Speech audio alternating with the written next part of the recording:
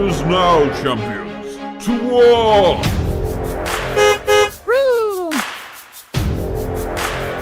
Begone, little one.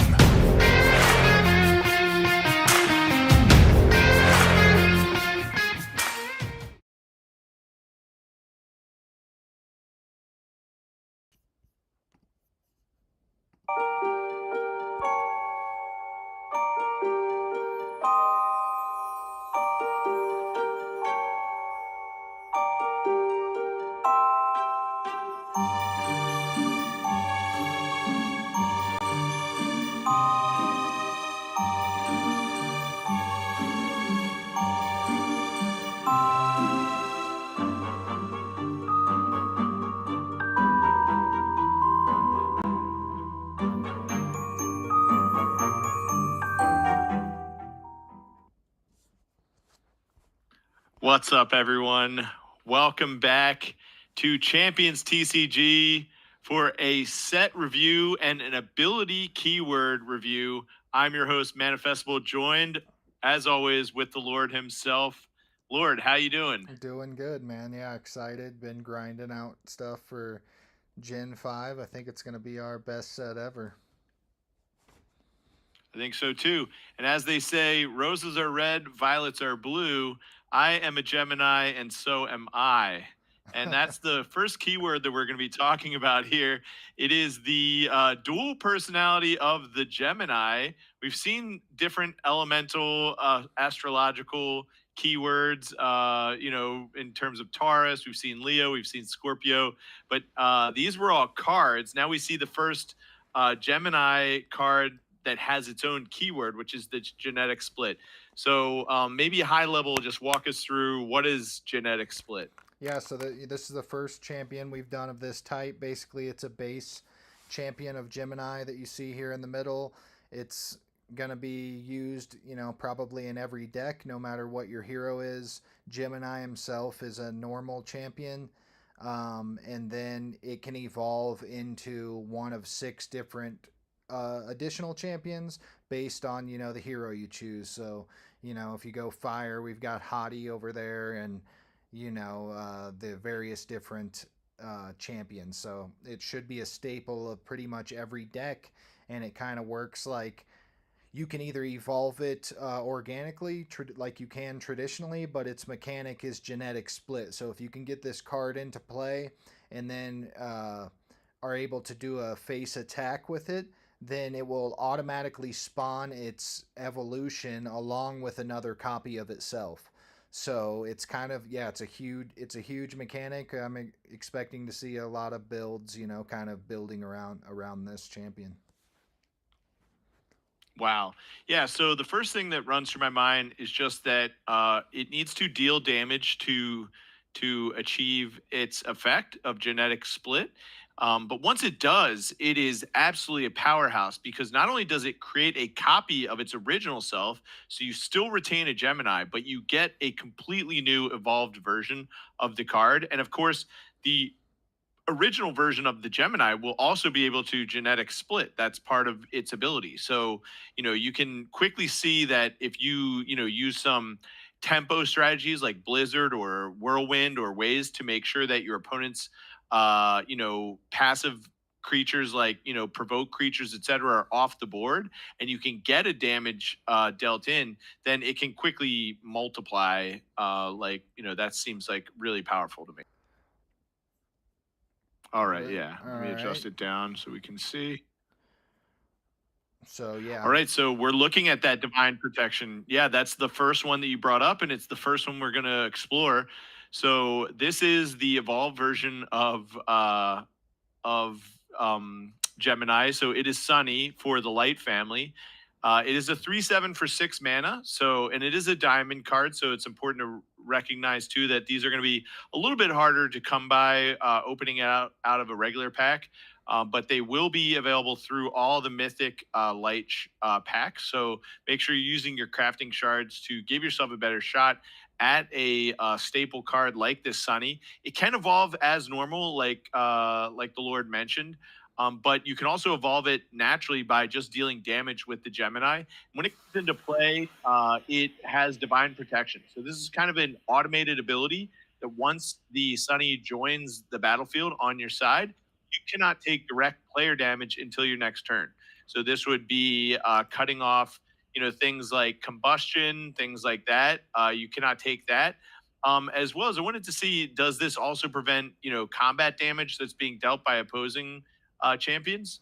I believe it's just face damage. Yeah, so it's coming in. It's stopping, like you said, combustion, vortex damage. I mean, it can be a super useful ability. When you're get running low on health. And Sunny, there's multiple hero or champions that are in this set that have the divine protection keyword. So, any of you light maxis out there are likely going to be running a few of these divine protections. And yeah, excited to see some of the strategies that kind of come out of this once we get going. Yeah, absolutely. We saw how important combustion was to our players in that pro invitational. And so this obviously, coming in and buying you protection for that turn, really huge. But then the other key to this strategy as well is that if you can do this every turn, if you can just keep attacking with that Gemini, you keep getting a new divine protection, you'll be able to potentially keep your protection for as long as you can attack with that Gemini. Yeah, kind of stopping, the counter to these, aggro decks that are coming in. There's going to be a lot more of that in this set. We have a few more abilities that you'll see are going to play into different types of aggro styles, but light should be a decent counter for that, especially since it is kind of slower. You have to bless some of your creatures to get that face damage. Might probably have some retributions in your deck that you need to get off and things like that. So should be a useful mechanic. And then yeah, we'll get Absolutely. into an exciting one here next. This is Zero. Believe Zero's favorite mechanic coming up here, but yeah, Tempest. So yeah, kind of read through that. Give me your initial thoughts. All right, so we're looking at Evelyn Tyr, the goddess of wind. It is a 3 mana 6/6, which is just monster stats out of the air family, the air element. And Tempest says return all your friendly cards to your hand, and it gains +1/+2 for each card returned. So this is a great card to rebuy the cards with great abilities that you have already gotten their abilities used, such as Blizzards or other Whirlwind cards. Of course, if it's an air card, you're going to have other great Whirlwind cards like, cards like Eaglon and some of those types of things. Those would be able to be rebought. And yeah, it's going to become huge. So not only it starts off as a three Well, six six, and I believe but even this if you just was. return one champion, Yeah, no, yeah, I believe this is outdated. We did, I believe, update her to 4 mana because it was a little too powerful. So this is an outdated card image I'm showing you. But yeah, no, still all the same effects, everything gotcha. you're saying.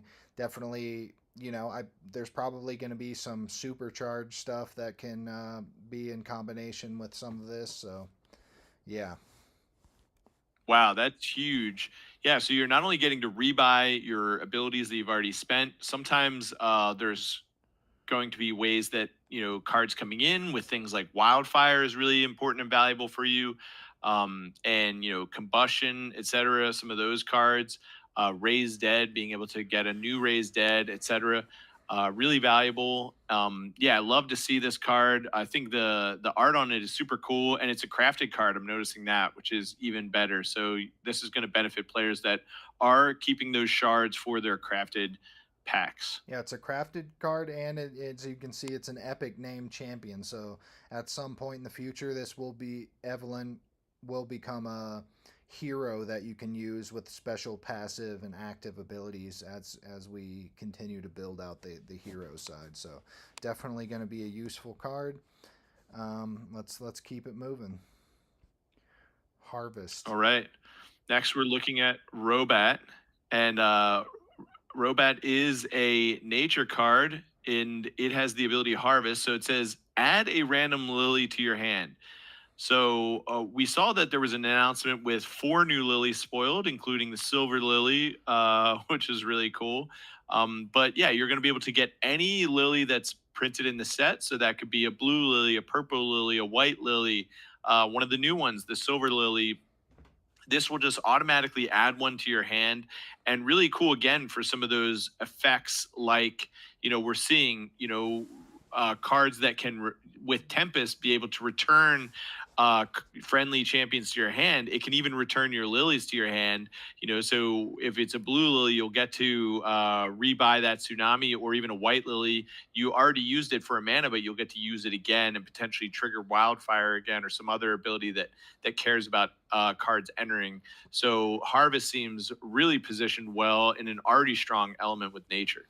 Yeah, Harvest is coming in there super useful with Tempest because all the lilies are 0 mana. So yeah, there's a lot of stuff you can do there with Tempest, or casting an extra Inferno, or one of the lilies is Wind Seeker now. So yeah, Harvest is going to be a big mechanic to build your deck around.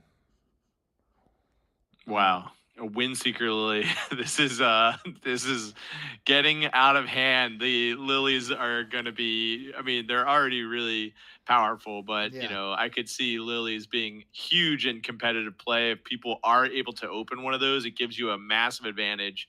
You still, it doesn't win you the game on its own because it's just a card. You still have to deploy it properly, but they're going to give a massive advantage to players. And what's interesting is that, of course, opening the lilies are extremely rare, extremely hard, but you get to stock your deck full of these harvest cards, and you don't actually have to open them because you'll get one for free. That's so powerful. Yeah, lilies are, like a staple card for us. You don't run into it much in standard, so Harvest is a way to get people to play with those different lilies. It is a random, so you're not going to be able to, seek out a Wind Seeker lily. It's just going to harvest you one of the random. I think there's 6 or 7 lilies there. So, but yeah, definitely a useful mechanic.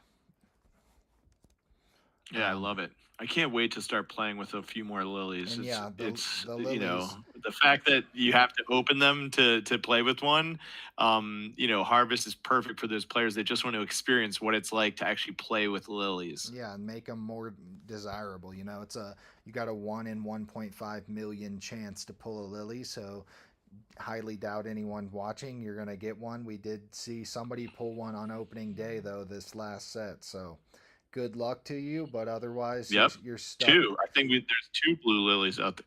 Otherwise, you're stuck with the Yeah. the harvest to get your lily fix. Yep. It's a poor man's lily. Poor man's lily. Yeah. Yep.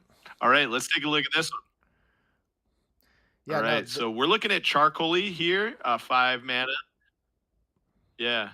Yeah. No. This is one of my And favorite. it has the ability Arson. This is from the fire element. Yeah. No, sorry. I think we're on kind of like a delay there, but yeah. No.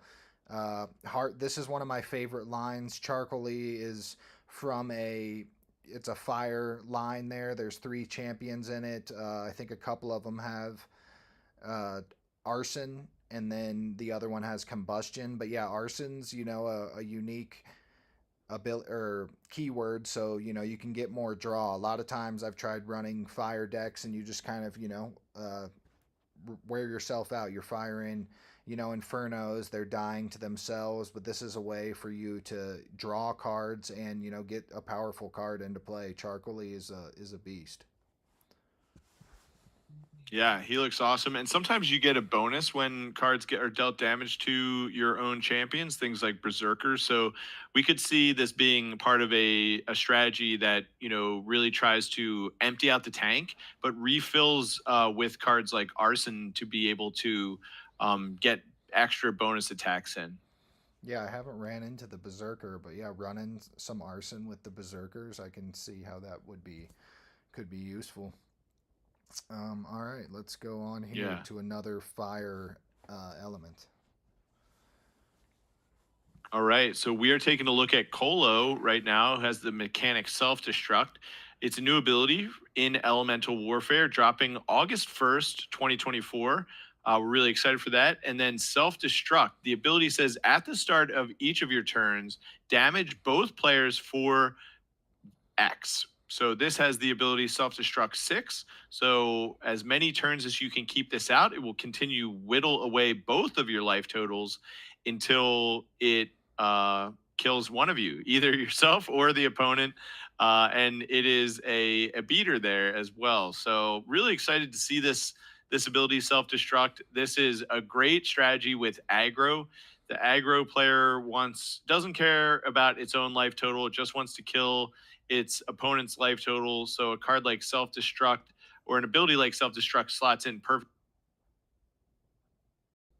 Yeah, self-destruct. There's 3 or 4 of these in the set. This is a 9 mana, so kind of be tough to get this one into play. But there are some useful ones, at lower mana cost for those aggro players. Yeah, and sometimes it can just do, we talk all the time about how reach is important, but being able to slot in and get that last few points of damage in after you've sort of burned the tank and getting your opponent to, under 10 or something, I think that's really great because sometimes it's hard to get them from 10 to 0. You can get them to 10, but they sometimes sort of stabilize around 8, 6. We've seen that a lot. All right, yeah, let's go on here into another nature ability. So Afterlife, I've been messing around on Dev a little bit and seen some unique uses for this ability. But yeah, you're combating the aggro player. You've got some clears in nature, and then this is going to help you with your life total as Frontaria comes in with regrowth. So useful card. Absolutely. Absolutely, an incredible card, really powerful just on his own. I believe his stats are 6/6, so he's really beefy, really healthy. Of course, regrowth when it dies gives a big bonus to your entire board, and it's a great way to complement a really low to the ground synergy strategy where you're trying to get underneath the opponent's defenses and sort of peck them away, so to speak, with lots of little attacks. But suddenly now you're adding the Fontarias and those little guys that you've started off with, like Joitas and some of these cards that have are low mana but have strong attacks. Now suddenly they're becoming monsters. They're almost becoming Aldrich Soyhammers in themselves when you have 3 Fontarias on the battlefield to buff them up. Now all of a sudden all these little beaters, they become giant staples. So really excited to see Afterlife come down because Fontaria is a really beloved card, and would love to see see some more play here with After. Yeah. Yeah. All right. We'll keep going here. We've got about 4 new abilities left. This one is one of my favorites. Boris is like our staple card. I think he's on the generic card pack. So buying those initial packs, you're going to be seeing Boris on the front of those. And yeah, it's a crazy card. Yeah, I mean, kind of read through it and give me your initial thoughts on it. I've ran into it a couple times in Dev, and I mean, look at him, he's a beast. Absolutely. He's a complete Chad. He's a hedgehog Chad. Hard to believe that he came from the family of Doris and Morris. Those look like they could barely even be like a ripple on the bicep of Boris. But yeah, really cool card. So the ability family, just so we can explain it, when Boris is on the battlefield with both Morris and Doris, you have this, super ability where he gets rush, he gets rock solid, and he gets infinite strike. So he just basically becomes like a complete board clear. Motivated by the strength of his family, he's able to just wreak havoc. And what's interesting about this, and I'm really excited to sort of see this one progress, is that we're seeing the beginnings of maybe the first combo deck because we've seen a lot of mid range, we've seen a lot of aggro, we've seen some control, etc. But we haven't seen a deck that really benefits when it gets certain key card combinations into play. And we're potentially seeing that where Morris and Doris in and of themselves, they are completely fine. These are great cards to be playing in certain strategies where you want to sort of tempo and buffer and play a little bit of life total gain where you're playing more of a mid-range to late game strategy. But now all of a sudden Boris comes in, and if you can time these all together, even for only 7 mana, playing them all at once on the same turn, it is absolutely backbreaking, and really excited to see how this one comes because the combination of Rush, Rock Solid, and Infinite Strike is pretty backbreaking for any player. Yeah, no, I mean, Boris doesn't mess around. He doesn't want anyone touching his mom and dad, so he's coming in there. He's wrecking it. Obviously, Morris, his protector of innocence. So these are two innocent creatures that aren't doing much damage. They're easy to deal with, but yeah, you get them all in there on the same turn. He's something to be reckoned with.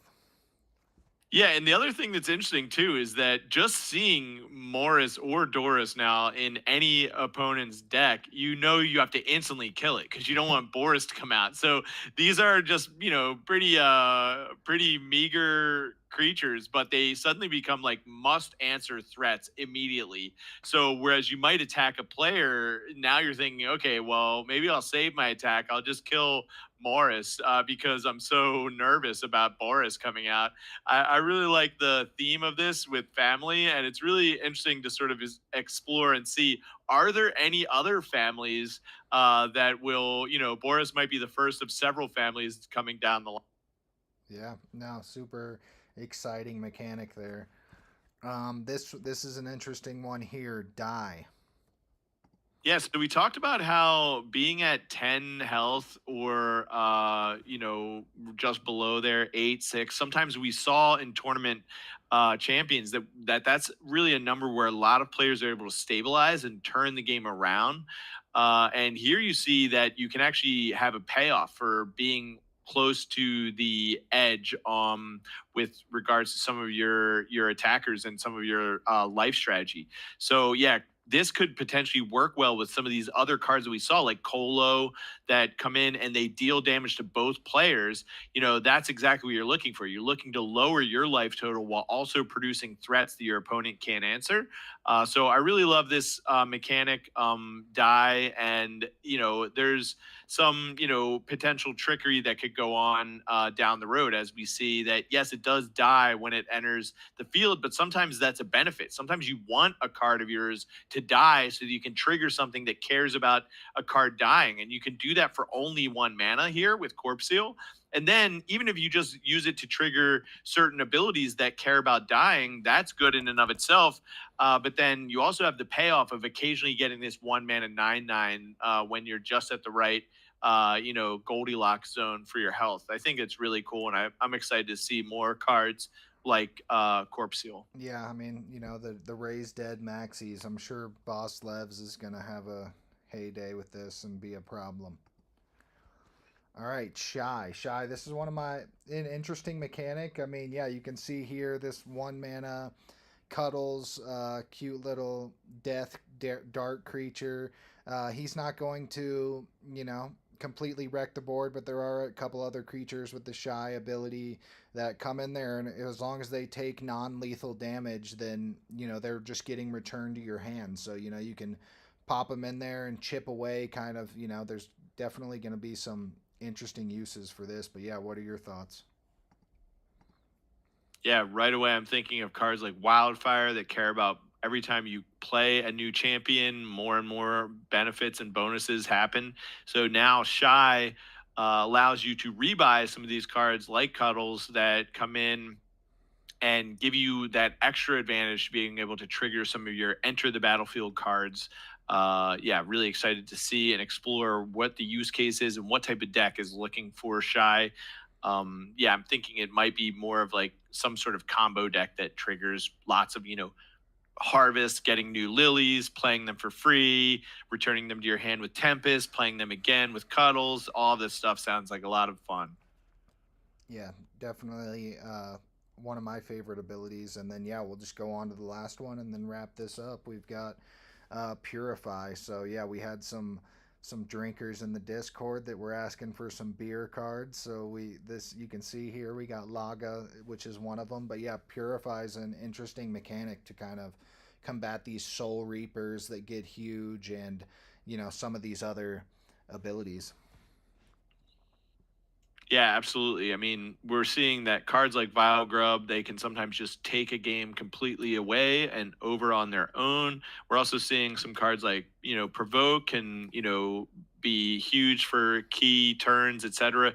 And, this Laga from the light elemental family, it does have the ability to completely get rid of one of those key passive abilities.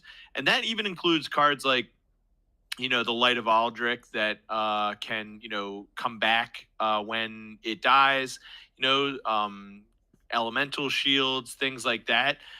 You have the ability to get rid of that with a single purify, and I think this will be a very meta dependent card where in certain metas, this will see a lot of play because you'll be wanting to get rid of some of these staple passive abilities. But then as the meta shifts, maybe it becomes a little bit less frequent of a card, which means that it becomes less this card, and then you see the return of the passive abilities as they sort of see less Lagas out there. So I'm really excited to see how this can impact an ever evolving meta. Yeah, and actually, I realized that we were missing a few abilities here, so I'm just going to do this on the fly Sure, to because I showcase. noticed, yeah, Yeah, we have another ability too that I think works really well with Shy. So remember, Shy is the ability that when it takes non-lethal damage, it comes back to your hand. I'll go to that one in a moment, but first we're going to talk about Dofa Tinker Time, always late.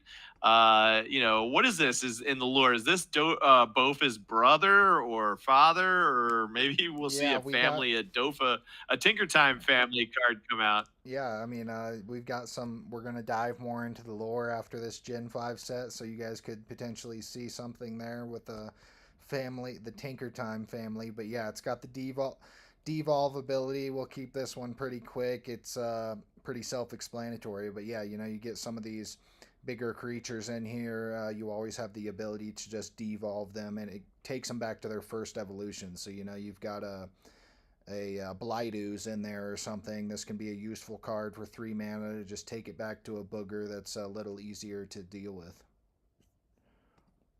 Right, or a bog, because that's the first one. But yeah, the other thing that's interesting about this is that you don't always have to use it defensively, although it is a great defensive card.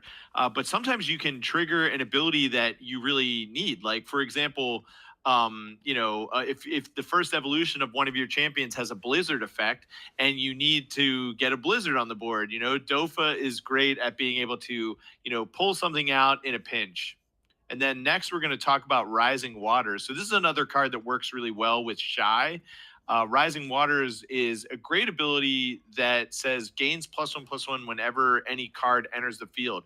So another card that's really good with cards like Tempest, cards like Shy, cards with the Harvest ability that are going to be getting you a Lily, because these are cards that as the waters rise, they continue to get stronger and stronger and stronger. It's a little bit in some ways like that Vile Grub, where it just can spiral up into a huge champion, but of course it does it every time you play a card. So you're really incentivized to continually return your own champions to your own hand, and rebuy them for maximum effect.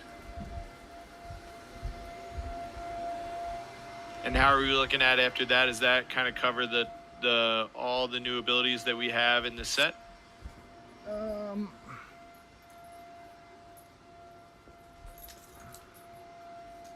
If so, we are looking at elemental warfare here, dropping August. sorry. Okay, yeah, We got that's one okay. more Yeah, that's yeah, comes in. It's super useful with the one we just looked at, which is the Rising Waters, and that's obviously this recruit mechanic, which you can see how Rising Waters can become a problem with this.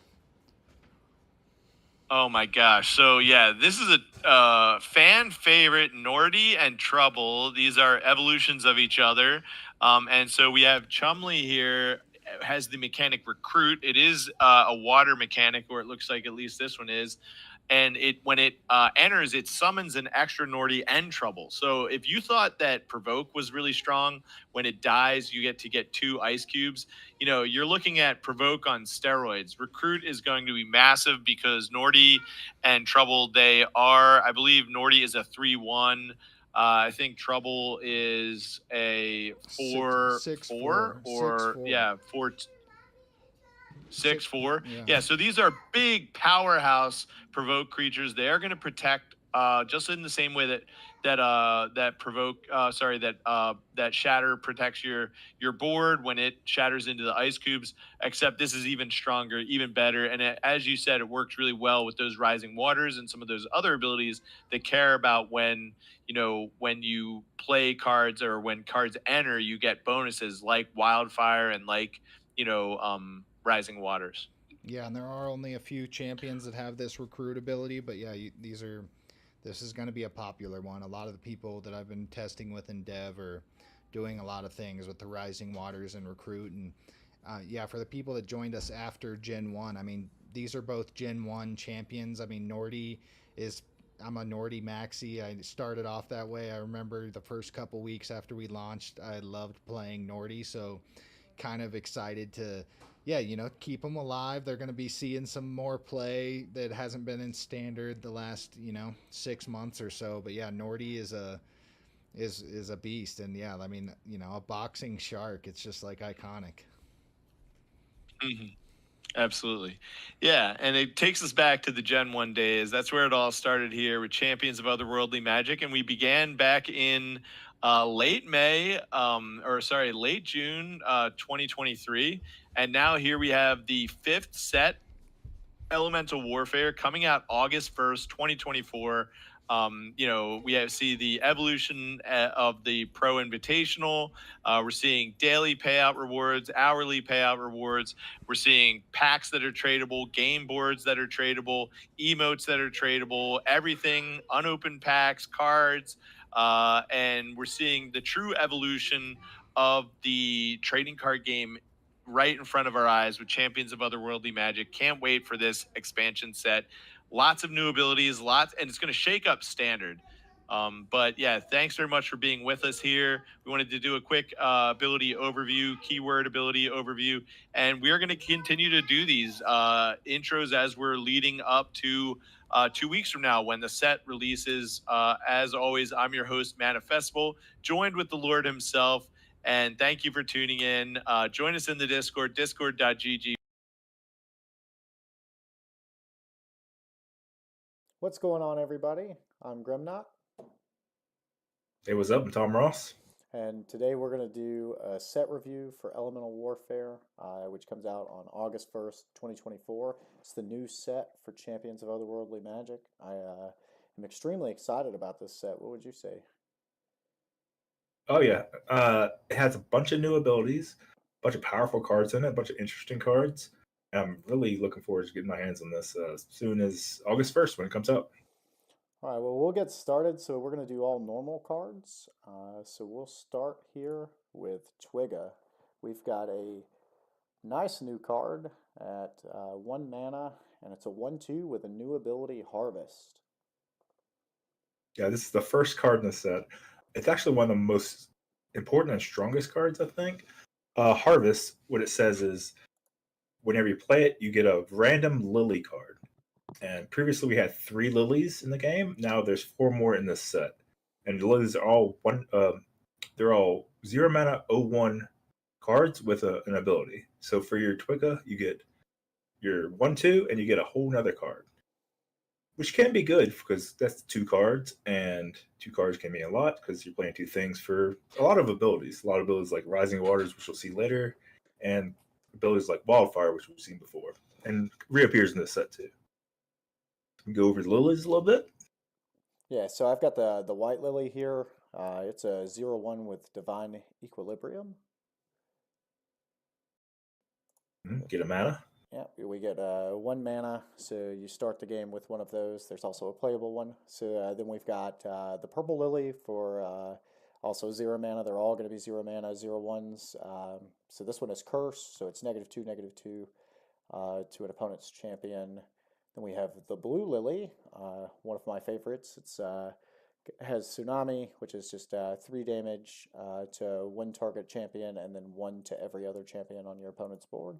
And now we get into some of the new lilies. So we have the Red Lily, which is 0/1 with Inferno 1. So that's what is that? It's 3 to 7 damage to, or 1 to Inferno 7 does damage. 1 to 7. Yeah, 1 to 7 damage to a random creature they control, which is still strong for a 0 mana card. That Absolutely. came with a 1/2. And then we have the Silver Lily, which is the normal lily. It's a 0/1 with Provoke, so nothing can be targeted or attacked until this is off of the board. And then we have the Green Lily, which is Life Bloom 4, so you'll give 4 toughness to one of your champions on your board of your choice. So, and then we have, I believe this is the last one, the Teal Lily, which has Windseeker. So it allows you to target another champion that is on your board and go and get an evolution line from it, or a random card out of off of the top of your deck, I believe it is. So we'll move right into Twigga's evolution, Sticka, who is a 3 mana 3/5 with Harvest. Yeah, the Twigga evolution is pretty nice because you play the Twigga and it's pretty small, but you get your upfront value. You get a whole nother Lily. And then the Sticka is bigger than the Twigga, of course, like all the evolutions are, but you get Harvest again. And a lot of the lilies are strong. Like, say you play Twigga and you hit the Teal Lily, because it has Windseeker, you just stick it into your hand. That's awesome. Or if you don't, maybe you get the Blue Lily, which has Tsunami, 3 damage is a thing, and 1 damage is the rest of the stuff. So this is a very cheap chain, and there's a ton of just material you gain from it. Like the chain just creates more Harvest, more lilies. So I think it's going to be one of the stronger evolution chains coming out of Set 5, coming out of Elemental Warfare, and it's all normal, so anybody can play it. Yeah, and speaking of that evolution chain, we've got the final evolution here, Trunker, who's a 4 mana 5/9 with Guard. Yeah, that's great. I mean, say if if you hit the Teal Lilies, you play these 3 in your deck. Like you play a 5/9 after you got your value from the Harvest. It's just pretty solid creature. You just have a 5 power, 9 toughness creature. Guard means you can't target it, so like it's going to live through a lot of stuff. It's going to live through combat pretty well, and it can't be targeted. So I mean, it's going to be a significant factor in the board and a chain that you've accumulated great value out of already. Yeah, and if as you were saying, if you hit like the Windseeker Lily, for example, you're also inherently just gaining your card value back, right? It's almost effectively costing you no resources to play it outside of the mana that you put into it, right? If you go Twigga and then you get the Windseeker and you're able to evolve, you're going to be able to draw a card to get that back. So it's kind of just almost recycling your deck or thinning your deck in a way, I think, which is something. Yeah, Windseeker's draw a card at worst, but at best it's huge tempo, huge mana reduction. And even a lot of other lilies are pretty decent too. Like you say, you get the silver one to Provoke. I mean, a lot of the cards you want to evolve, they need a little bit of defense or they're going to be attacked. But even like a silver lily is pretty decent. It's to protect your creature you want to evolve. I think like a lot of lilies are sweet for Harvest. I mean, the downside of it is you don't know what you're getting, but a lot of them are good hits, and a lot of them are especially good hits. And I think this is going to be like one of the stronger evolution chains going into standard whenever Elemental Warfare comes out. Yeah, I absolutely agree with you. So we'll kind of keep it moving. We're going to move right into Mystara. So we have a 3 mana 2/9 Rusher. Yeah, so of course you can't attack with creatures or champions that deplay immediately, but cards with Rush can. They can attack the opposing champions or attack the opponent. This one, it's the first 9 toughness Rush creature for this much mana, but you generally want a little bit more punch. A lot of the effectiveness of Rush is that you can attack the opponent for a good amount of damage out of nowhere. Of course, you can like take down creatures with 2 toughness and they whittle at their board and stuff. But this card looks solid. I haven't seen these stats before, so this is one I have to really see play out to know how strong it is. I think it's on the weaker side, but they have interesting numbers on this where I could be surprised. Yeah, absolutely. a big toughness for a 3 mana creature. I think we've seen it in a few other cards, but I don't know how many of those have been standard staples. So it'll be interesting to kind of see how this card plays out. So we're going to move into our first non-Lily Diamond card here. So we have Wagyu for 2 mana. It's a 4/5 with Overkill. Yeah. So a little precursor here. We're recording this a little bit earlier than the set will come out. Some of the cards may change. On face value of this, it is a weaker version of cards we've seen before, like Nibbles and stuff. But we don't know how exactly the named cards will impact future heroes. So hopefully it'll get a little bit better. But in context of this set, I mean, a 2 mana 4/5 is good.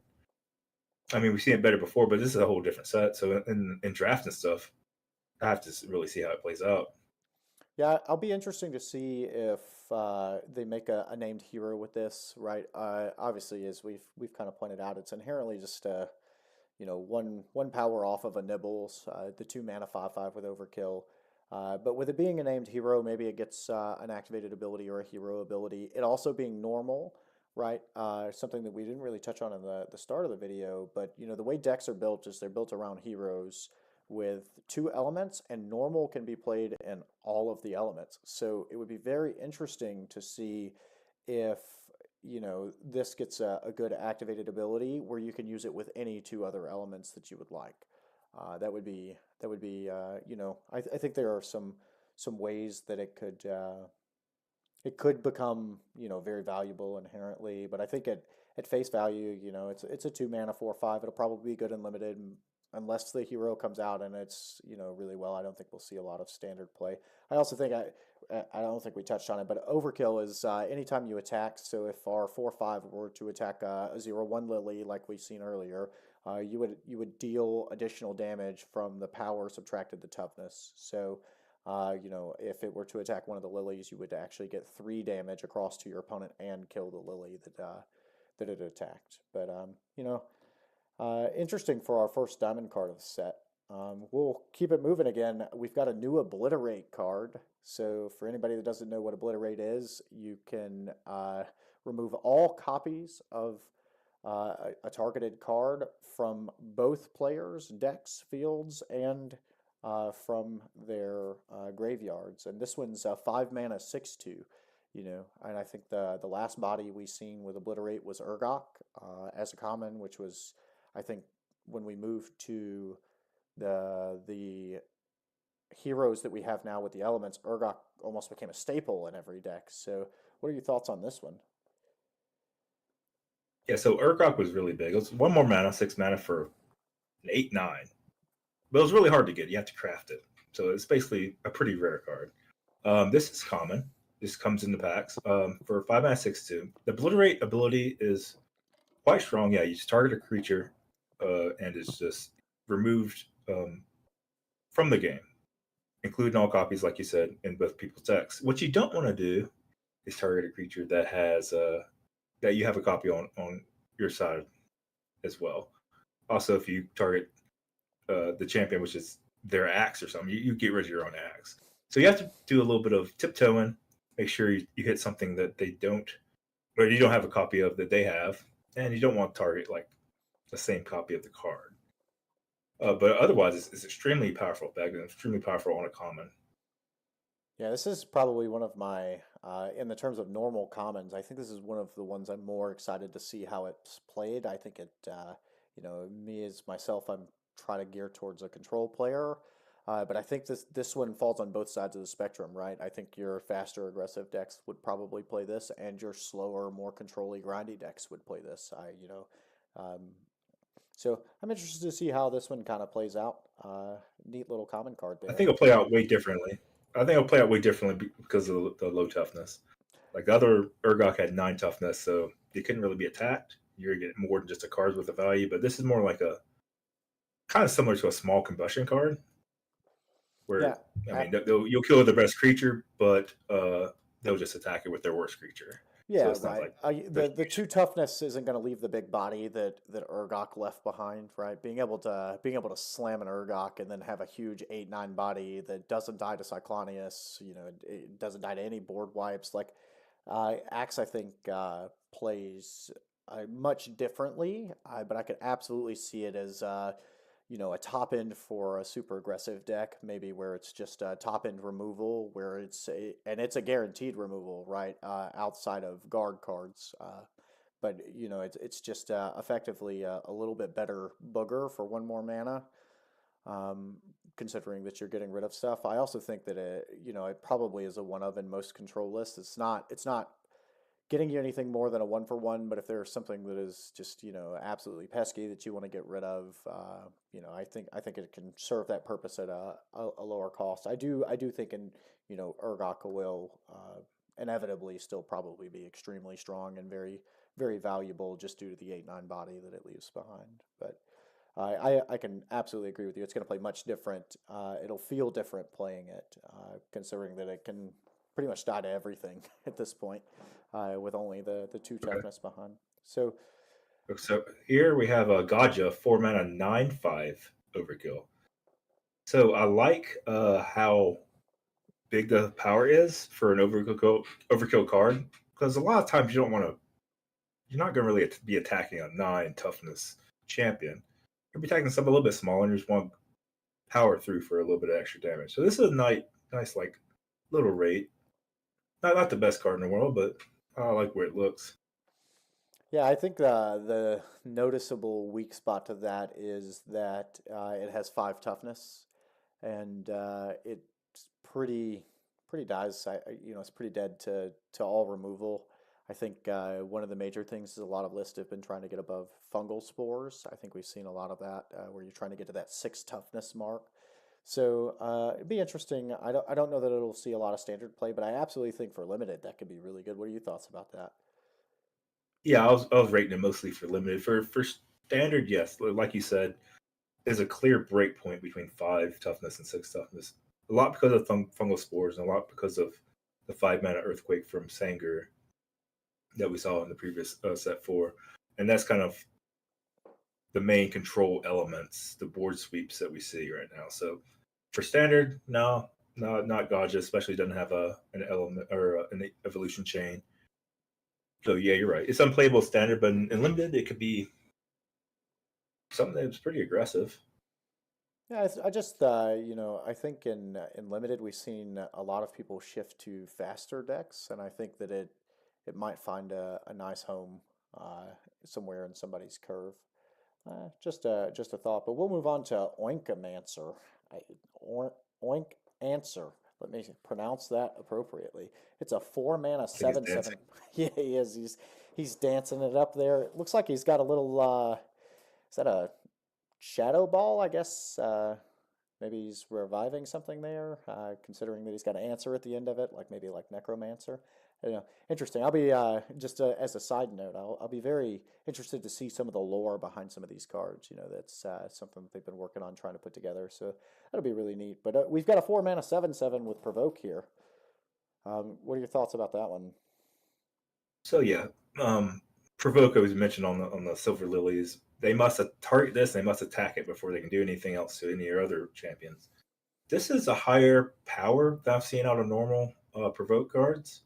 We've seen like 3/7s, 4/7, or not. I'm sorry, 3/9s, 4/9s. But this has a lot of power on it. But actually, power is not that good on provoke. You want provoke to be soaking up damage, so those are a little bit better. This kind of is in the middle of like, does this want to be attacking? Does this want to be protecting your stuff? So it looks fine, but not really serving a real clear purpose. Yeah, absolutely. I 100% agree with that. It feels just looking at it, I feel, like I'm not certain if I was to play this card on the board if I should attack or if I should, if it's supposed to be soaking. Like you said, it feels very middling, and I'm just not certain how I feel about that with provoke. So be interesting to see how that one plays out. So now we've got Sigma. So we've got a 5-mana 9/5 rusher. I believe we've seen this body style before, just in a higher mana cost. Yeah, we saw a 7-mana 9/9 rush, and a lot of its power was that it had 9 power and it had rush. So this is going to close out some games. This is a seriously high amount of damage out of nowhere for 5 mana. I mean, it does die, of course, to everything, but you know, it doesn't matter if it dies to everything if you kill your opponent just on the spot, which I Yeah, think this will do a lot.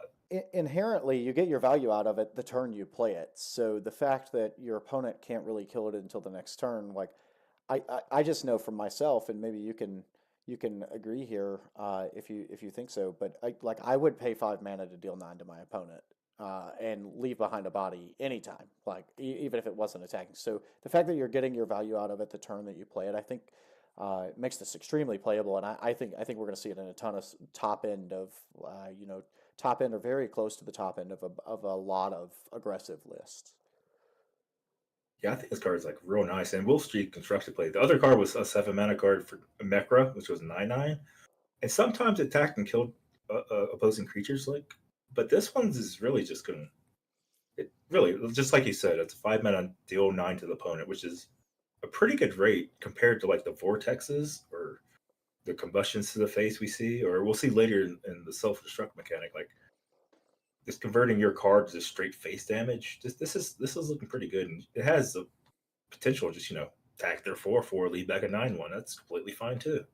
I think this card's really good. Absolutely, and the longer it stays on the board, if it's not dealt with the next turn, like you're just getting increasing amounts of value. I do think that of the cards that I've seen, this is one of the better rares that I've seen, I think. So I'm very interested to see how that one goes. We'll move on over to Lynxia. We've got a 2-mana 5/3 with Aegis. So the important part about this card is it does have an evolution, and 2 mana for. Well, we've seen this kind of before. 2 mana 4/3 Aegis, 2 mana 4/5 Aegis. This is the first like 2 mana 5/3 Aegis, but that's not really relevant. The relevant part is it has an evolution. We'll get that in a second. But Aegis on a small creature is important because you can throw your Aegis creature at their thing. Now it doesn't have an Aegis, but you just evolve it. So you got your value out of the card. You got it to like a weaker state, and you just convert it to something else. Yeah, and speaking of that And I evolution, guess we just go yeah. ahead. Yeah, I'm just gonna say just go right into it. We go into Shadow for a 5-mana 9/6, which is a good jump. Like jumping from a 2-mana card to a 5-mana card. You get your Aegis back, and the 9 power can attack anything. At that stage in the game, this can come down on turn 3, and 9 power is gonna kill anything on turn 3. And it has that 6 toughness we were talking about earlier. That's so crucial against the fungal spores. Yeah, absolutely. So I think its change looks pretty good. yeah, I think this one looks very good. As you were saying, being able to play, your turn two, playing a 5/3, and then maybe hitting your opponent's, your opponent's Fominical or their Timber Fawn. I think that's also very interesting that it actually kind of trades well with Timber Fawn. You can knock the Aegis off and then evolve it, draw a card. Now you have a 9/6 that isn't going to get its Aegis knocked off by fungal spores. Outside of being hexed, is probably going to be sticking around for a few turns, and I think that's a very good evolution chain. I look forward to actually probably trying this out myself. I'm very big on Aegis, so I really like the ability. So we'll see how that one plays out. So now we've got a Pudgy, and boy, is he cute. He is something there. He is a 1-mana 1/7 with Berserker 3. Yeah, I think this is one of my favorite cards from normal and set. So we saw Slot before. It's a 1-mana 1/8. Not trying to put that into a lot of decks. I put it into a lot of decks because the combination of power and toughness is just so high of a rate. But the problem is you have to do something with Slot. You have to like enhance its power somehow. Usually with cards like Geode, light cards that have Bless. Pudgy comes with that naturally with Berserker. Whenever this card takes damage, it gets 3 power. So, say if I play a card that says Earthquake for 1, Rock Nada. Now it took the 1 damage, so that's 6 toughness. Now it's a 4/6. That's pretty good for 1 mana. Because it's better than any other one mana card that exists. Yeah. And a problem with Slot before is like you couldn't really chip away at stuff. They play like a 3/3 and just kind of beat on it, and they're gonna kill your card before they kill their card, kind of stuff. Actually, 3/3 didn't work out, but 4/4 would. But this, like, if they try to chip away at it, you can hit back. Like, you can trade your 1 mana card for half or how much their card costs, probably 2. So it's often going to trade up. You could often do things to itself to get the power up early, and it's just going to be like threatening a whole lot of things. Like people play the eggs earlier, like the egg chains, the egg cycle from previous sets. It's a little bit different in the set 5, but it just doesn't die to anything. It really checks all their early plays, and they can't really answer it that cleanly. So I think this card's really strong, and we'll get into the evolution of it in a second too. And I think not sure about the evolution, but definitely this one. There's some new abilities that I think we'll get into a little later in this series. I guess we'll call it here. But I think there are some abilities that are gonna make this card even better just naturally. Such as the fire ability that's gonna be able to deal damage to a random card on your board. I think when I was looking at it, there's a world where you play this and then you play a 2-mana guy that draws you a card and deals 3 to this, and you end up with a 4/4, and you've drawn a card just naturally. So I think that's pretty good for turn 2 play. But here's the evolution. We've got Plumper, and he turns into a 3-mana 7/9 with no ability. Yeah, I think this may be the only no ability card in the set, but it's also bigger than anything we've seen from this mana cost. Like, I think the highest we've seen is 7/8. Yeah, This is really big. This is like constructed playable big, and like we said about 9 or 6 toughness being a critical number, 9 is also very critical. It's like a lot of the sweepers, like Cyclonius and Charlene, they aim to sweep away everything that has 8 toughness or below. This is get beyond that. This also can be played off a 1-mana card that you probably got some value out of. You probably made some attacks. You probably influenced their decisions because this berserker that's looming. Like after the punch you got is worth out of it, or if you just play it turn 2, I mean, it's just gonna be huge. Yeah, absolutely. I think just again, as we kind of go through the cards, my brain starts churning about different things. But we just talked about like playing the Plumpy and then dealing 3 to it, getting a 4/4, getting 4 damage across, drawing a card out of that, and now you have 2 bodies. And then on turn 3, you can attack with your Plumpy again if it hasn't been dealt with, and then you can make a 7/9 out of it. So you now have not only drawn a card, gotten a damage across, you've also got a 7/9 body out of it, evolved, and drawn another card. That sounds very good to me, and that's just off the top of my head. I think there's probably going to be a number of other ways that this evolution chain can be used, but that's just I think it's got a lot of playability. Like it doesn't even have to be a chain. You could have a 4/6 in play and just on your third turn just play Plumper. I think it's completely fine. Absolutely, yeah. Even the card by itself, I think, is playable. I 100% agree with you there. So now we've got another one of these rusher cards. I think we're seeing a good number of these. This one's a little bigger than the last one. So we have Ram Raid. He is a 5-mana 7/8 with Rush. Key note here is that he is Diamond. Yeah, it's a little bit different than Sigma, which was a 9/5 for the same cost. This one's gonna be attacking a lot more creatures. This is gonna be more of a control thing. I mean, if they're like 7, you kill the opponent, but this is more better size to like be like a 2-for-1. Like attack their 5/5 now. Hey, deal with the 7/2. It's more like a 5-mana 7/2 removal spell. So it's kind of looking more like Axe that can also kill the opponent. I think it's stronger. I think it's stronger than Axe, but I think Sigma's higher power just to kind of do what a deck is designed to do that includes Sigma. Sigma would be better, but this fits more roles. So it's better in the abstract of all decks. So I'm not really sure which one's better. I think Ramayat. How do you pronounce this? Ram Raid, I believe. I believe it's Ram Raid. Yeah. So I think Ram Raid would be better in limited, but I think Sigma will show up in more standard decks. Yeah, I think I can agree with you, right? We kind of touched on this with Sigma, but your value out of the rush ability is what you're getting, the damage you're getting across as soon as it hits the board. What I will note is that 5 mana, you and I we've had a number of conversations about that 5 mana slot when building decks, and I find it to be very awkward to try to slot it into some list because a lot of, especially I think when you get into the later stages of the game, you really want to start trying to get to 2 cards per turn, and or getting more value out of your cards. Having a 7/8 does make it big. I think keynotes is that you can play it, get 7 damage across on a clean board, and it doesn't just immediately die to fungal spores.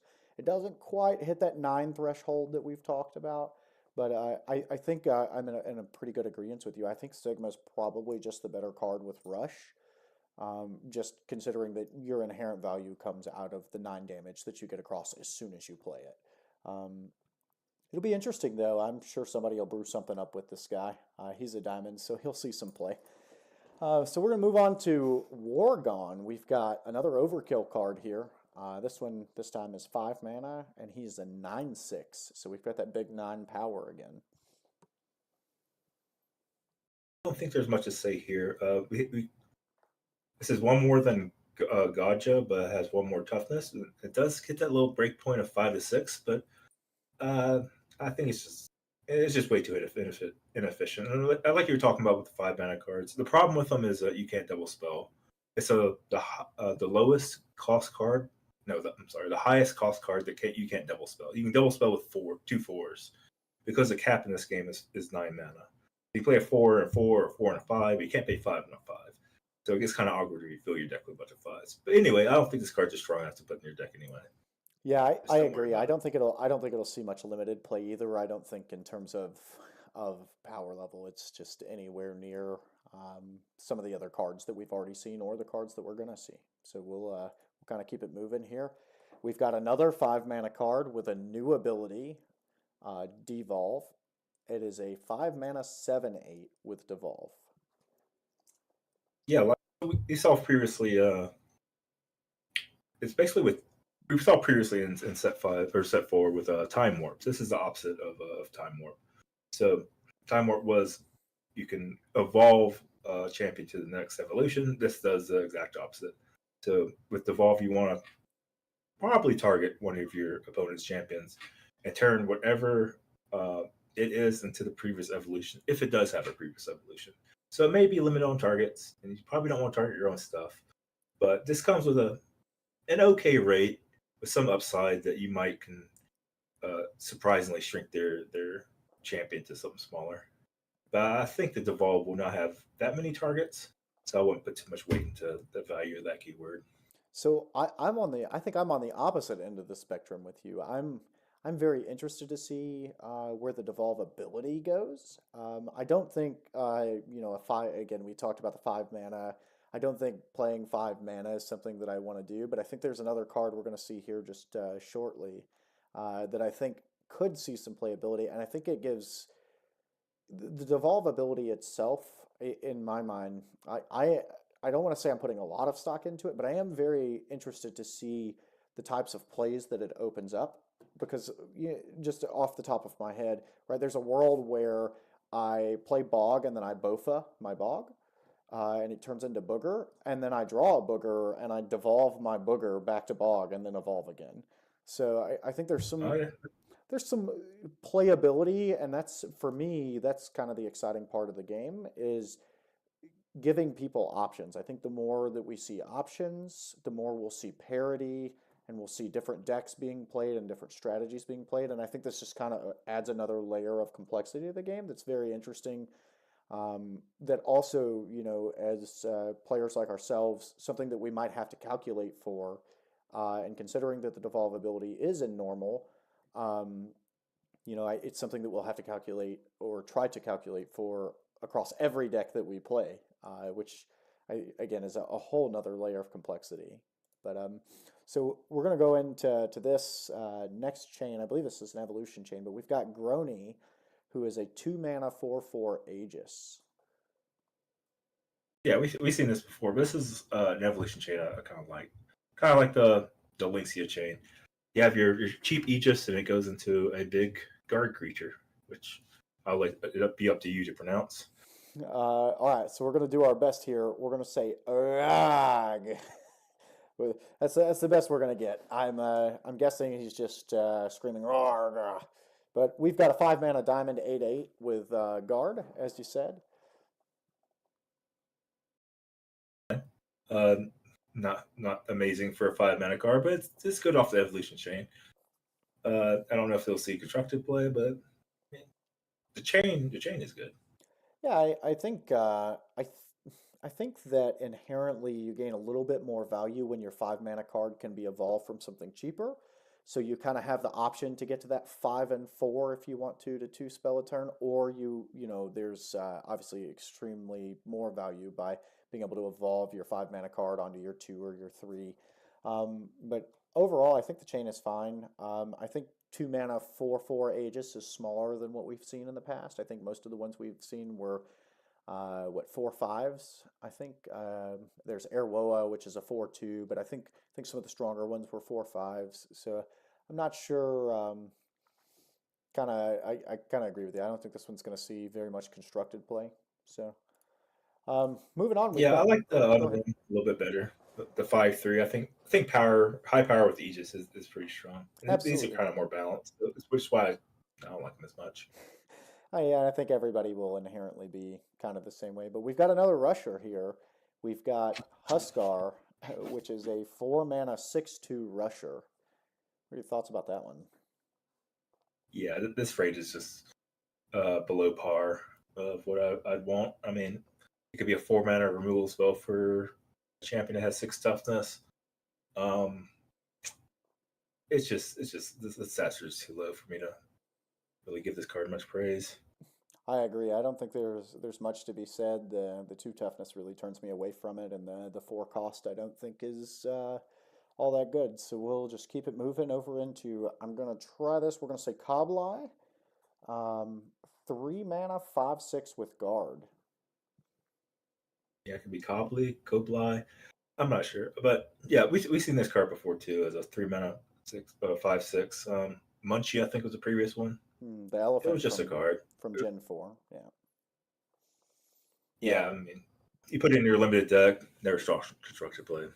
Yeah, I don't think this one's gonna see very much play. And Munchin was a common. This one's been moved up to a rare. So I don't think it's gonna see much. So we'll just we're kind of moving down the list here. We've got armored ability, which we haven't seen yet.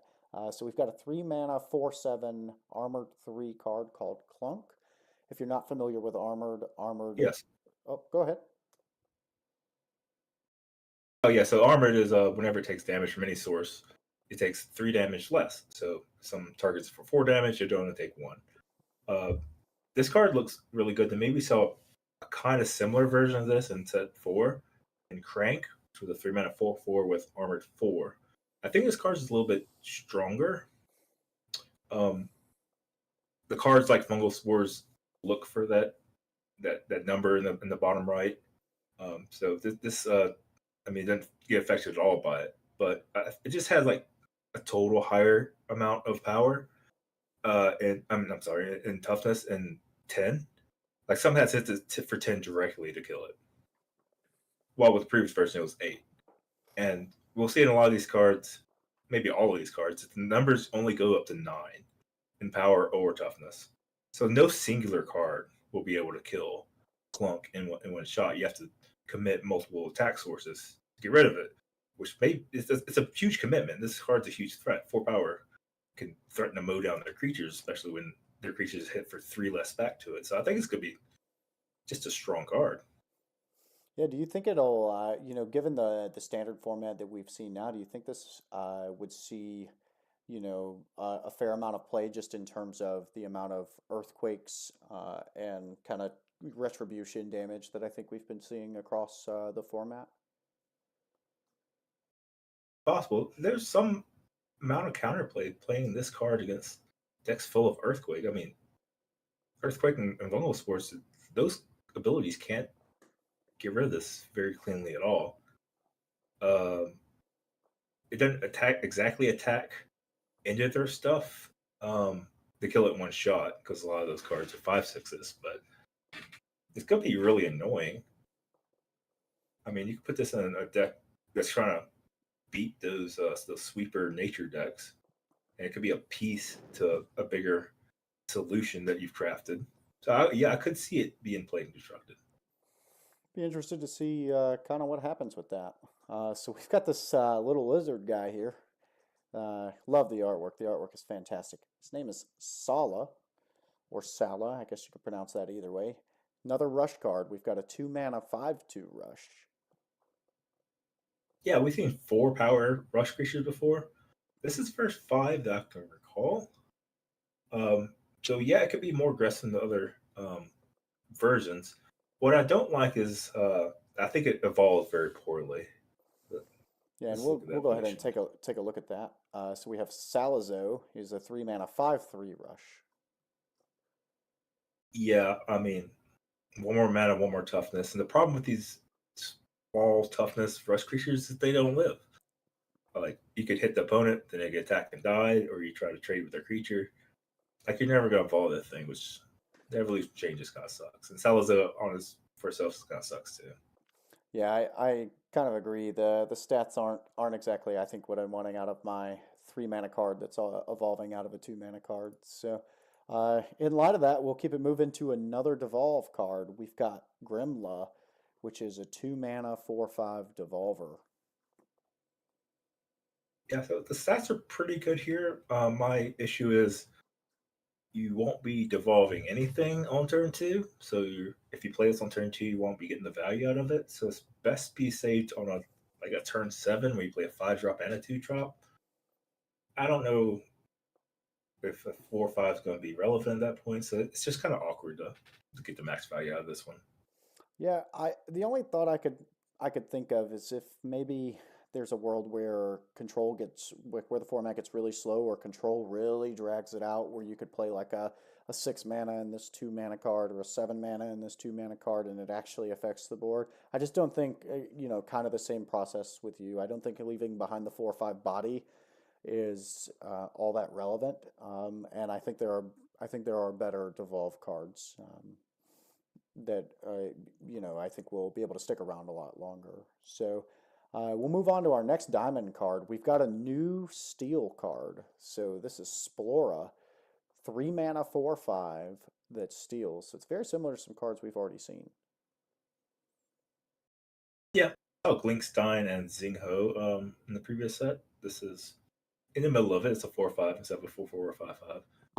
Yeah, I mean, we've seen this effect force been strong. It's been played and constructed. I mean, when those other cards rotate out, this will be the guy for stealing. Um, but yeah, it's just weaker than Zingho, so I don't really know his place right now. Yeah, and just I guess for everybody, I don't think we've talked about the steal ability yet. So steal just says that when it's played, it takes the top card of your opponent's library and you put that card into your hand. So you get to play, you kind of get to play your opponent's cards there. But yeah, I'm not sure how I feel about this one. I think almost infinitely, I would probably rather play Zingho. Um, just food for thought, I guess, maybe as more sets come out, maybe this becomes playable if Zingho and Glinkstein rotate out of standard at some point. I just don't think it's probably going to be a card that sees a lot of play right now. So we've got Vicodin. He is 6-mana, 6/9 with armored 7. That is very big armored number. This is kind of unkillable. We saw a similar card in Armadillo. I can't quite remember how this matches up against that, but I believe that card saw. Armadillo. Well, Yeah, go sorry, ahead. I was just going to say, I believe Armadillo was a 7-mana 8/8 with armored 8, I think is what it come out to. And if you have Armadillo pulled up, maybe we can get those stats. Just to Case, it's going to be unkillable outside of yeah. We can say it dies the hex, but this really just doesn't die to anything but hex. I mean, nothing's going to do 7 to it. Most of the sweepers do 8.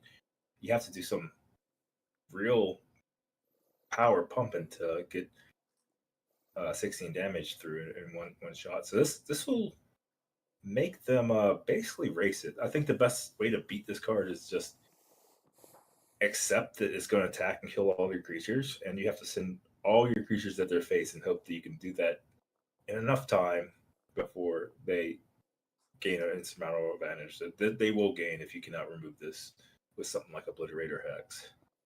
Yeah, I think that's probably the only two real ways that this, this ever gets killed. But I also don't think, given the state of Standard, that it'll be playable. I think in terms of your 6 cost and your 7 cost slots, there are probably some better cards to be played, considering how many Hex and Obliterates are already played. I think this is an absolute limited bomb. I think it could be extremely hard in draft to be able to kill this. I would actually consider pack one pick winning this if this showed up in my pack. This is almost unkillable. Yeah, it's quite possible. There's a card Mizarok, which was a 6 mana 9/9 from set 4 that had Fortify, and that basically had infinite toughness. This kind of card also has infinite toughness too. Infinite in terms of they need to completely shift their tone to get rid of it, or like I said, try to race you out. It's gonna be tough. Mizrock was the first pick, by the way. Yeah, absolutely. And I think when you get into these larger armored cards, I've played a lot of like Medusa with Armored 5, and I've tinkered around with the armored cards. When you get into the armored that is this big, you mentioned you got to get to 16, effectively 16 power in one shot. What I find very interesting is you get a lot of inherent value if you get your opponent attacking you more than one time, so they're not getting 16, right? You're getting that 7 armored every time they're attacking separately, which can be really interesting where, your opponent has a Cyclonius, or let's not say Cyclonius, let's say Urgok that's an 8/9, and they attack. They only get 1 damage across, so you still have 8 toughness, and they still have to go and find other things to kind of throw at you. So I think that's a super limited bomb. I'm not sure how much standard playability it'll see, but I guess time will time will be the test to tell us whether it actually gets to see any standard play. Moving on, we got another rusher. We have got Maul, as we can see, another beautiful card art here. We've got a 3 mana 5/4 rusher. So we're kind of right back in the same rush category here. Yeah, the toughness is a little bit higher than the previous card, but its mana is also higher. It has an evolution, so yeah, what you want to do is try to kill some, hope their board's clear, so this card could actually evolve. Hopefully you have a provoke. The evolution is decent. It's not the biggest jump, but it's decent. So the evolution here is Bolka, and it is a 4 mana 5/9 provoker. Yeah, it's decent. I think it's the same stats as Blue Bebby. I think it's the same stats as Blue Bebby. Yeah, Blue Bebby is a which 4 came mana off 5/9. We came off a 1 mana rusher, so that's a bigger jump in stats. It's something you can play on turn 2. This is worse because on 3 mana they're more likely to have ways to kill it. There's plenty of like 5/5, 5/6s for just 2 mana, so it's harder to craft a game state where you can play Maul and the Bolka. But if you can time warp it or something, I mean, decent time warp target, but I don't really see playing this chain on its own. Yeah, absolutely. So next up, we've got another Berserk card, this time in the form of Sessex. And he is a 4 mana 5/9 with Berserker 5.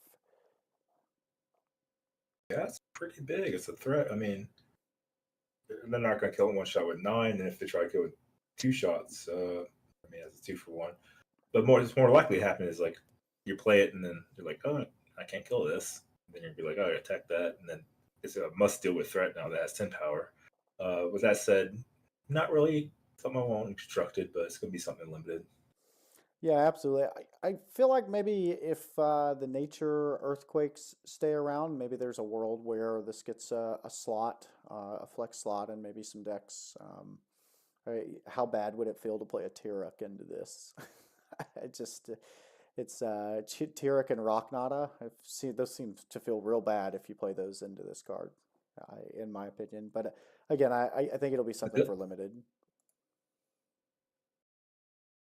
I mean, this with the big armor creatures with the pudgy, you can make a deck with full of berserkers and armor. So it really punishes the earthquake if earthquakes is just the meta. Just as a kind of a food for thought, as you're kind of throwing that out there, is there a world where you put the armored guys and the berserker guys, and you play the natures, the earthquakes, where you're kind of getting, I, it almost feels a little win more. I'm sure you've heard of that term.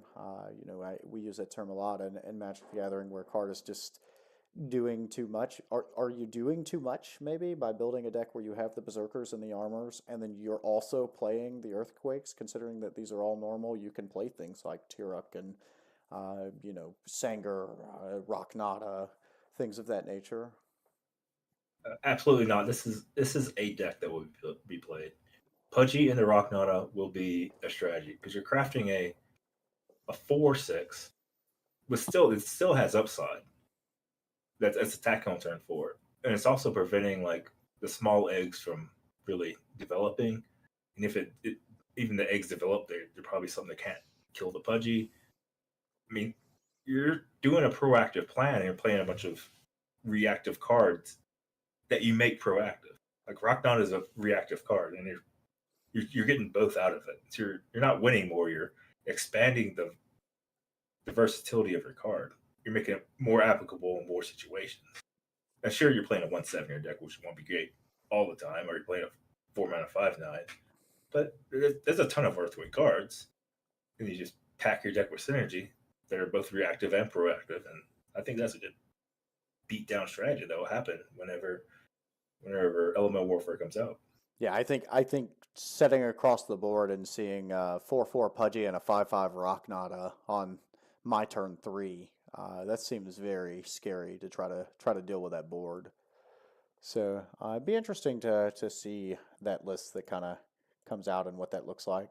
So we'll keep it moving. We've got I'm gonna try to pronounce this. I believe this is Guafor. And this is a 4-mana 7/6 with Overkill. Yeah, does have that critical 6 toughness. I mean, it's just fine. I don't think you'll see constructed play. It's like the same as the Gaja and the Worgon we saw earlier. It's just hard to really use constructed, but I'd be fine in limited. Absolutely.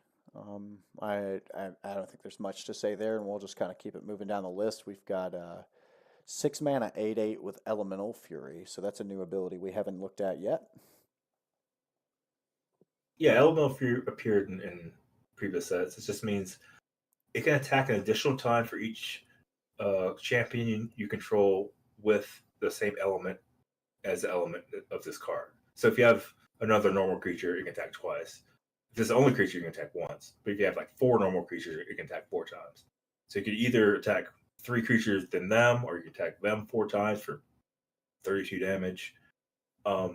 This effect is most powerful with the eggs. This is one of the bigger egg targets in the set because you want to get this down early and try to like convert that 8 power to multiple attacks to the face. But for 6-mana 8/8, it will only go in the most like dedicated normal strategies. Absolutely. So next on the block, we've got Choppa. It's on the chopping block. This is a 3-mana 5/5 with Fortify, another ability we haven't talked about yet. Yeah, Fortify is another reoccurring ability. When you play it, they get the creature gets +0/+3 for each champion your opponent controls. So yeah, if they have one, it's a 5/8. But I usually evaluate these 4/5 creatures as getting 2 triggers at the minimum. So when I view this card, I view it as a 3-mana 5/11, which is a pretty good rate. And then it has upside from there. I don't think you really want to cast them when they have less than getting 2 triggers out of it. So 5-mana 11, 5-mana 5/11, often be a 5-mana 5/14. Great rate. I think it's a great card for limited specifically. It has Evolution Chain, which is also evolves to a pretty good rate, we can just go right into it. Goes from Choppa to Lumba. And we've got Lumba coming in at 5 mana 7/9 with Fortify. Yeah, both of the numbers are just enormous. And Fortify just doesn't really show it its effectiveness just in the words, but this is a 5 mana 7. Make me do math. 7/15, like at the base. Like you will not play it below that. And the higher the cost of these cards, the more likely they'll have more champions in play. And these are the kind of cards that benefit you when you're behind. Like you're losing right now, so I really need a 7/18 right now, and boom, it's that. And if you're winning, it's just a 7/12 or 7/9, so you probably don't play it. So these cards are good because they're not win more; they're kind of just the opposite. That they can catch you back up. Like they play these creatures with significant power. Like 5 and 7 are significant, where they can trade with something they have. Like if they have 4 creatures, this is killing something, and it probably ain't gonna be killed back. You can still lose the race if you're that far behind, but the rate's so good and it makes just a presence of like it will take over the game if you're losing. If you're not losing that bad. If you're losing that bad, but they don't have like the quantum shift or the hex or like anything that punish you for having a big creature, but the big creature will catch you back into a game from a losing game state, which is rare of a lot of cards. Yeah, absolutely. So next up, we have another epic named hero, and I think we'll have to spend a little bit of time on this. We have Gemini, the Pure Elemental. It is a 3 mana 5/5 with Genetic Split. So you want to talk a little bit about Genetic Split here? We talk a lot about Genetic Split. So, but Genetic Split says after this card deals direct damage to a player, it evolves. It evolves to one of 6 different evolutions. This is the only card that evolves into multiple things. This evolves to 6 different things. Kind of like an EV if you play Pokemon. It's picked randomly based on the hero you have. So, if you're the air water hero that also plays normal, it'll go to air or water. If you're playing this limited, it can be anything. But also, in addition to it attacking and then evolving once it deals the damage to the player, it makes another copy of Gemini. So you get an evolution, the trigger of the evolution, and another 5/5. And the evolution is just bigger than the Gemini in the first place. So let's look at what they evolved to. I gotta get them pulled up here. So we'll start with Sunny, and then I'll work on getting the other ones up. So we've got Sunny is a 6 mana 3/7 Divine Protection, and I wanna start with a spoiler for just a second. I'm gonna have to make you just a little smaller for just a second. So all of these cards are subject to change, it looks like, and I'm going to copy this and put it into a notepad so I can make you big again. There we go. And we've got you back big. Let's get us a notepad and put that up there. I know what Divine Protection did last. It means you cannot take damage next turn from any source. So if they attack you, it does 0 damage. If they try to combustion you or Cyclonus deals some damage to you, you can't take damage from any sources. And I'm pretty sure that you can't take damage from your own sources too. So if you play Combustion, you take no damage. You play Raise Dead, you take no damage. So it's a pretty sweet ability, and it only appears on a few cards. So it looks like, and this is the latest update that we have, and we kind of preface this with we knew some of these cards would change. So this card is moving away from Diamond and is moving to a rare. And the ability is changing from Divine Protection to Light of Aldrich, and it will be a 5 mana 7/7. 5 mana 7/7. That's really big for a Light of Aldrich card. Yeah, that's getting that sounds really strong. Just even if you cast it, or even if you hit it off a Genetic Split hit, which I will warn you probably won't happen that much, but it's real big when you set up the ability to attack a Gemini into them. You get a free card, free huge card probably, and another copy of Gemini. That's going to be awesome. So we're gonna shift over to Gloomy. This is another one that you can get off of the genetic split. So we have 5 mana 7/7 with Lifesteal. This one is only changing from mythic to rare.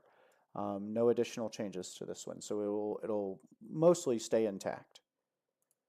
Cool. So it sounds like all the evolutions from Gemini will end up being rare cards.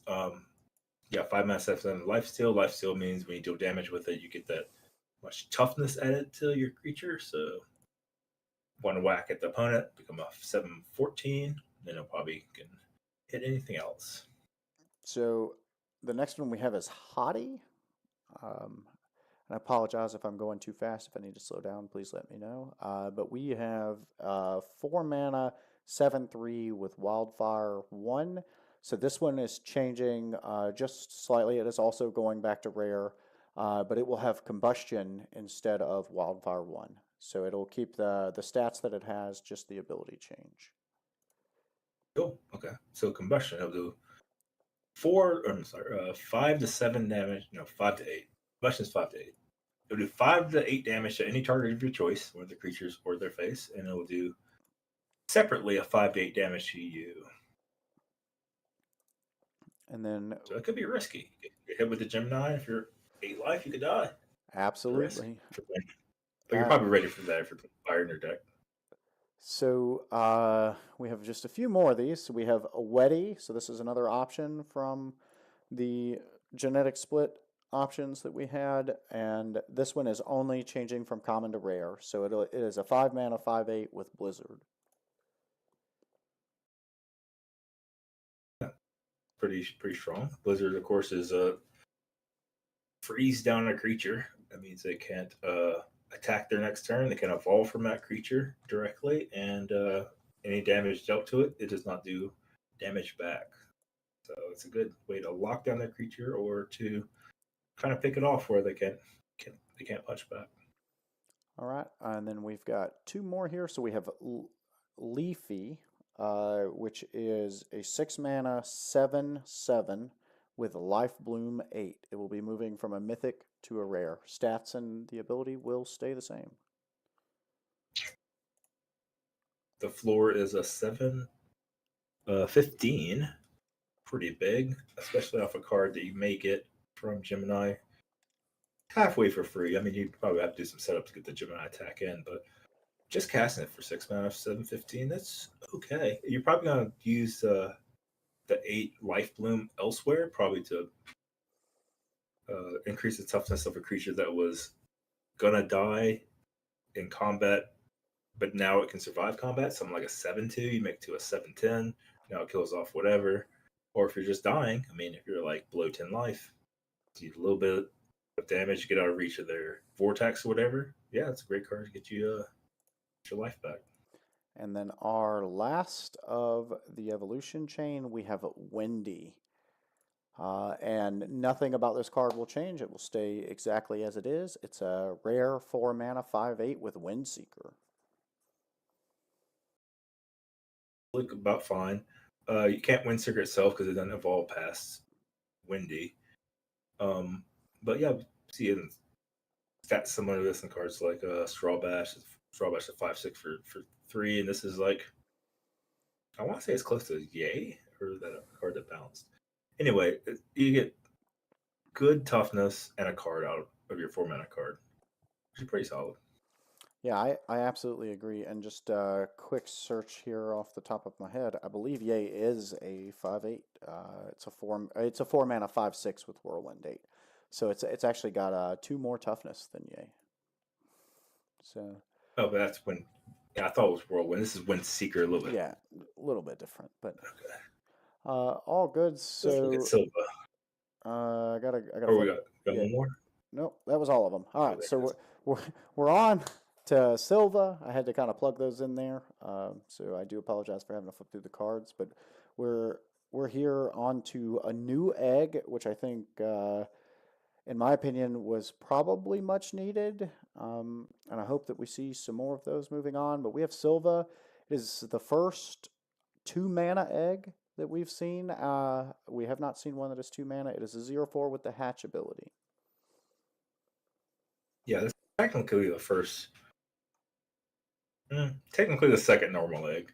The first normal egg was Ega from like set 3 or something. But you're gonna see a whole cycle of these. There are 2 mana eggs, one for each element, and this is a normal one. We previously saw 1 mana 0/1s. This has the same functionality except it has 3 more toughness, and there will be one for each element. There previously was not a light one, but now there will be a light one, and now there is a cheap normal one. Normal when combined with cosmic, and then in the last merge of elements gave normal an egg, but now it's getting more balanced. Now every element will get an egg like this, and as the sets move on, they'll get equal. Is maybe game breaking, but considering that there's going to be a whole set of these, what are your thoughts, just really quickly, on some of the elements maybe getting double eggs? We just had the elements merge, and like you already have fuchsia, which can evolve normal cards and cosmic cards, which are all just normal cards now. And now we have another normal egg. Do you think there's a world where there's too many eggs for an element? I think the elements that need it, so like light, which doesn't have access to an egg in standard right now, will really like the light egg. For Silva, I think its best use is probably with the 6 mana 8/8 elemental fear we saw earlier in Ripa. Right now, Fuchsia is mostly getting out Urgok. Sometimes it just makes things a little bit cheaper for the cosmic cards, like both for Tinker Time and Mune. But Silva has a place in the deck that wants to get out normal and cosmic cards. Now just normal is faster. I mean, it's a bunch of high mana normal cards that you want to get out. Some have Singularity, some have Infinite Strike. I mean, there's plenty of game plans that evolve around both playing Silva and Fayusha. Yeah, absolutely. I think it's going to be very interesting to see how the new eggs shape the format. But moving on to one of probably my favorite cards here, we've got Dofa Tinker Time, who is always late. So he is a crafted normal card, 3 mana. It says 7/5. I know that that's what the text says. It will be changing to a 5/7. We did get a confirmation that this will be the same body structure that his body double Bofa Tinker Time, always on time, will be, and it says the ability to evolve. Yeah, we're not sure about the lore yet. It could be a brother, it could be a copy. Anyway, yeah, it's the exact opposite. Both of Tinker Time had Time Warp, which would just mean evolve a thing. This says devolve a thing. I think it's going to be a little bit weaker because I think you're going to construct your deck to evolve things you want to evolve, but not really necessarily to shrink what your opponent has. So it'll be a little bit weaker, but I think it's going to be pretty strong. The stats on both Bofa and Dofa are pretty big. 5/7 is a nice stat line. Survives the good sweepers, and I mean, it usually will do something when you play it. You often will play it when it does something, or otherwise you just make a different play.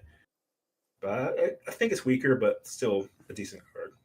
Yeah, I agree in the thought process of it's probably just weaker. And I say that I kind of liked the 7/5 stat line. If it was a 7/6, I would be a little happier so that it wouldn't die to Phonaroth. But, with Bofa, oftentimes, just as a quick example, you see like your Bofa comes in and you evolve your Valmoth or you evolve your Booger and you get like an 8/9 or a 9/9 and a 5/7. And there's just not real good ways to deal with both of those things or anything else that's on your opponent's board. Whereas I feel like this one's going to come in and maybe it does affect the board, but it also can be answered a lot easier, right? Maybe you take your opponent's Blydu's from an 8/9 down to a 6/6, which obviously you don't want to do because you don't want to hex again. But maybe you take your booger down from a 6/6 to a 5/6. You're getting a 5/7 out of it, but you're not really progressing your board. And I don't know how much you're really, the devolve mechanic is going to stunt your opponent's board or, tempo them out of the game. So I definitely agree with your notion that the Bofa is probably just inherently stronger because you're progressing your board and getting much bigger, and you're presenting threats that are much harder to deal with. Where this isn't really gonna, oftentimes when you play Bofa, it feels like you bring another card along with it, right? Like you have a 4/6 Valmoth, for example, that you've played, and Bofa comes out, and now it turns. Not only do you get a 5/7 body that's very hard to deal with, you get a 9/9 body out of your Valmoth. Um, and it often feels like you're bringing an extra card with it. I feel like this is going to feel very lonely when you play it. You're going to play it, and it's just going to be like, I played a 3-mana card for 5, and I got a 5/7 out of it. I don't know how much it really did, kind of thing. So Yeah, it's gonna play like more like situational hex, because hex makes a big creature into a small creature, but no abilities. But this you have to be targeting a card with that can be devolved, and also that de-evolution may have come with ability like another hex, like you were saying from Blighted to Booger. So application is, I think it has a lot of niche applications, but albeit they're all going to be niche. yeah, 100% agree. Bofa's way more playable just in terms of like it kind of interacts with everything, and this is very, very niche. There's going to be very specific lines that this is going to be. It. I think there are times where Dofa is going to feel awesome. You're going to be like, I can't believe I just did that, and that play changed the course of the game. But I feel like there's going to be probably a more percentage of the time than not that this card does not feel very good. Where you're just like, well, I played a 3-mana 5/7, and I slowed my opponent's board down, but they got another ability that I didn't want them to get, or they just you pass the turn after you devolve your opponent's booger back into bog, and they just re-evolve their bog into booger and draw another card. So it'll be interesting to see the niche times that this card is good, but I definitely feel like it's on both ends of the spectrum. So we've got just a couple of cards left for normal. We've got one new equip card. We've seen these come along in Gen 4. I'm kind of happy to see these come back along. I hope we find some playable ones. This one is called the Bulwark, and it's a 2-mana 0/1 that gives a card Provoke. Yeah, so all these equipments, they can target themselves. What equip is, when you play the card, you give any champion on your side of the field that ability. So you can give the Bulwark Provoke, maybe a 0/1 Provoke. Not very good for 2 mana. Maybe for 0 mana, which we'll see. But for 2 mana, not so great. You can do it on something sizable, like say you put it on a Berserker creature, like a 1/7 Berserker, or the 5/9 Berserker that we saw earlier. That could be something. But it's gonna be hard to craft that, especially the card's just pretty weak on its own. So yeah, I don't like it very much. Yeah, I was just sitting here thinking about our Armored 7 Unkillable and sticking this on it. That would Yeah, that would be that's the thing. quite an interesting. That Armored 7 I think was 6 mana, so now you get for 8 mana you get an Armored 7 provoking 6/9 or something. That's seems interesting. I don't know. Yeah, a lot of decks just can't beat that. It's Yeah, true. absolutely. I think there would be some decks that just absolutely fold there, where that's just kind of the end of the game. But I kind of agree with you. I don't think it's going to see a ton of play. Uh, Probably a lot like Dofa. It's going to have some niche playability where you build your entire deck around it, and you hope that you find it and that's what you're doing. But I just don't think it's going to be super competitive. So our last and final card of the normal types here in Elemental Warfare is the Norwalth Castle. It's another diamond card. Quite a lot of diamond cards in the normal pool of cards. I think there was 5. I think I counted.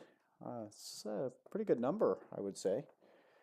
I know some of those were moving, and I know we looked at some of those from Gemini, so some of those will be moved back down to rare. But we've got a 3 mana 0/7 Otherworldly, and that's another ability that we haven't talked about yet. Yeah, otherworldly is of that element. All other champions you control get power and toughness equal to the casting cost of this otherworldly card. So if you have, say, five different. If Dofin could time it at 5/7, now it becomes an 8/10. Is my math right? Yeah. These are also creatures, or they're champions, so they can be attacked, and they can also be given more power and toughness. So if you give Norwalth Castle, say 2 power, now it can be a 2/7 that starts attacking and whatever. We've seen Otherworldly before. A lot of them don't get played unless they're in very specific element decks. This looks mostly like we've seen before, so I don't expect to see much play unless you're just jamming a bunch of normal cards in your deck. Yeah, I think it'll be interesting to see if there's any heroes that get released that maybe have something to do with Otherworldly, or where maybe these can see some more playability. With this being a diamond card, I would hope that we find a way to find it, some playability, but I'm not 100% certain. So that was our last card that we had for the day, or at least for this segment. And I wanted to take just a moment. I need to flip over and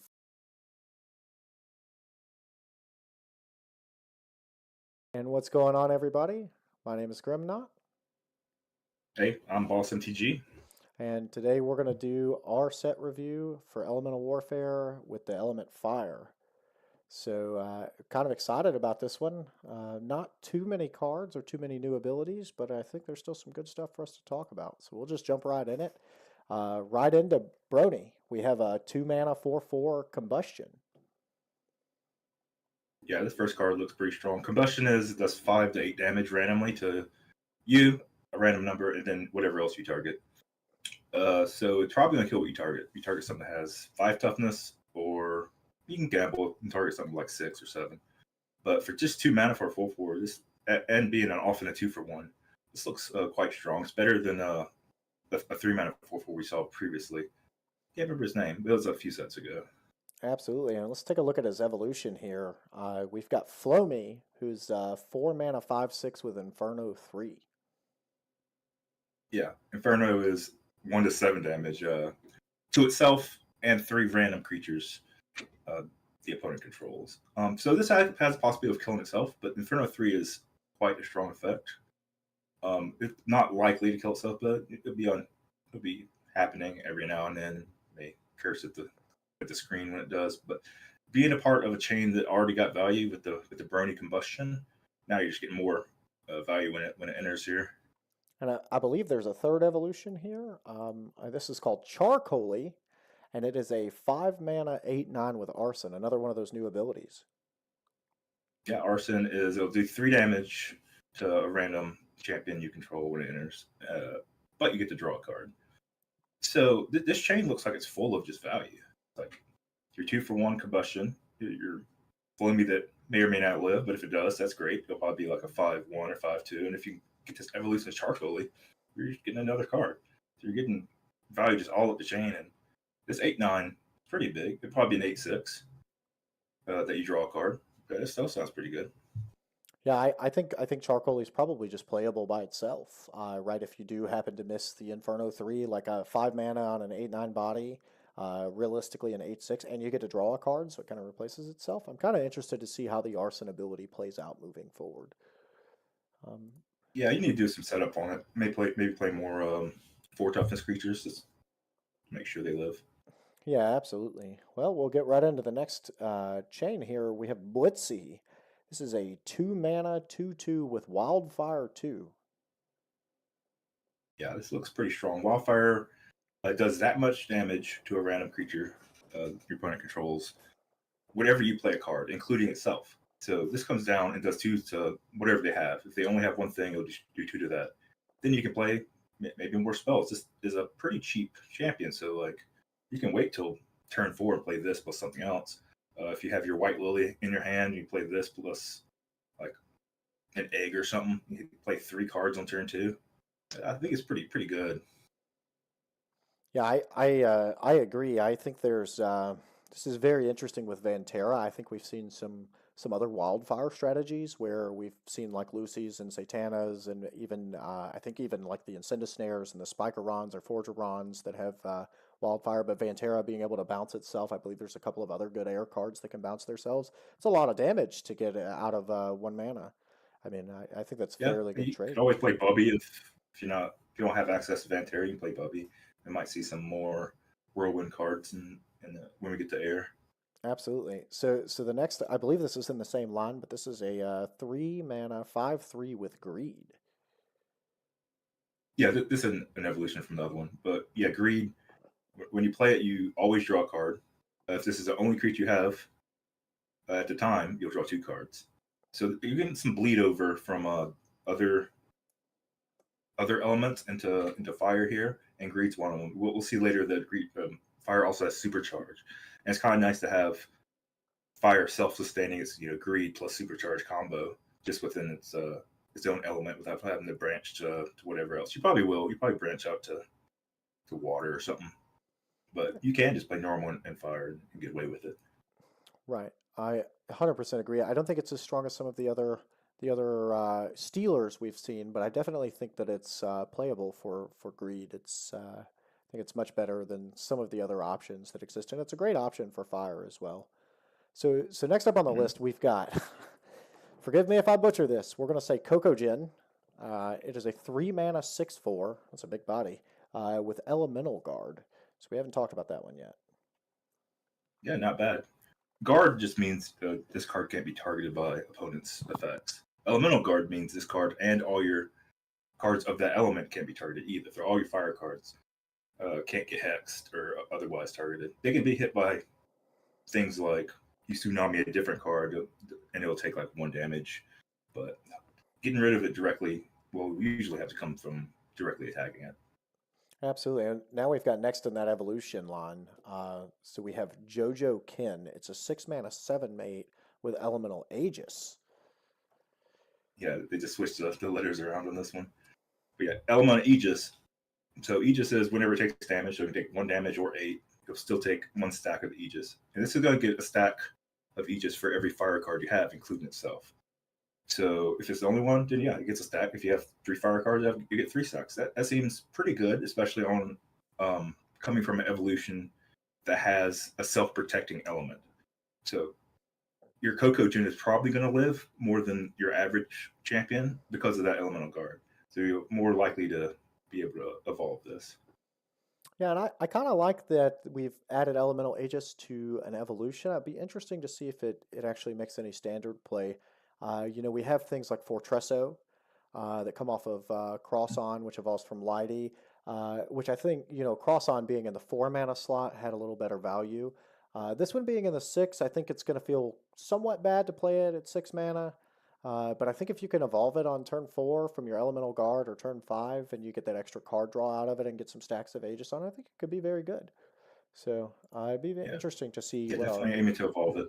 yeah, it'd be interesting to see what the Firebenders really, you know, kind of tackle with that. So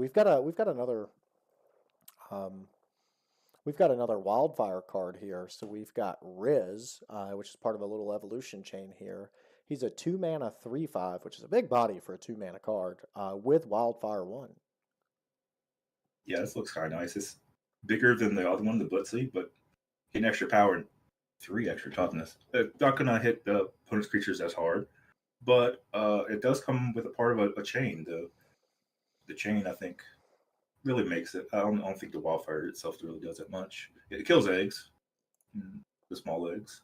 But it's Yeah, going to get you some value prop. I think this could be very good and limited. I think we've seen a lot of what is it? It's Floki Main and Floki Furnace. So the wildfire is good for like the exchange on eggs and things of that nature. But really, where I think this card gets its value is, as you said, from the evolution, which is Risma. It's a 5 mana 7/9, which is enormous for a 5 mana card. We've seen very few cards that are that big at 5 mana with wildfire too. Yeah, the biggest part of this card is at 9 toughness because you want to have to attack. You want to attack down opposing wildfire creatures as soon as you can, and this is just going to ensure that it's going to take several attacks to get rid of it, and you're probably killing off all their small stuff with wildfire. So you're going to be put into a tight spot. I'll be interesting to see, and I do think we're going to do some testing a little later, but I'll be interesting to see if you evolve the Rizma onto the Riz, if you get Wildfire 3 out of it, or if you only get the Wildfire 2 trigger. That'll be very interesting. Interesting. I'd assume 2. I would assume 2 as well. It'll be interesting to kind of see how that plays. So we're going to keep it moving right along. We've got a new ability alert. Colo, which is a 9 mana, 6/9, which on the surface isn't great. It has the ability self-destruct 6. Self-destruct is at the start of your turn. This card does 6 damage to both players. This is a common self-destruct. I don't think it's very good. But the 9 toughness helps that you have to survive a whole turn with the self-destruct to even get one trigger off of it. And the 9 toughness does help that trigger happen the first time. But I mean, at 9 mana though, people are going to be doing big stuff no matter what. I think this card is probably better suited for limited bomb. Doubt it'll see any constructed play, but definitely think it could be really good in limited. Big 6/9 body, and if you're an aggressive list in draft or arena, you're going to get that 6 damage every turn to both players. And I think it just kind of suits well for that shell. So it's only 9 casting creature in fire, so it'd be the optimal thing to egg out, but it's going to be pretty awful to try to just cast naturally. Yeah, I 100% agree. So we've got another evolution line here. Little lion guy named Fario. We'll leave the pronunciation for somebody else. But it's a 3 mana 5/6 with supercharge. This is something new that we haven't seen inside of Fire. Yeah, it was mostly lightning before, I want to say. Yeah, but I believe all the supercharge were lightning before. Yes, sir. So yeah, supercharge is if you could have 10 or more cards in your hand while you cast it. So if you have 10 cards in hand and cast this, it will get supercharged, which gives it double its stats and rush. So it'll be a 10-12 with rush. So you can attack an opposing champion or the player. To make that work takes a little bit of work. So you need to play your Misik, the greed creature we talked about earlier, or normal greed creatures, or pair this with another element that has the ability to acquire cards in their hand. Absolutely, and I think where this card really starts to shine is when it evolves. So you get a Ferrocer. We're gonna go with Ferrocer. It's a 6 mana 9/9 with supercharge. Yeah, could be good on its own. So when you evolve, you do replace the previous card with this and draw a card, and I think it'll happen in the right order where you get your supercharge bonus. Don't quote me on that, but I think that's what happens. But the supercharged decks, they can just load up on cards, maybe skip a turn because they have such powerful swingy turns when they play their supercharged card. And an 18/18 rushes will kill in 2 hits, pretty much, if you're doing like mostly anything else. Yeah, I think there's a world, and I'm just pondering off the top of my brain here, right? We'll just kind of spitball this one. But I think there's a world where a properly built deck skips its first turn, plays a greed card, for example, the 5/3 that we seen earlier, draws 2 cards on turn 2, and then turn 3 gets a supercharge trigger to get the 10/12 to attack. And then the next turn you would get to attack with 10 more damage, and then evolve into the evolution here and get 18 additional damage. So there's a world where you could have 48 damage on turn 4. I don't know how optimal that is, but I do think there is a world where something like that could potentially be played. And I think that's probably where you get the value. Yeah, it sounds like a deck. It sounds like people were trying to construct it, and it's one of the really big signposts of what Fire's trying to do in set 5. So next up, we've got Weeb. We've got, I believe this is our first diamond card. No, it's our second diamond card of Fire, but it's our first standalone diamond card, not a part of an evolution chain. We have a 5 mana 4/5 with Wildfire 3 in Weeb. Wildfire 3 is a big number, and that will happen as soon as you play it. That said, 5 mana 4/5, not the best rate, so I have pretty low expectations with this, but it can cascade. If this does live, probably gonna mow down all the creatures though with every creature you play. And I think I've felt that way kind of about a lot of the fire cards so far. A lot of it feels like you need to play a card and it needs to live a turn.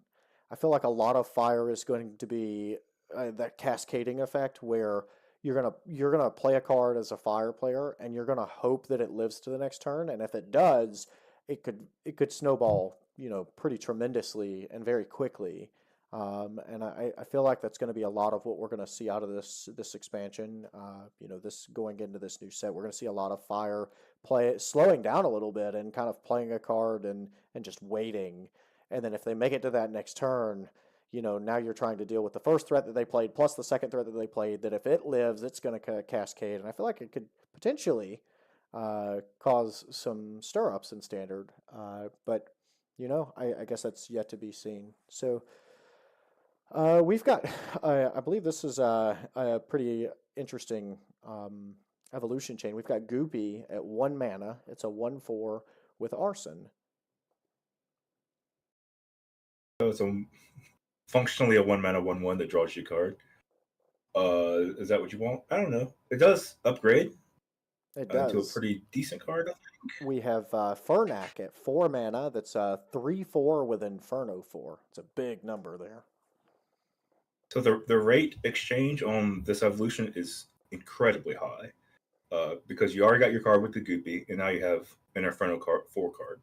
A small problem is if you do this on turn 2, they're not going to have 4 champions in play. So you're going to lose a little bit of, leave a little bit on the table there. With that said, it's going to hit everything they have. It has the low toughness and 4, so it's more likely to get Infernoed out itself. But I think this is going to be a pretty standard playable line, even if you're not getting the full Inferno 4 out of it. It's also pretty castable. Yeah, I mean, I look at this lineup and I kind of try to just do some quick math, right? You get a 1 mana 1/1 and draw a card. So for 1 mana, you got a 1/1 and you draw a card. But then for 4 mana, which if we evolve, we can really cut that back, right? But let's say we hard cast it at 4 mana a little later in the game. You get a 4 mana, potentially 3/1 if you hit optimally, that dealt 28 damage across the board. That's pretty insane. I mean, in terms of what I'm trying to do with my 4 mana, if I could get a 3/3 that dealt 28 damage across the board, I'm probably doing okay. So, that's kind of the risk with those. This is one of the few cards that get you out of that. Absolutely.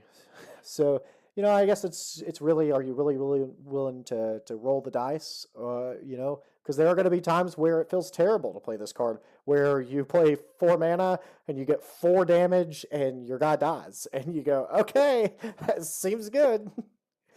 But there's probably a good happy medium there somewhere. But we'll keep moving right into a provoker. This is, I think, the first. Is this the first fire provoker we've seen? I think it might be. I want to say, yeah. So we've got Spike at 5 mana. He's an 8/9 with provoke. Yeah, pretty big. And as you said, Fire's trying to do a lot of things where it needs to preserve its champions to untap with. And this can help. It's going to kill most everything in combat. It is at a pretty high casting cost for standard. But I could see it be played. It's going to be good and limited. Absolutely. 8/9 for 5 mana with provoke and limited will be fantastic. I don't know, it'll be a pack one, pick one, but it'll absolutely get played. So I don't think there's much else to say there. We'll keep it moving into. This is probably my favorite evolution line that is in Fire that I've seen, and this starts with 2 mana Magmo, who is a 5/5 with Arson. Yeah, all these Arson cards are letting you get on the board while keeping your hand total high. So you're getting that supercharge just kind of incidentally while still playing the game. You're not really having to take turns off. And yeah, after you get your card, you may make this a 5/2, then it upgrades to Magbro. Yeah, and Magbro we have here, as you can see, is a 3 mana 6/6 with self-destruct 2, and I really like this self-destruct ability. Yeah, it puts the pressure to end the game real fast because it will end the game real fast. At a 6/6, it comes down early. It'll probably live through a turn, and I mean they have to get rid of it. You're probably doing stuff that puts the opponent to a low life total. A lot also with playing these fire cards, they have so much reach. Like with the combustion, you can combustion their face, so your life total is functionally usually lower than you think it is. Just facing down a fire opponent. Yeah, absolutely. And I feel like I said, I feel like we're playing things and waiting a turn, and we're trying to out almost tempo the opponent, where we get one card down that's really a severe threat or feels threatening, and my opponent starts trying to deal with it, and then I'm constantly just trying to kind of fill the board up, and having a card like Magmo that allows you to get a 5 power creature, which is not a small creature for 2 mana, allows you to draw a card, and then you can kind of get a ping across, right? It effectively, it's a functional 5/2 after the ability. You get a 5 damage across, and then you kind of get this 6/6 threat that is just every turn you're going to take 2 and I'm going to take 2, but all of the cards I'm playing are meant to damage your life total, and I'm replenishing my hand along the way as well. I just feel like that's a very good way for Fire to kind of, navigate the early game and kind of play a little bit of tempo. I think you could see it paired with like Air potentially, where you have some tempo and you're gaining tempies from whirlwinding things, and then having some additional cards that draw like Straw Bash. Um, I don't know. It'll be very interesting to kind of see how those are played out. But we'll move on to Flanda. We have another evolution chain here. This is a 3 mana 5/5 with Arson. Yeah, this is basically a lighter version of the Magbro evolution chain. It just costs 1 more mana, so you would not choose to put this in your deck over Magmo. The evolution is slightly different, but also slightly worse. Yeah, so then we have Flammo Bear, right? We have a 6/6 that has self-destruct 3, so you're getting that little extra ping of damage there. 4 mana for 6/6 just isn't really what I'm looking for, even if you do manage to evolve it. Yeah, absolutely. I'd much rather have that 3 mana 6/6 versus the 4 mana 6/6. So now we've got another new ability that comes this time in the form of Slay. So we have Florth, which is a 3 mana 4/4 with the Slay ability. We previously saw this in Dark. Now Fire's getting a healthy number of Slay cards, and I like it. Slay means if let me see, just read the text. No, not explain what it does. Kill a damaged card is the text on Slay. What that means is it will kill any card with its starting toughness lower, with its toughness lower than its starting toughness. And it doesn't matter how that happened. So if you curse it from a dark effect, you can slay that. However, if somebody plays like a Sakura or some other life bloom card and they enhance the toughness, you gotta get that toughness below that champion starting toughness to be able to slay it. With that said, Slay looks pretty nice in Fire because you have all these small pings, you have all these wildfire chips, you have all these infernos that may not kill stuff. But these Slay cards are going to clean up the board, and I think they're pretty aggressively costed. Yeah, absolutely. As we see here as a 3 mana 4/4 with Slay, we're going to get a little lower on the curve here with a 1 mana 2/2 with Slay in the form of Rascal. Yeah, this card's super interesting. Not really a 1-drop, but it's going to be a curve filler. Say you pair this with like water, and you play a tsunami card. Now, you didn't even have to target their stronger thing with your tsunami card. You can get their biggest thing with the 1 damage it did. And So if I think this is going to be pretty nice. And if you're playing Wildfire, right, say your opponent only has 1 creature on the board, maybe they have a bunch, but if you're already playing the Fire line and you're playing Wildfire, this is a great curve filler, as you said, where I get to play my Wildfire 2, my Wildfire 3 thing, and then I can play the Rascal, and the order of the way that those abilities trigger off, you'll actually get the Wildfire to trigger first, and then you can slay the card that was Wildfired. So I think there's... this card is definitely going to be playable across a lot of. Not only will it be played in limited, I think it's going to be great in standard for the people that are out there playing Fire. Yeah, I do too. That's absolutely true. You get to see what Wildfire hits before you have to target with Slay. It's pretty awesome. So keeping it moving, we have another Arson card. There's quite a few of these, and this one is very interesting. I really like the body of this one on. This is Char, and he's a 7/6 with Arson. So we can look at it as a 7/3, but by the time you play a 4 mana card, you may have more juicier targets on your side than hitting itself. So you might hit something else. You might hit something like a 1/1 or something, but you might not. It's part of the risk of red. Red is a very risky element. It's kind of like a double-bladed sword. It can be really powerful. Yeah, I think it's fine. Absolutely. When I see this card, I just kind of think, and I don't want to touch too much on this, but I just kind of think about like playing Magmo and then evolving Magmo on turn 3 into Magbro, getting the self-destruct or something of that nature where you're already kind of pinging, you have a bigger body, and then you kind of get this on turn 4 where it's pinging that, or it's maybe there's a world where the card we just looked at where Rascal gets played on turn 3, and in my mind, if I play Rascal and I kill a thing, and the next turn I play Char and I kill my Rascal and draw another card, like I'm getting insane amounts of value. But as you said, it's very risky. If anybody out there likes to gamble, red is the color for you. This is absolutely 100% the gamble, the gamble element of this game. So now we're going to see. I think this is our first rush card here in Elemental Warfare that we've went over in Fire. This is Akuthiel. We're gonna go with that Akuthiel. 5 mana 7/7 with Rush. I'll leave the pronunciation of these cards up to you. Yeah, I don't believe I've saw another Fire Rush card. Although I could be wrong. There may be someone hiding out in Gen 2 or something. But yeah, this looks pretty good, and it's doing the exact same game plan that you're trying to do with Fire. You want to functionally decrease their life total. So like when they get to 15 or something, they're dead. I got these cards that will deal 15, and this is one of those cards. It comes out pretty fast. It comes out fast enough to chip at a different creature and live through it if you have to do that. But of course, you'd rather go to their face with this. Yeah, and I'd like to point out, I know this isn't a huge thought, I think, when people are looking at these things, but in terms of playable 5 drops that are in the Fire line, I think, especially for standard, for curve fillers, yeah, I know, both you and I try to, I know I do, and I know when you're deck building, we try to stray away from 5s because we really want to get to that 2 card a turn much earlier. But if you wanted a 5 drop card, I think this kind of fits the bill in terms of the Fire 5 drops. Outside of maybe Charcoaly, there's not very many playable 5 drops. So, Yeah, a little Fire tip is you often want to ignore their champions and just go straight to the face, not attack their champions, just attack them. The reason this is because you have these Inferno cards that you want to let your opponent build up their board and then play your Inferno and get max value out of it. absolutely. So we've got, I don't think this card's very interesting, but we have Stag Flame. We have a 4 mana 6/8 with guard. Yeah, not much to say. They can't target it. I don't even know if they'll care too much about it.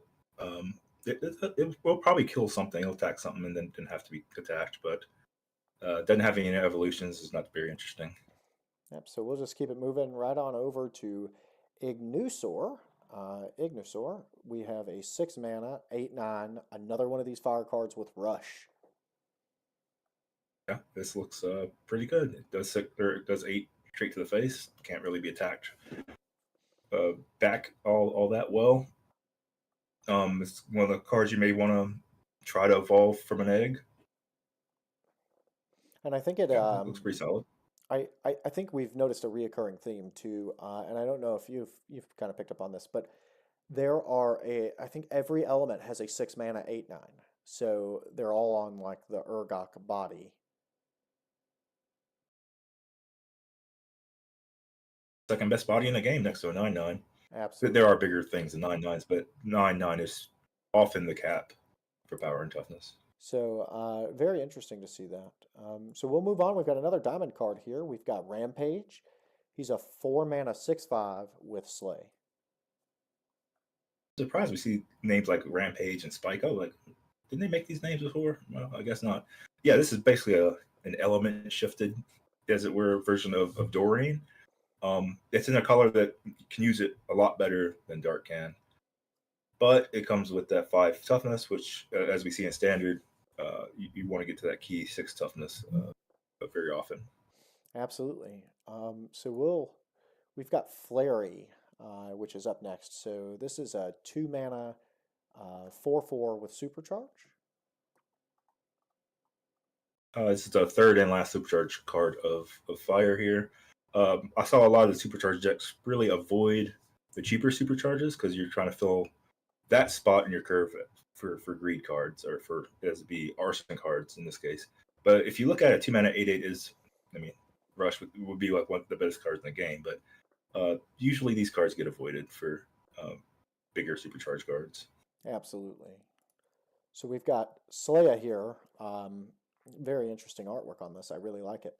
It's a 5 mana 7/7 with Slay. Yeah, I think this is solid. On turn 5, there's going to be something damaged on the opponent's side of the board, even if you have to attack a 1 power champion of your own to make that happen. I think this is pretty good. It's kind of like the version of, say, Hex for red. Absolutely. I think it's pretty good. I don't think I have much to add there. We'll keep it moving down the line. So this is Hottie, and I want to make some clarifications because I know the picture that is on the screen is not exactly as the card is going to be released. We know that Hottie has been moved from a diamond to a rare card as it evolves off of Gemini or genetic split. It comes out of the Gemini's genetic split. It'll stay a 7/3, but Wildfire 1 has been changed to Combustion. So we have Combustion on the 7/3 4 mana card here. Yeah. These cards basically exist because Gemini exists. They will be cards in packs, and you can play with them if you want. Or you can play with them if you want to try to evolve off Gemini, but they mostly exist just to pop out of nowhere whenever you get an attack in with Gemini. So their rates are low because you get them for free whenever you hit with a Gemini. So a lot of their power comes from that aspect, not on the printed, cost and power and toughness and ability. And they'll be fine and limited.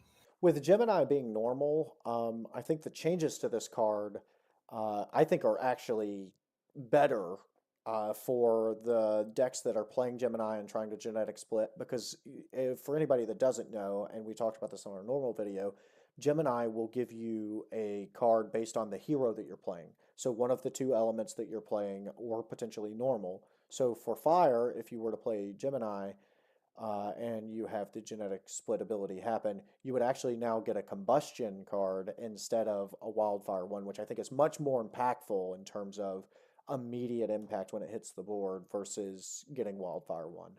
So I do think you feel much better about attacking the opponent. Yes. You attack the opponent, and then you get something that kills one of their champions. You're not falling behind on board. You're not falling behind in the first place because you're getting another creature, but correct. It's even better. Even if you attack and then now all of a sudden you get to Combustion to the face and you get 5 to 8 damage. That's even that is good if you're already ahead on board. That you're just further, kind of like we talked about earlier. You're cascading even further kind of down the line. But next up we've got the Fire Egg, and I think we talked pretty extensively in normal about the 2 mana 0/4 eggs with Hatch. What are your thoughts? I mean, I don't think there's much to discuss, but I do think they're very good myself. Yeah, this is the best one because it soaks up 3 damage from Arson, and that's something different than all the other eggs do. You can have a few things you can get out. You can get this Ignisaur out. You can get, coming up next would be a Wildfire 5 card. It looks pretty tasty to get out. But yeah, I think just soaking up the Arson, and then if it dies kind of thing. But there's always a chance that you'll be able to evolution out something big. Yeah, and we're going to get into the next card here. I think is something that you really can evolve that's very big. But I do want to touch on this just for a half a second. So it being 2 mana is very important here because it gets you to this turn 3 where a lot of the Arson cards we've seen cost 2 mana, and it allows you on your turn 3, if it lives, to not only Arson but evolve the egg as well, all in the same turn, which is going to get you 2 cards, and you're going to get another body in terms of Arson if your Arson creature that you've played, if you were to hit the egg. Obviously, it's random there.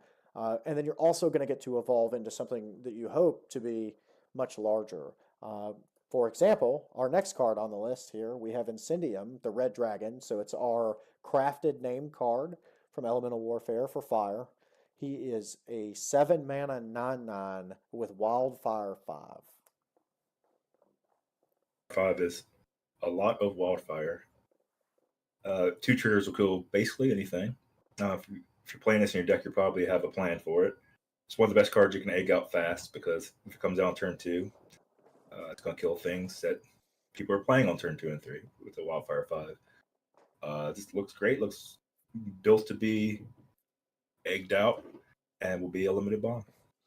Yeah, and I agree. I think limited bomb is the big key here. We've seen something very similar that was at the 9 mana slot on the curve, I believe, in Wildfire 5. I forget his name off the top of my head, but it was the crafted card from Gen 4. So it'd be interesting to see if the 7 mana is any better. Are you talking Santana or something else? No, there's a different Saw- one. It's not Satana, because Satana splits into the Lucy's. This is it's Apocalypse. Is that the name of it? It's the Apocalypse equivalent of Fire. Okay. Give me 2 seconds and I'll tell you. Let's get out of Gen 5 and let's just do all cards. Let's scroll. I'll tell you if you Drafted a lot of Gen 4, but like you said, that is a crafted card, and those don't show up yeah, they're in just very regular. very drafts. difficult sometimes to get those. Inferno is the name of it. It's Inferno the Ashen Lord. It's the it actually is not a crafted card. I thought it was. It's a 9 mana 9/9 with Wildfire 5 that came out in set 4. So Right. just The card name Inferno without the Inferno ability. yes, I thought that. I It always thought that does was fire things. yeah. I always thought that was quite funny. So we'll go ahead and we've got another diamond card here on the screen. Also another named card. And just as a quick tidbit, for anybody that doesn't know, I believe the path and the plan forward is that most, if not all, named cards, epic named cards, so Lilith, Princess of Hell, will become a hero at some point in the lifespan of the game. So just a quick keynote there. But we have a 5 mana 9/9, which by itself is an enormous body for a 5 mana card. But it also has that new ability, Self Destruct 4.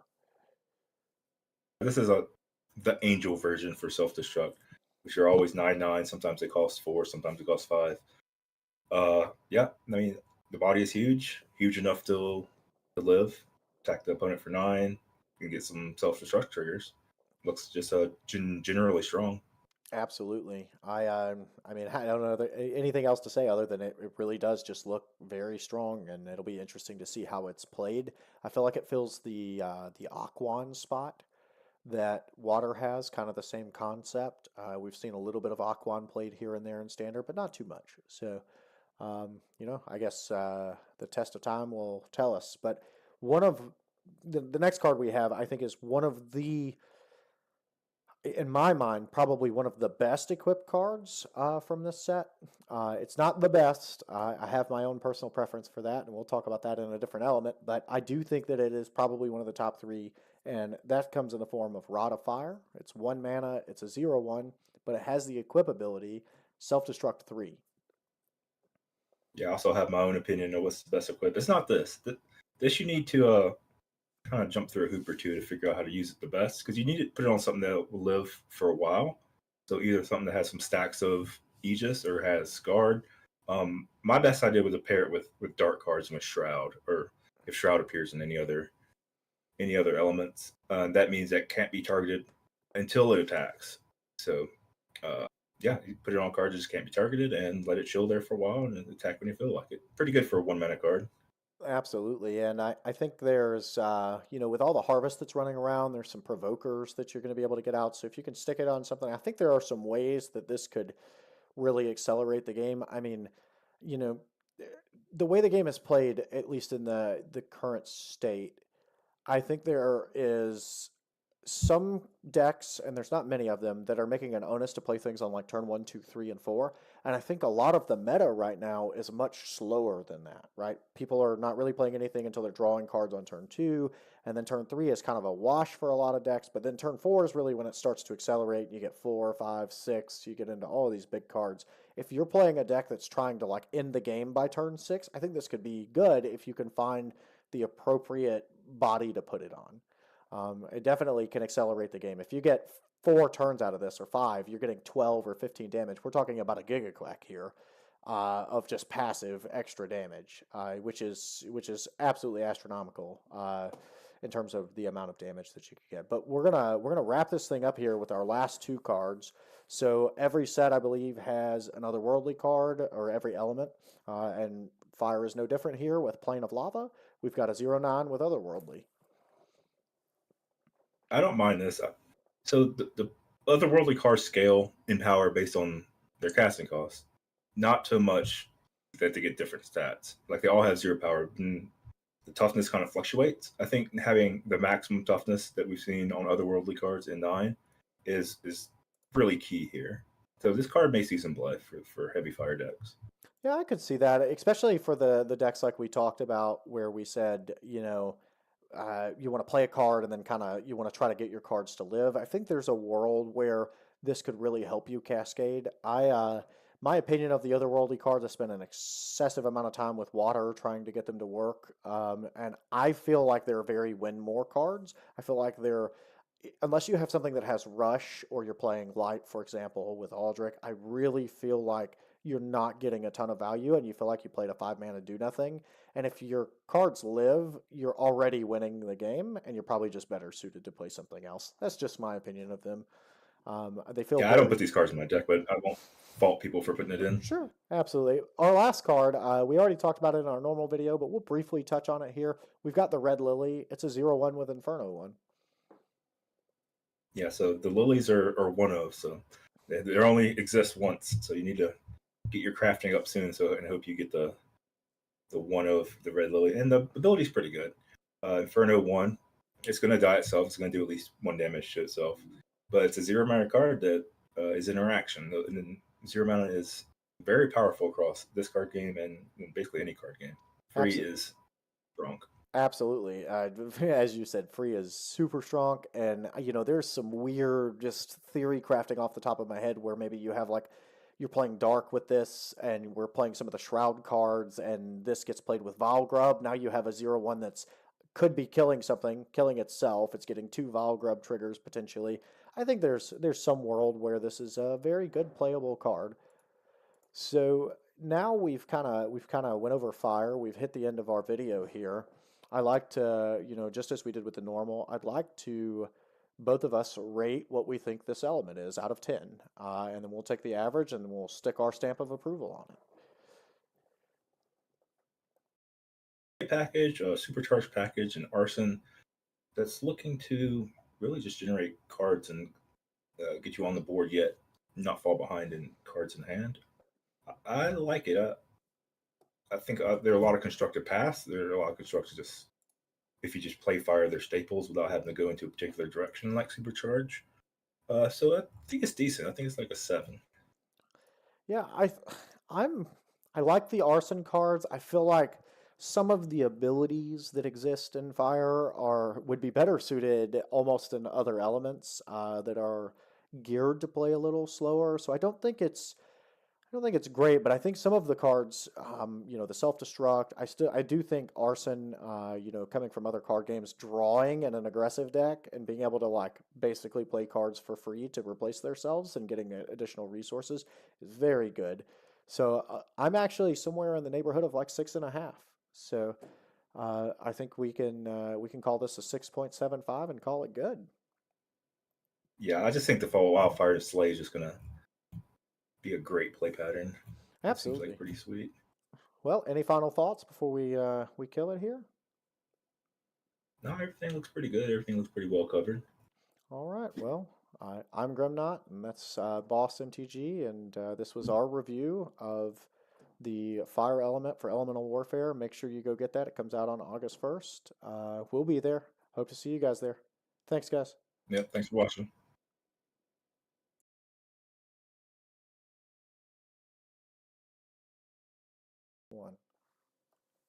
What's going on, everybody? I'm Gremnot. Hey, I'm Boss MTG.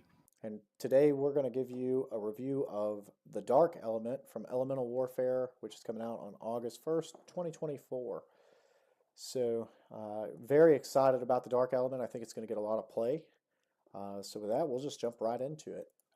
We've got our first card, and I think this is a very, very good card. We've got Sparky. It's a 1 mana 3/4 with Shrouded. Yeah, I think this is one of the strongest cards in Dark, and we're starting right off with it. Shrouded means it can't be attacked or targeted until you attack with it first. So 1 mana 3/4, about as big as we gotten from a 1 mana card. And this card can't be targeted or dealt with. So if you want to evolve it, you're going to get a chance to. Or also, if you want to like equip it, say with the previous card we saw Fire, like Rod of Fire, they can't do anything about it unless they have a big sweep or something like something that does 5 damage to all creatures, something like a fungal spores. So this looks like a very solid 1-drop, and you're going to very often get to evolve it. Absolutely.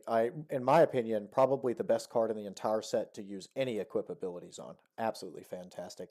And it gets to evolve into 4 mana 5/7 Thundarth, and it is also shrouded. Yep, this is a sweet thing to play on turn 2 because your Sparky is very likely to live since it can't attack it or target it. Comes with Shrouded again, so say you have your Sparky, you attack with it because you don't care that they can target it anymore because it's your turn. Then you evolve it, and it has Shrouded again. So it can just chill again, and you can pick and choose when you want to put it into the light. Yeah, absolutely. I think there's some nice play here. As you said, you play Sparky and it can't be targeted. It's not going to die on turn 1. So really, you could get that turn 2 Thundarth where you get a 5/7. You've evolved it, you draw a card, and you could get an equip card attached to it as well in the same turn. Very big play, I think, for a turn 2 potential. And on a 5/7 body, you can't go wrong. So Okay. yeah, now we've Here, let got me introduce these. Yeah, yeah. we You have go ahead. Thief, huh? A Thief, a 2 mana 1/3 with Steel, and you played it quite a bit on a little bit of play testing with this series of cards, this evolution chain. So let me see your experience on them.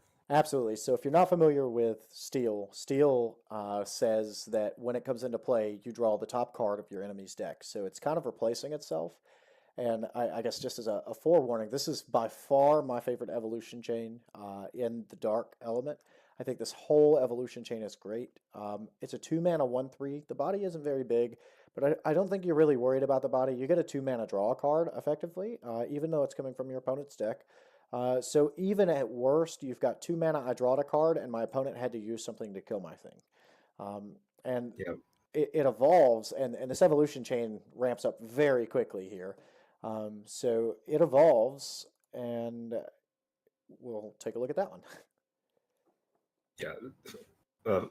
First off, Thief is the first 2 mana Steel, which is going to be game breaking. It's going to change the whole landscape of Standard. But here we have Slitha, a 3 mana 5/5 Shrouded. Yeah, Pretty good. we went over the shrouded ability, but I mean, you're effectively getting an evolution, which is ultimately, I think, what you want to try to do. Like, I think a 3 mana 5/5 shrouded is probably playable by itself. We already play some other 3 mana 5/5 cards in standard as it is, but really, you're aiming to try to get it off of an evolution, and I think that's. You're getting a 1 mana 5/5 that's shrouded, that's not going to be targeted. It's definitely going to live into the next turn. So realistically, just the two of these, we haven't even looked at the third iteration of this evolution chain, but just the two of these, you've played 2 cards, drawn 2 cards, and you have a 5/5 on the board with Shrouded. I think that is fantastic. You're thinning your deck, and if anybody's not familiar with the term thinning your deck, in other card games that we've played, a lot of times you will play spells that just draw cards because you're really trying to get to your more important cards or your threats, your bombs, your answers, whatever it is you're trying to find. And I really feel like that's what this evolution chain is doing. It is thinning your deck very quickly. Most of the cards are not like it feels really bad if somebody, combustions your 2 mana 1/3 stealer. And if they don't, then you get a 3 mana 5/5 that just can't be targeted and you're 2 cards deeper into your deck. It's fantastic. I'll move on to Viperous, 6 mana 6/7. This is new. Raise Dead 2. Raise Dead previously it costs you 6 life. Now they changed the number that it costs you. Yeah, so if you're not familiar with Raised Dead, you're going to get very familiar with it in the dark, since it is a unique to the dark element. It is lose X life and then resurrect the top card of your graveyard. As he said, his boss said it's default 6, but this is Raised Dead 2. So you're going to get the top card of your graveyard for only 2 life. And the fact that you have a 3 mana 5/5 Shrouded on the board means that you can evolve Viperous on top of the Slither at any given time, barring AoE damage such as Sanger or Fungaroth, sweeping away your 3 mana 5/5 Shrouded. And getting a Raised Dead card for 2 life, like 2 life is nothing. I think, Boss and I, we chatted about this a fair amount, but like 2 life is nothing. The fact that you're only paying 2 life to get the top card out, and it's a part of a 3 card iteration chain where you're already you're playing a stealer where you're replacing or replenishing your card. You're effectively evolving into a Shrouder who's replacing himself, but it's also just a great body as it is. And then you're getting a Viperus that's bringing along another card. Like this, to me, this lineup, and they're all diamond cards, which is crazy. But this lineup is like just 3 cards that are maximum value. I feel like you're windmill slamming cards when you're playing these things, and they feel very good to play. I have tested, as Boss said, a number of iterations with some of these dark cards, but these feel very good to play. Quite likely the strongest evolution chain, perhaps all in Element of Warfare. Yeah, this is exactly what you want to be doing. Cheap card, get your card back in the steel. Card that cannot be hurt at all except for the AoE, and then top it off with a very effective big creature, which even again more value at a very low cost. And it's key to point out here, the 6/7 body at 6 mana isn't great. Like we talked about this in some of the other elements, but I think 8/9 is 9/9 is top, but I think 8/9 is the realistic body that comes on the 6 mana cards that are big and powerful, right? We have Urgok, we have the new 8/9. Was he Rush? I think it was, or Wildfire from Fire. But that 8/9 body is very popular. But this 6 mana card also with 7 toughness, you're forcing your opponent to find two cards to really get rid of it, unless obviously Charlene and Cyclonius are cards. But you're not getting Sengurge, you're not getting Fungarothed. It's bringing along something else. It's likely absorbing Tiruk plus Sengur, Tiruk plus Fungaroth, an attack plus a Fungaroth. Like it's not only bringing a card with it, but it itself is a very good card. And we've seen other cards. At the 6 mana or the 6 life raised def, like the 4/6 Valmoth for 3. Still, I think probably the most used card widespread. I think anytime you see dark, you're getting the Valmoth Demothra line with Valgrub, and there's a lot of value in that. And this, I think, rivals that line very, very similarly. I agree. All the raised deads are strong, but there's a limit to how many raised deads and combustions you can play in your deck because you're doing so much damage to you, and you can't cast them if you have less than 6 life. This card, like Viperus, you can put more of this kind of card in your deck. Like having the full 6 cards of this chain, it's going to cost you that much. You still have that huge effect of raised dead. You could probably fit some more raised dead effects because you have that more life total to work with. And a lot of these decks, say like a dark fire deck, you can't gain life. You don't have access to the life bloom in the nature, so you have to be aggressive, but also mindful of how many raised dead combustions kind of stuff you do. But this is, you kind of throw that out the window. It's kind of almost free. And I want to make sure that our video stays, within a fair, reasonable time. But one of the other things that I'll point out about this line, and it's the last thing I really want to talk about here, Boss, I think of all people that I know are very notorious for playing like the Valgrub lines, the Valmoths. And you were one of the first people that I seen like chaining raised deads, where you're playing a Demothra that's going and getting a Valmoth that's going and getting the card underneath that.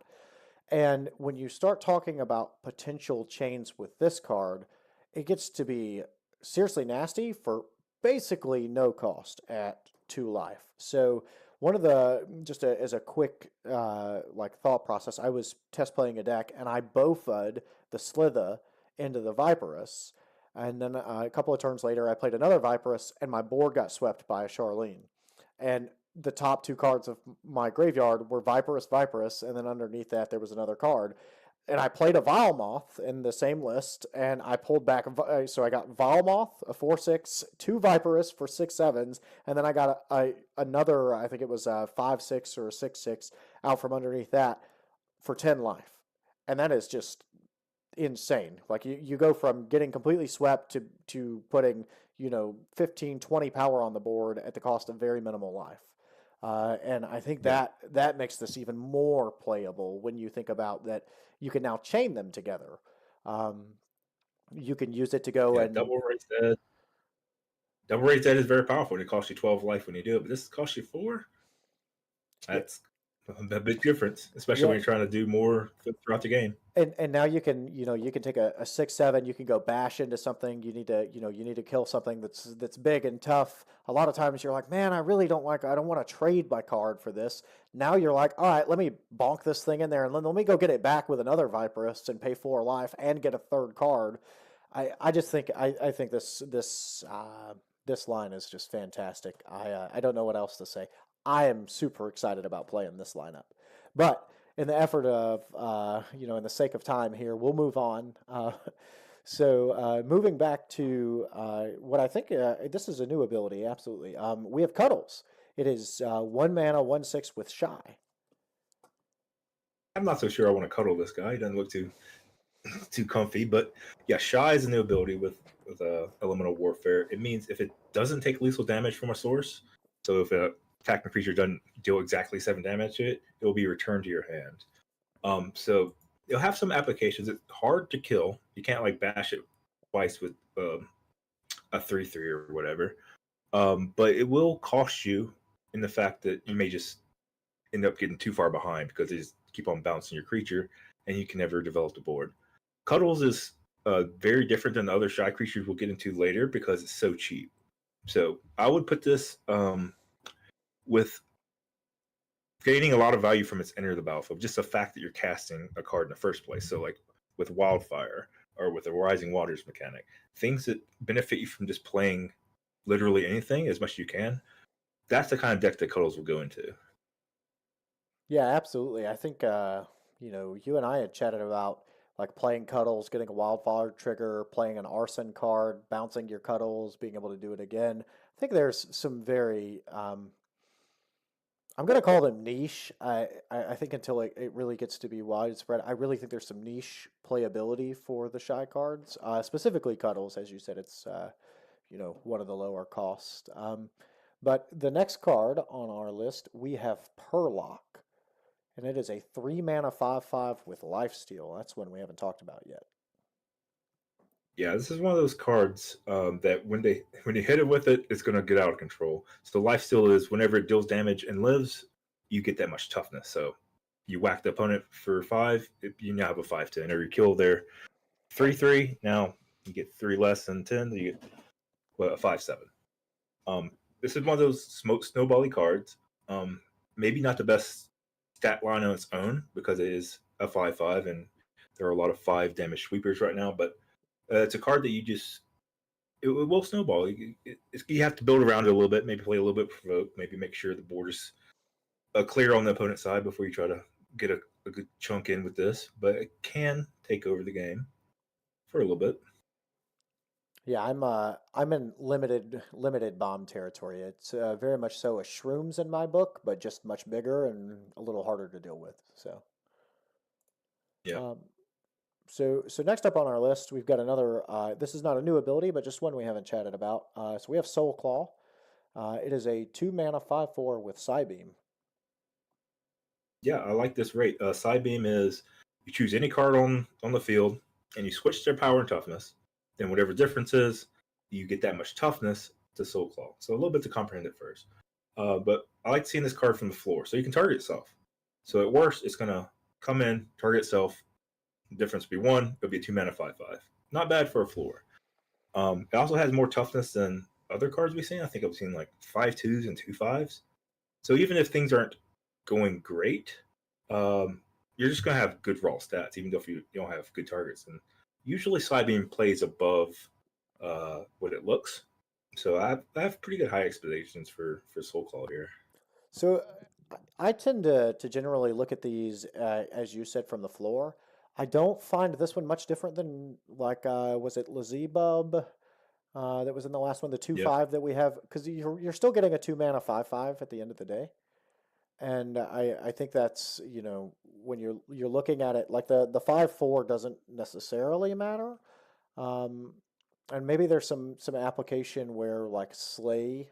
For some of the 2/5s might come into play more often, or I don't know. I do think that it's good. I just don't think that it's maybe you're still getting 10 raw stats for the 2 mana. So I think probably be similar in power level compared to some of the other ones we already have. So we've got our first massive big drop. This guy is, we're going to say Bendigo. He is an 8 mana 5/9 with Soul Reaper 4. Yeah, we seen Soul Reaper 4 in the previous set in Apocalypse. That was a 9 mana card. But Soul Reaper is whenever any creature dies, you get +4/+4. You get plus that much equal to whatever Soul Reaper is. That's anything. It could be a 0/1 or it could be a 7/7. And often you're trading into their creatures at an equal rate. So every time that happens, you'll get +8/+8, which is huge. This is 1 mana cheaper than Apocalypse was, but Apocalypse was 9/9. And I believe this is better because you don't really care what your power is. You're going to get to outrageous numbers. You're going to have 26/26 before you know it if they don't deal with it. And this is what, common? Mm-hmm. This looks pretty strong. It's going to dominate a lot of limited, and this kind of card that you want to egg out. It's a little bit more castable than Apocalypse, and people are playing eggs in Apocalypse right now in Standard, so I don't see the reason they wouldn't try it here either. I think you said it all there. I don't have much to add to that one. We'll keep it moving then. Erraticus. We have a 5 mana 7/7 Shrouded. Yeah, this is a little on the vanilla end of things. We talked about Shrouded before. It doesn't have an evolution. You really benefit from Shrouded when you can evolve. This is just a 5 mana 7/7. You'll attack with it when you can attack with it. But yeah, 5 mana is that crucial spot where you can't play 2 5 mana cards in the same turn because the mana limit's 9. So it looks strong, but I'm probably gonna play a little bit weaker than it looks. Absolutely. So next up we have Skelly Thos. He is a 5 mana 8/9, and we have a Raise Dead 12. Yeah. The biggest 5 mana raised as we've seen, I think, is a Mystic Conda at 7/7. Might have a 4/9 and Zombo. These are the biggest stats for the mana. With that said, it comes with a cost. Raised at 12 is twice as much life than the stock of Raised at 6. If you're very aggressive the whole time, you're just going to compound it with more stats at a low cost and not care about the Raised at 12. But there'll be times where you're at like 12 or less life and you're just going to cast this card. It's very, you have to have a very confident plan. You can keep control of the board and press it even further when with this Raised at 12, because it's gonna be more impactful than maybe at first glance. Yeah, I'm not sure how I feel about it. 12 life is a lot. Um, and to some degree, it is 1 mana less than Demothra. It does have better stats at the raw 5 slot, but I am anti 5. That's just me. I'm an anti 5 guy. It's probably not something that I'm going to look to play, and I'm sure it'll have its application. But it's just not something that I think that I'm getting ready to stick in my deck. However, Yeah. maybe that's because I'm shy, like Mr. Grimau here. He's a 3 mana 5/7. Okay. Shy is complex, and this card's way different than Cuddles because you're not really trying to recast it a bunch of times. I guess what you're trying to do with this is basically attack a 5 toughness creature, have this live, and basically kind of draw a card, where otherwise you might have traded if the card was 5/5 or 5/6. It seems hard to use, and I believe that more often than not, you're going to end up with a bunch of cards in your hand and not enough board presence. So I would shy away from this one. Yeah, absolutely agreed. I couldn't have said it better myself. So this next lineup, I love the artwork on these, and I think they'll actually have some application. So we've got Stouty. It's a 2 mana 2/4 with Curse 3. Yeah, Curse is give anything -X -X, where X is 3 in this case. I think this compares well to the previous evolution we've seen in Bog and Booger. So if you just combine the stats, -3, -3, just do some addition here. I see 5 and I see 7. 2 mana, 5/7 worth of stuff. Not bad. It comes with a small body, but a pretty relevant effect, which you want when you have an evolution chain into Porter, which is kind of more of the same and kind of more of what you want. Absolutely, and we'll just flip right on over into Porta. Going along with the lines of your math and addition, we have a 4 mana 4/6 with Curse 5 that would realistically be a 9/11 for 4 mana. Yeah, so we've seen cards like Booger, which effectively remove all their attacks and make a smaller creature. This will probably outright kill something, and at worst, it will just make a booger-like effect. Like if you shrink a 7/7 to a 2/2, you're kind of doing what Booger did. It has better applications. Sometimes because he just outright gets rid of it, and maybe you just don't want them having a 1/1 or 2/2 or whatever they get because they attack your eggs or finish off your creatures. And that exchange comes at less power naturally, so it's only a 4/6 compared to Booger's 6/6. Absolutely. I think you said it pretty well there. Look forward to playing that line, though. I do think it's going to see some standard playability. Let me do. So moving into the next card, we have no evolution chain here. This is a standalone. This is Axolotl. Axolotl. It is a 5 mana 8/9 with the previously talked about ability Psybeam. And it's the first time I've seen this picture. This picture is really cool. It's an axolotl, except it's a demon holding an axe. I love That's it. nice. The artwork on this set Yeah. is fantastic. All things aside, great artwork this set. So look at the floor. It's a 9/9 for 5. Kind of what the angels are. But the side beam I found tends to play above its rate. It's just kind of hard to craft that board state. But looking at that 5 mana 9/9 floor and seeing the possibility, especially when, like you said, Spy Beam could be combined with like Slay, make their like 2/5 to a 5/2 slay it away. It could be a 8/9. You could Side Beam to a 9/8. Just slay it for 1 mana if you're playing like Dark Fire. I don't know if it'll see standard play, but this looks like one of the nicer cards for limited here. Absolutely. I 100% agree. I think this is a great limited card. This next card, I think, also is going to see some limited play. Maybe sneaks into standard. We have Marisarth, and it is a 4 mana 5/6 with Soul Reaper 1. Yeah, so 4 mana is time of the turn where you play it and you get some attacks in. You start trading your 2 drops and your 3 drops off. So we can expect this to be like more like a 7/8 a lot of times. Is that good enough? Maybe, because it just makes them have to respond to it. It's a 7/8, but like they cannot ignore it. So even that additional pressure adds to the strength of the card. So I think it may be a little bit short of hitting standard, especially when you have the Valgra Valmoth chain, and this doesn't have a chain on it. But yeah, but it looks like a limited card, really.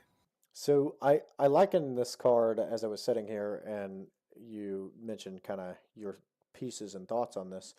Pazuzu is what I would consider an arena bomb. I've lost a lot of games and won a lot of games with Pazuzu. And it being a 4 mana 5/7 with Soul Reaper, this one being a 4 mana 6/6, I think it's really well slated to kind of fill that same Pazuzu like role where it's not a card that you're really going to pass up a lot of times, but it's also not a pack one pick one card. It's not top of your list. So with that, we'll move on to Gorf. Goof. I think that's Gorf. We're going to go with Gorf. It is a 2 mana 4/4 with Rush. Yeah, we've seen this before. I think the green has a few of them, but yeah, 2 mana 4/4 rush, kind of a stock number. This one comes with Evolution Chain. A lot of the other rushers do come with Evolution Chain. Yeah, and It'll come with what Miseroth? That's correct. We have Miseroth as a 4 mana 5/6 with Lifesteal. Yeah. So this is one more toughness than the other card we saw, the Perlock, but this can come out cheaper if you have a Gorf earlier. The toughness is what you kind of want. You kind of want both. You want power to increase the toughness. You want toughness so you can live through to untap with the card to actually have an attack with it. So I think it's about the same strengths as Perlock, the other Lifesteal we did previously. But it just comes with that extra mana, and maybe you don't have the Gorf. Yeah, and I like that it's at 4. So a lot of times, and this is, I know everybody kind of evaluates cards different, but when I look at cards that are part of an evolution chain, I forget a lot of times that they're a part of an evolution chain when I'm trying to think about it. And I go, could I play this card by itself? Like, is a 4 mana 5/6 lifestealer good enough on its own? And in my mind, for standard, it's probably not good enough. That's just my thought process. To me, having an evolution chain is like an added benefit. Wow, I got to play this much faster. But what's the, are you doing that 10% of the time, 20% of the time, 30% of the time? So for me, I'm not very big on this. I'm also not very big just in general on the lifesteal ability. It feels very snowbally, and I guess I like more surefire things than that. But I think there are Right. definitely some people out there that love the lifesteal ability and are very happy to get some new lifesteal cards. So for now, we got another shy card, and I'm not sure how I feel about this guy. So we have Sinorth, and it is a 4 mana 7/9 with the ability Shy. Yeah, it's the biggest shy creature we're gonna get. So it's most likely to live through whatever they do, unless they attack it with a 9 power creature. Spoiler, they probably won't. What's probably going to happen is they're going to attack it with a 1/1 or ping it with, Wildfire, Inferno, something, and it's going to bounce your hand. So you're going to spend 4 mana, and they're going to effectively just trade their creature off to get rid of your creature. Seems very hard to get value out of. It's not like the opponent's going to be running around with a bunch of 7/7s, and you're going to be like, attack that, replay my 7/9, attack that. That's just not really going to happen. It's going to clog up your hand, and I would avoid this one. Yeah, I 100% agree. So for the collectors that are out there, it is diamond rarity. And the one thing that I will say is we have seen the champions team, I think every set, sometimes they add a new ability that kind of plays on something that wasn't used as much the set before. So, warning, future sight here. Maybe the Shy ability comes into play in Gen 6 when we get Gen 6 out. Maybe there's something that plays well with that. So, probably good to pick 2 up for your collection and just leave there for the next couple of months. But at the end of the day, yeah, I would avoid playing it in standard or limited for that matter. Just not super good there. So now we've got Soul Taker. We've got another huge lifesteal card here. He's a 7 mana 8/9. Yeah, it is expensive, but like I said, with the lifesteal, the toughness helps the power, which helps the toughness. It's pretty likely to live a whole turn, so and you're probably likely to attack something that this will survive combat through, or to attack the face. So this will be snowbally like the other life steals. It has more potential because it costs more. If I mean, in limited, like I said, if it lives, it's going to be great. If it doesn't, it's going to be bad, and it's a little bit too outcosted for standard. I think in terms of limited, and limited is much different than constructed. I think we can all agree with that here. But in terms of like arena or draft, if you're drafting this, I find that when you get into the 6, 7, 8, and 9 cost, a lot of those cards, especially with the 9 toughness, are almost always guaranteed to live. Like I've lost to a number and won with, but lost to a number of what is that? Putrix? Is it the 7 mana 9/9 life stealer from the last set? Like I've lost to that card a few times. These are cards that when you slam them, they are immediate threats, and if you do not have an immediate answer, you are dying. And that's where I like this one a little better than I like the other life stealers. Like the 5/5 is much easier to deal with. The smaller life stealers are a little easier to deal with. This one is not. I think this one it gets slammed, and it's going to win more games than it's not in terms of once I play it, I probably am just going to take the game over. Um, so Right. now we've got speaking of 9/9s, we've got Abyssor. We've got a 6 mana 9/9 Elemental Fury.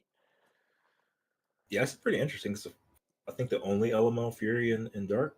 I don't know if we think Elemental Fury with the other elements we covered yet, but anyway, that means you can attack an additional time for each uh, element creature you have on your side of the field, other than this one. So you have this and say a Soul Taker or whatever from the previous card we just had. It can attack twice. So it can attack the player twice, or it can attack 2 creatures or a creature in the player. These are some of the best cards to try to get an egg out and get it onto the battlefield fast. Because I mean, a 9/9 that can attack 2 or 3 times a turn, that's going to close out the game. I mean, people can have answers to it, but it's going to make them have that answer. Even on 6, a 6-mana 9/9, that you probably be attacking 2 or 3 times with it. I mean, that's a huge threat on its own. They have to get it out of the just out of play in general. They have to do something, or you're gonna just completely obliterate their board or their life total. Yeah, so one of the things that I notate about Elemental Fury is that, for example, Fire had a number of those, I think, that people tried to make work. But I find that often this with Dark, this isn't going to be the case, but with another element, when you play an Elemental Fury, it's going to be I pay X mana and do nothing this turn. It's not a card that's going to get you back into a game. It's not a card that's going to affect the board.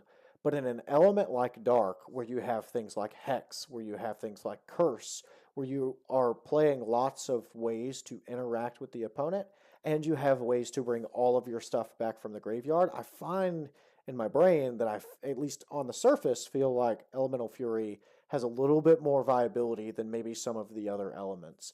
You know, I think being able to pair that with small, cheap, effective creatures, like some of the ones we're going to see coming up here, make those a little better. And you can't go wrong with a 6 mana 9/9. I mean, we're in standard, we're playing 6 mana 8/9s right now with good abilities. You know, from a body perspective, I think it's fine. So I'll be interested to see if this one sneaks into standard. I'm sure somebody will be out there brewing around trying to figure out how to make it good. Yeah, well, good. Well, so next we have a little evolution chain here. We have Harby. It is a 2 mana 3/4 with Shrouded. Yeah, this is kind of the light version of our Sparky Thunderwrath that we covered the very first two cards. Costs twice a mana, same stats. Not very good, but perhaps has a little bit better of a evolution chain than Thunderwrath. Yeah, and it's got a nice evolution. I think it evolves somewhat nicely. It's Harbalor, 5 mana 6/8 Shrouded. Yeah, this one's a little bit bigger than the other Shrouded chain, but probably overall worse. In general, you want to play the cheaper cards, and I don't think the stats really reflect the increase in mana cost here. So I would play the Sparky chain over Absolutely. this. 100% agree. So we have another Shrouded card here. Quite a few of those in this set. We have Manas. It is a 6 mana 9/9 Shrouded. Yeah, for being a skeleton, he's pretty big. This is kind of similar to a rush creature. I mean, you can't really get rid of it, and it's gonna get its 9 damage in, but it's a little bit slower. 6 mana 9/9, probably outside the range you really want to play in a constructed. Probably outside the range of something you want to egg out. Look, just be a generic big creature for limited to me. Looks cool though. The artwork, again, I point this out for the second time this video. The artwork in this set has been fantastic. I've really been impressed with it. Looks cool. Probably a limited bomb, something that you try to slam and win games with. So next up on the list we have Mystical. It is a 2 mana 5/5, which I think is a massive body for a 2 mana guy. But it is also shy. Danger. Okay.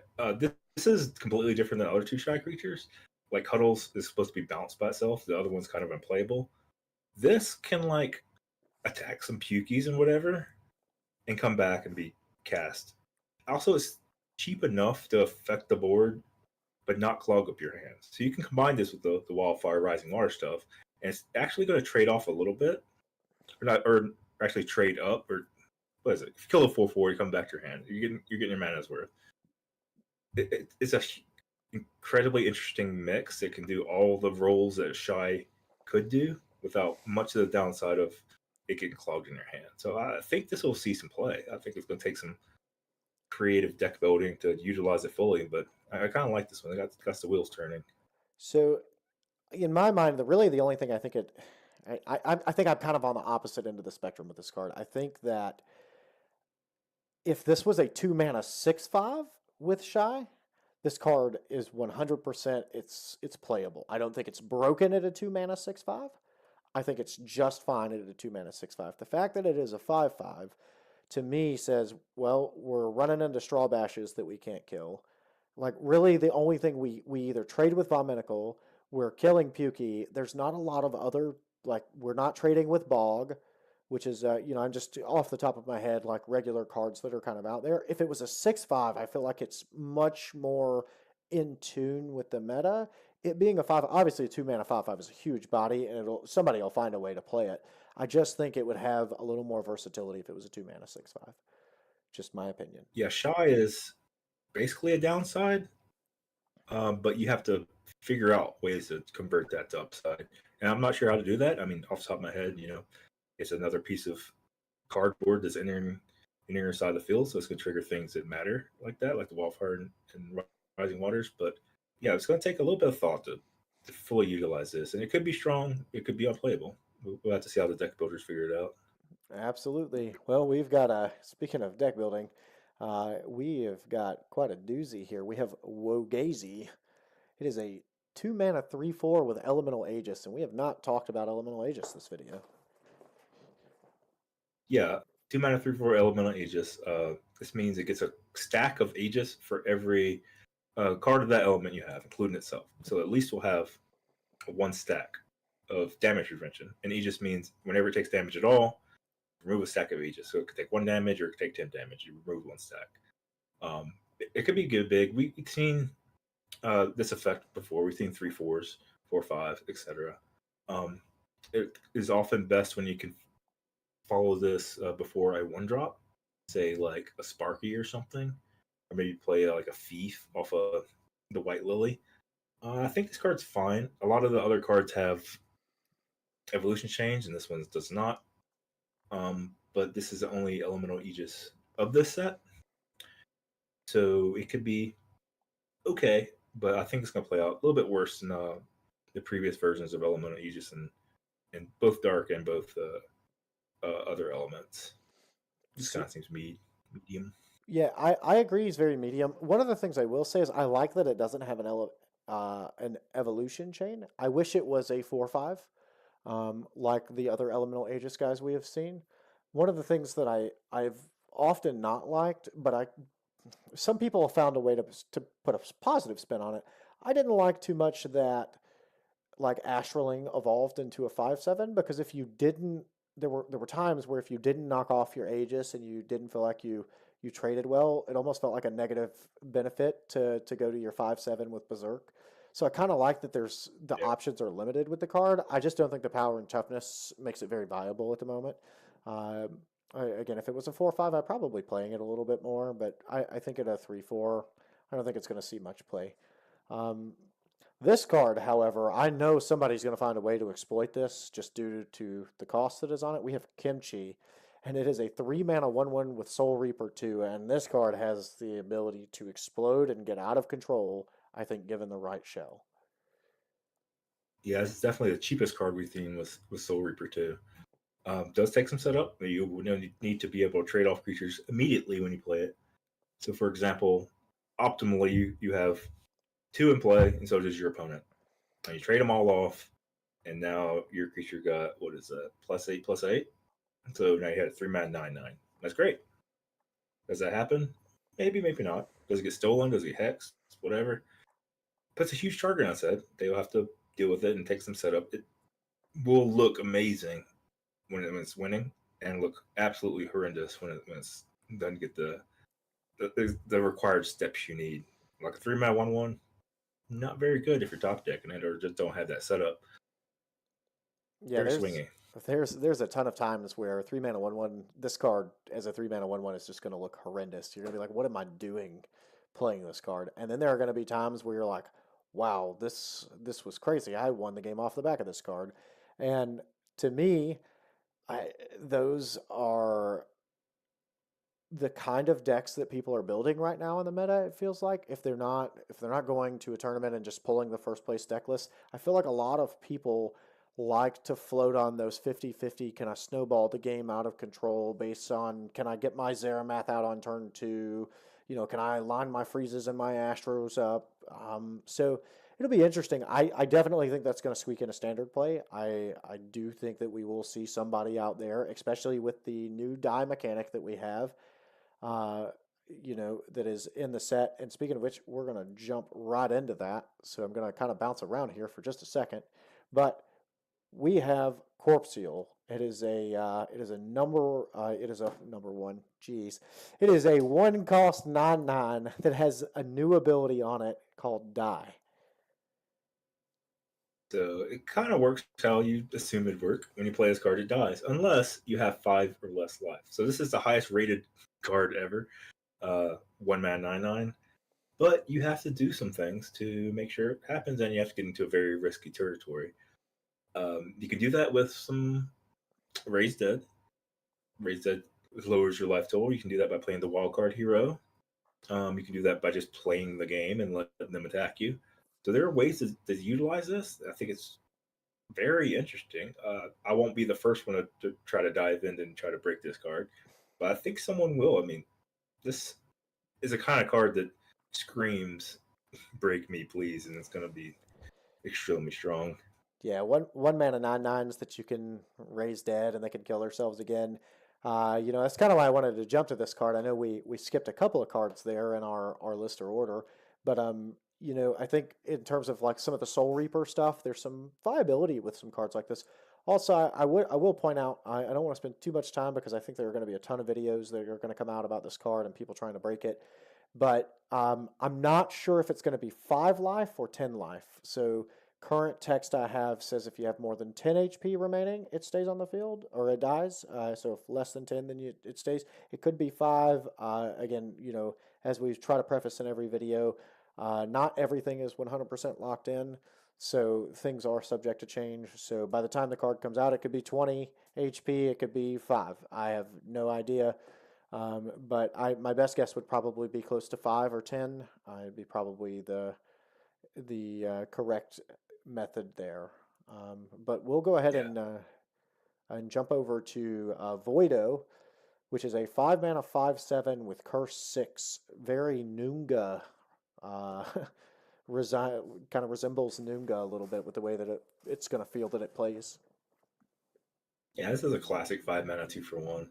Combined the stats is 11, 13. But yeah, that's what these 5 mana cards do. They get you a decent looking body, which just avoids, the classic fungal spores and whatever stuff, and probably outright kills whatever you're targeting. If it's not, then you probably have another creature that can finish off whatever you cursed. Um, just like a stereotypical medium costing 2 for 1. Don't think it'll hit constructed, but will be a classic card in limited. Yeah, I don't think there's much else really that needs to be said about that one. So we'll move on to Gloomy. So this is if you've watched our other videos, this is another one of those Gemini genetic split guys. Key note here before I introduce it is Gloomy will actually be moved from a mythic to a rare. So all of the Gemini genetic split guys will be rare cards based on the information that we have. But it is a 5 mana 7/7 with lifesteal. It's one of those cards that'll take over the game. You usually get this whenever you get an attack in with Gemini, which he creates one of its many evolutions. You get 6 evolutions, but it's dependent on what hero you have. So if you're playing dark, you're likely to get Gloomy. But the main thing is you got to hit with them. And Gemini says create one, but also create another copy of itself. So it's basically just creating one. The evolution comes on top of the original, then you create the copy of the original. If you got to attack him in the first place, you're probably winning, and you're snowballing out of control. This is, like I said about lifesteal, it's very snowbally once you get that first attack in, and you'll probably just win the game. If you're winning the game before, you'll probably be winning the game now.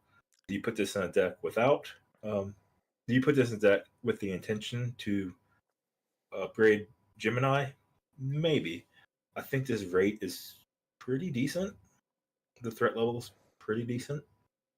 So you can play Gemini and Gloomy in the same deck, and every now and then, perhaps if I'm trying to think of a situation where you have Gemini, but you can't get an attack through, like they have Provoke. In that case, yeah, you can upgrade to Gloomy, and then it's not so bad to attack with 7/7 Lifesteal into their 2/2 or 3/1 Provokers because you're going to get a huge buff on your toughness from trying to do so. Could be slow, could be awkward, probably be tried. So one of the things that I will say about this is I use this phrase a lot. I try to stay away from win more cards, and lifesteal in a lot of ways feels like a win more ability.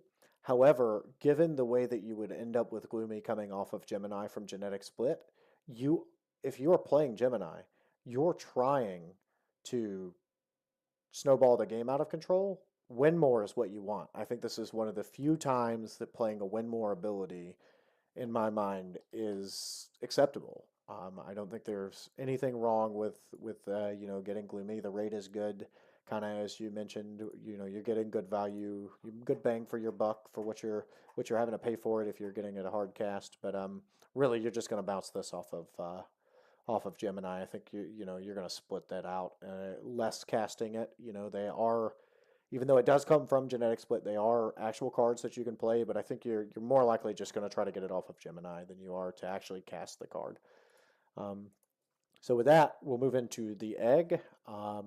So we have Violet. It's a 2-mana 0/4 with Hatch. Yeah, like all the other eggs, you can evolve any dark card on top of it. I think this is one of the worst from set 5. We just did the fire one, which was kind of synergistic with the arson mechanic.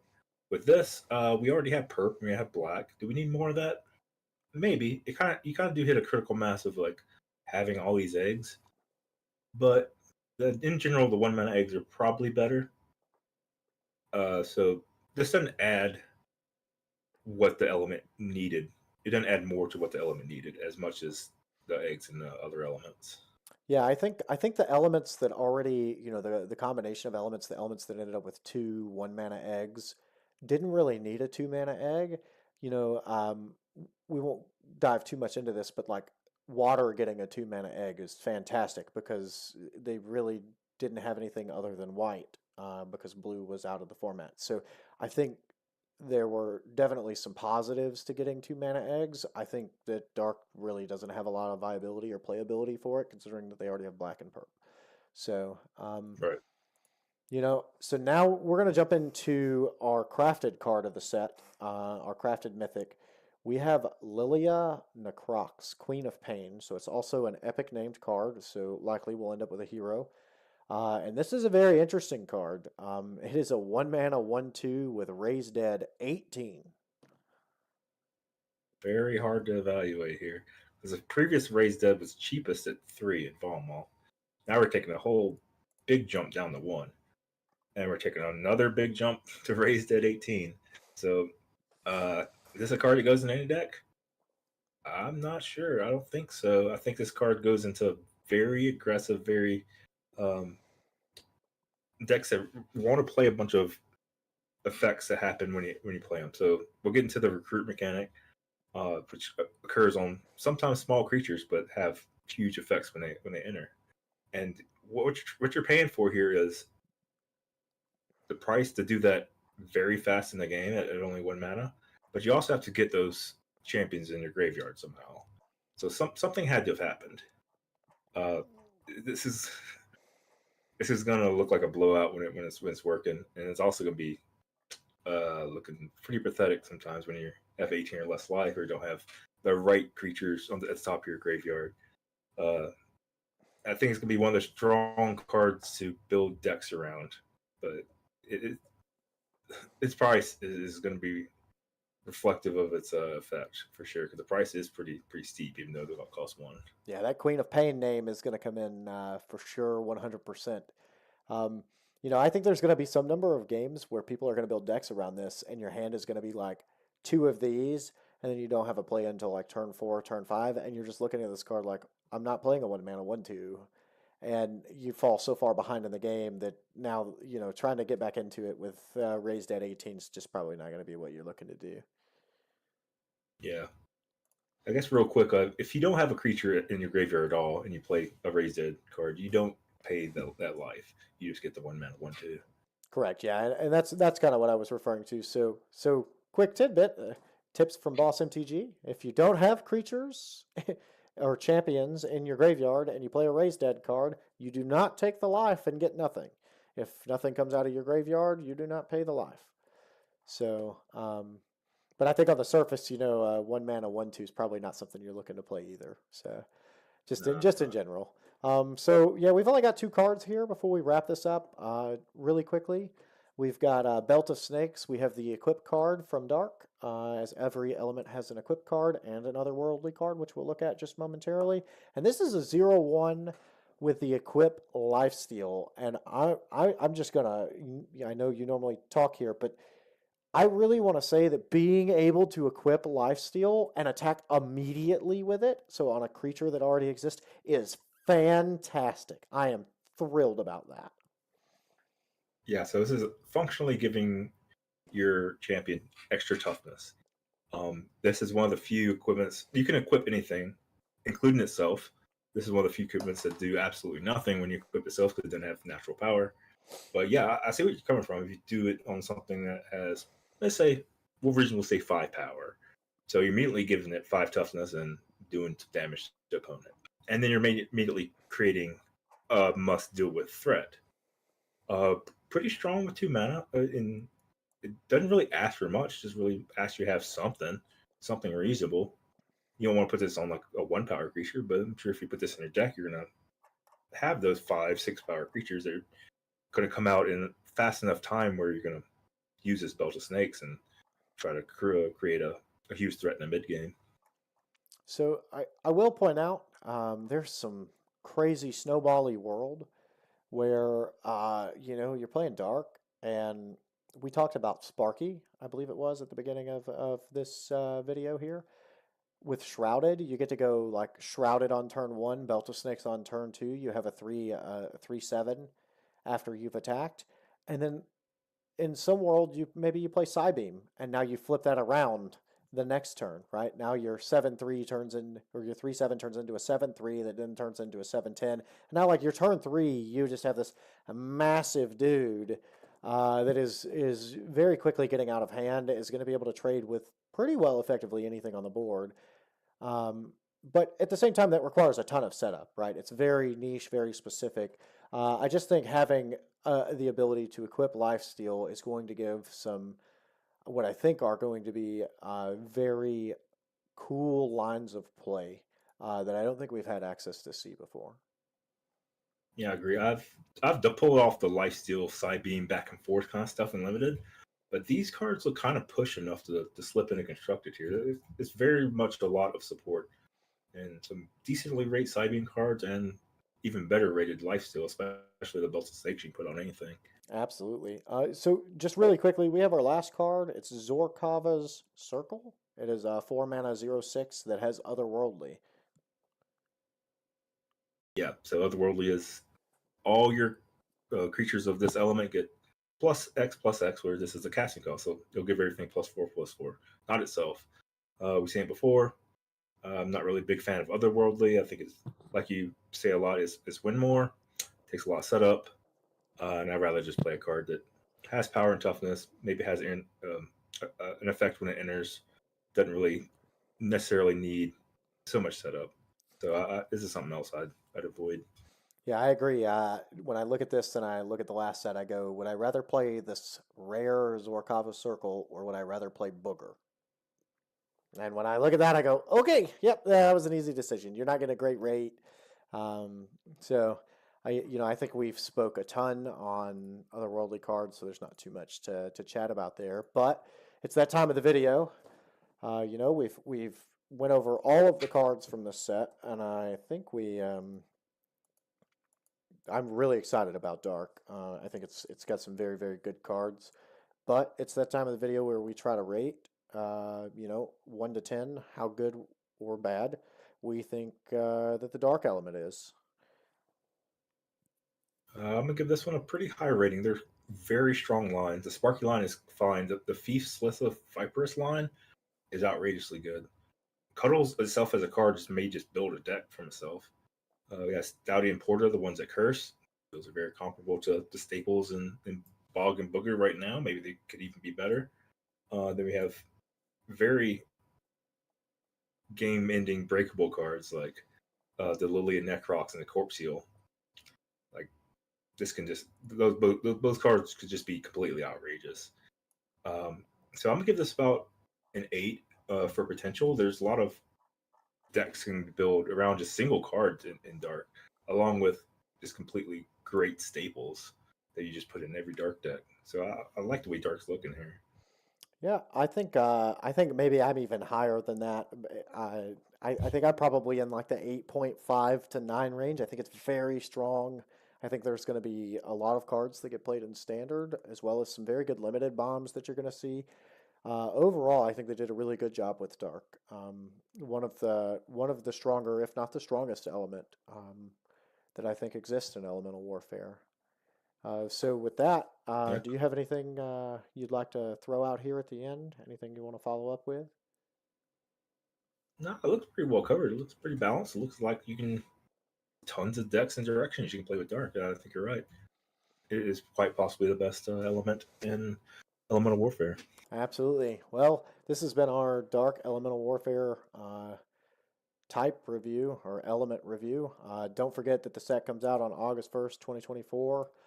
Make sure that you're there. I believe that'll come out at 0000 UTC, 8 Eastern, 7 Central, 6 Mountain, 5 Pacific for all of our US viewers. So make sure you're there. Don't miss out on getting your packs. And yeah, so I'm Grimnot, and this has been Boss MTG, and this was our review. Thanks, guys. Yep. Thank you for watching.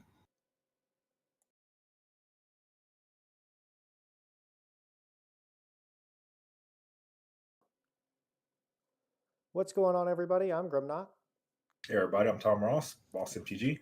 and today we are going to do Elemental Warfare element review for Light. Elemental Warfare comes out August 1st, 2024. We're doing a pack giveaway for anybody that goes and likes the tweet that is pinned on my Twitter, which you can see underneath. I believe Boss has also retweeted that tweet. But if you go like a YouTube video and post a screenshot of it on the tweet that I posted, you're going to get a free starter pack from me, and you'll be entered into a giveaway that I'm going to do live on Twitch during release day. I'm going to give away 6 packs of the Elemental Warfare set.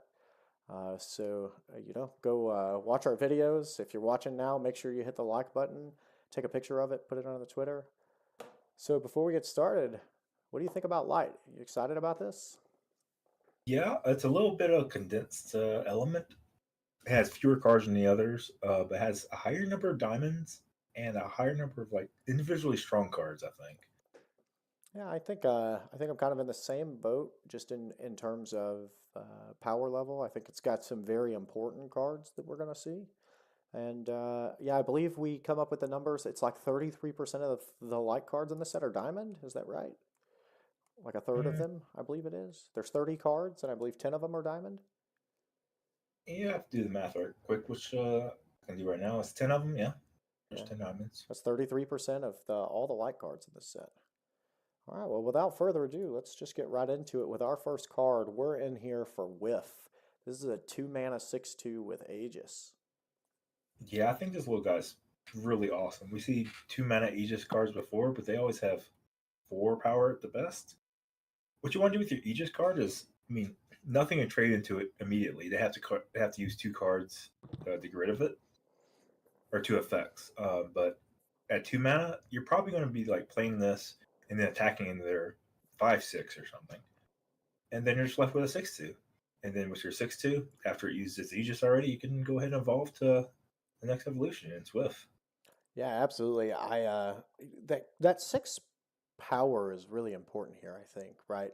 We've seen you spoke about some of the other 2-mana Aegis cards, but that 6 power, I think, just it trades well with a lot of other cards that are being played currently in standard, and I think that just makes this tremendously better. And all of the other elemental Aegis and Aegis cards that we've seen in the 2-mana slot, I believe they all have evolution chains that we've seen widely played. So I'm expecting Swift, as you spoke about, to also see some play. So we're right in here with our first diamond card in Swift, which is 4-mana 8/4 with Aegis. Yeah, great chain off of Whiff. You play this on turn 3 if you had to Whiff, and after you already attacked, maybe attacked their creature, maybe attack them for 6. Also, just playing on turn 4 is completely okay. It's a huge power for casting cost a creature just to begin with, and then it's going to trade with something, or just trade off the Aegis for some amount of value. It's going to be tough to kill. It doesn't get killed by the common 4-drop things like Fungal Spores off Fungorth. I think it's just pretty well sized and a pretty good threat and a pretty good evolution off a whiff. So I like this chain quite a lot. You think that I think that Swift could see play in standard. You believe this is going to see some play in standard? I believe whiff will. You don't necessarily have to go to Swift, but I think whiff is it's probably just solid on its own.